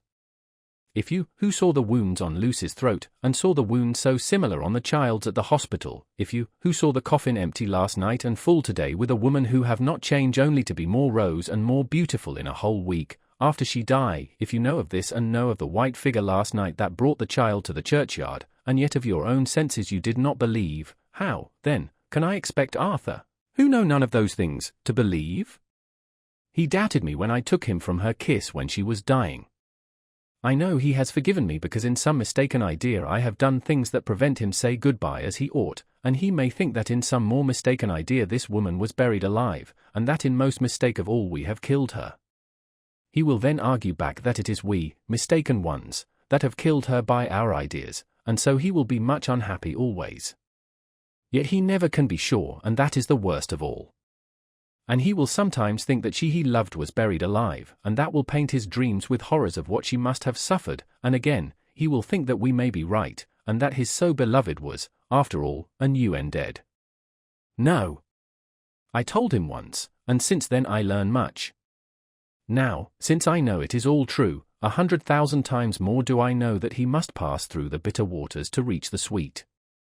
He, poor fellow, must have 1 hour that will make the very face of heaven grow black to him, then we can act for good all round and send him peace.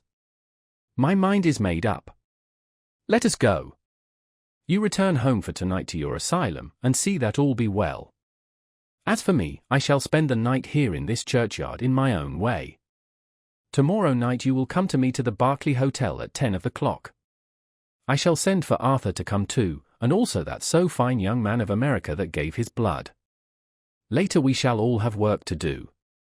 I come with you so far as Piccadilly and there dine, for I must be back here before the sun set. So we locked the tomb and came away, and got over the wall of the churchyard, which was not much of a task, and drove back to Piccadilly. Note left by Van Helsing in his portmanteau, Berkeley Hotel directed to John Seward, M.D.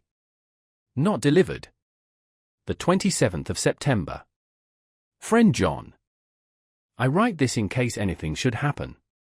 I go alone to watch in that churchyard. It pleases me that the dead, Miss Lucy, shall not leave tonight, that so on the morrow night she may be more eager. Therefore I shall fix some things she like not, garlic and a crucifix, and so seal up the door of the tomb. She is young as dead, and will heed. Moreover, these are only to prevent her coming out, they may not prevail on her wanting to get in, for then the dead is desperate, and must find the line of least resistance, whatsoever it may be. I shall be at hand all the night from sunset till after the sunrise, and if there be aught that may be learned I shall learn it. For Miss Lucy or from her, I have no fear, but that other to whom is there that she is dead, he have now the power to seek her tomb and find shelter. He is cunning, as I know from Mr. Jonathan and from the way that all along he have fooled us when he played with us for Miss Lucy's life, and we lost, and in many ways the dead are strong. He have always the strength in his hand of 20 men, even we 4 who gave our strength to Miss Lucy it also is all to him. Besides, he can summon his wolf and I know not what. So if it be that he come thither on this night he shall find me, but none other shall, until it be too late. But it may be that he will not attempt the place. There is no reason why he should, his hunting ground is more full of game than the churchyard where the dead woman sleep, and the one old man watch. Therefore I write this in case. Take the papers that are with this, the diaries of Harker and the rest, and read them, and then find this great dead, and cut off his head and burn his heart or drive a stake through it, so that the world may rest from him. If it be so, farewell. Van Helsing. Dr. Seward's Diary. The 28th of September. It is wonderful what a good night's sleep will do for one. Yesterday I was almost willing to accept Van Helsing's monstrous ideas, but now they seem to start out lurid before me as outrages on common sense. I have no doubt that he believes it all. I wonder if his mind can have become in any way unhinged. Surely there must be some rational explanation of all these mysterious things. Is it possible that the professor can have done it himself? He is so abnormally clever that if he went off his head he would carry out his intent with regard to some fixed idea in a wonderful way. I am loath to think it, and indeed it would be almost as great a marvel as the other to find that Van Helsing was mad, but anyhow I shall watch him carefully. I may get some light on the mystery. The 29th of September, morning. Last night, at a little before 10 o'clock, Arthur and Quincy came into Van Helsing's room. He told us all that he wanted us to do, but especially addressing himself to Arthur, as if all our wills were centered in his. He began by saying that he hoped we would all come with him too, for, he said, there is a grave duty to be done there. You were doubtless surprised at my letter. This query was directly addressed to Lord Godalming. I was. It rather upset me for a bit. There has been so much trouble around my house of late that I could do without any more. I have been curious, too, as to what you mean. Quincy and I talked it over, but the more we talked, the more puzzled we got, till now I can say for myself that I'm about up a tree as to any meaning about anything. Me too, said Quincy Morris laconically. Oh, said the professor, then you are nearer the beginning, both of you, than friend John here, who has to go a long way back before he can even get so far as to begin. It was evident that he recognized my return to my old doubting frame of mind without my saying a word. Then, turning to the other two, he said with intense gravity, I want your permission to do what I think good this night. It is, I know, much to ask, and when you know what it is I propose to do you will know, and only then, how much. Therefore may I ask that you promise me in the dark, so that afterwards, though you may be angry with me for a time, I must not disguise from myself the possibility that such may be, you shall not blame yourselves for anything. That's frank anyhow, broke in Quincy. I'll answer for the professor. I don't quite see his drift, but I swear he's honest, and that's good enough for me. I thank you, sir, said Van Helsing proudly. I have done myself the honor of counting you one trusting friend, and such endorsement is dear to me. He held out a hand, which Quincy took. Then Arthur spoke out.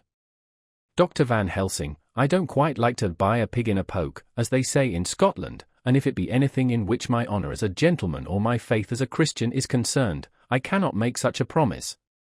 If you can assure me that what you intend does not violate either of these two, then I give my consent at once, though for the life of me, I cannot understand what you are driving at. I accept your limitation, said Van Helsing, and all I ask of you is that if you feel it necessary to condemn any act of mine, you will first consider it well and be satisfied that it does not violate your reservations. Agreed, said Arthur, that is only fair. And now that the pourparlers are over, may I ask what it is we are to do? I want you to come with me, and to come in secret, to the churchyard at Kingstead. Arthur's face fell as he said in an amazed sort of way, where poor Lucy is buried. The professor bowed. Arthur went on, and went there. To enter the tomb. Arthur stood up. Professor, are you in earnest, or it is some monstrous joke? Pardon me, I see that you are in earnest. He sat down again, but I could see that he sat firmly and proudly, as one who is on his dignity. There was silence until he asked again. And when in the tomb? To open the coffin. This is too much, he said, angrily rising again. I am willing to be patient in all things that are reasonable, but in this desecration of the grave of one who, he fairly choked with indignation. The professor looked pityingly at him. If I could spare you one pang, my poor friend, he said, God knows I would. But this night our feet must tread in thorny paths, or later, and forever, the feet you love must walk in paths of flame. Arthur looked up with set white face and said, Take care, sir, take care. Would it not be well to hear what I have to say, said Van Helsing. And then you will at least know the limit of my purpose. Shall I go on? That's fair enough, broke in Morris. After a pause Van Helsing went on, evidently with an effort. Miss Lucy is dead, is it not so? Yes. Then there can be no wrong to her. But if she be not dead? Arthur jumped to his feet. Good God, he cried. What do you mean? Has there been any mistake? Has she been buried alive? He groaned in anguish that not even hope could soften. I did not say she was alive, my child, I did not think it. I go no further than to say that she might be dead. Dead? Not alive. What do you mean? Is this all a nightmare, or what is it? There are mysteries which men can only guess at, which age by age they may solve only in part. Believe me, we are now on the verge of one. But I have not done. May I cut off the head of dead Miss Lucy? Heavens and earth, no, cried Arthur in a storm of passion. Not for the wide world will I consent to any mutilation of her dead body. Dr. Van Helsing, you try me too far. What have I done to you that you should torture me so? What did that poor, sweet girl do that you should want to cast such dishonor on her grave? Are you mad to speak such things, or am I mad to listen to them? Don't dare to think more of such a desecration. I shall not give my consent to anything you do. I have a duty to do in protecting her grave from outrage, and, by God, I shall do it. Van Helsing rose up from where he had all the time been seated, and said, gravely and sternly, My Lord Godalming, I, too, have a duty to do, a duty to others, a duty to you, a duty to the dead, and, by God, I shall do it. All I ask you now is that you come with me, that you look and listen, and if when later I make the same request you do not be more eager for its fulfillment even than I am, then I shall do my duty, whatever it may seem to me. And then, to follow of your lordship's wishes I shall hold myself at your disposal to render an account to you, when and where you will. His voice broke a little, and he went on with a voice full of pity. But, I beseech you, do not go forth in anger with me. In a long life of acts which were often not pleasant to do, and which sometimes did wring my heart, I have never had so heavy a task as now. Believe me that if the time comes for you to change your mind towards me, one look from you will wipe away all this so sad hour, for I would do what a man can to save you from sorrow. Just think. For why should I give myself so much of labor and so much of sorrow? I have come here from my own land to do what I can of good, at the first to please my friend John, and then to help a sweet young lady, whom, too, I came to love. For her, I am ashamed to say so much, but I say it in kindness, I gave what you gave, the blood of my veins, I gave it, I, who was not, like you, her lover, but only her physician and her friend. I gave to her my nights and days, before death, after death, and if my death can do her good even now, when she is the dead dead, she shall have it freely. He said this with a very grave, sweet pride, and Arthur was much affected by it. He took the old man's hand and said in a broken voice, Oh, it is hard to think of it, and I cannot understand, but at least I shall go with you and wait.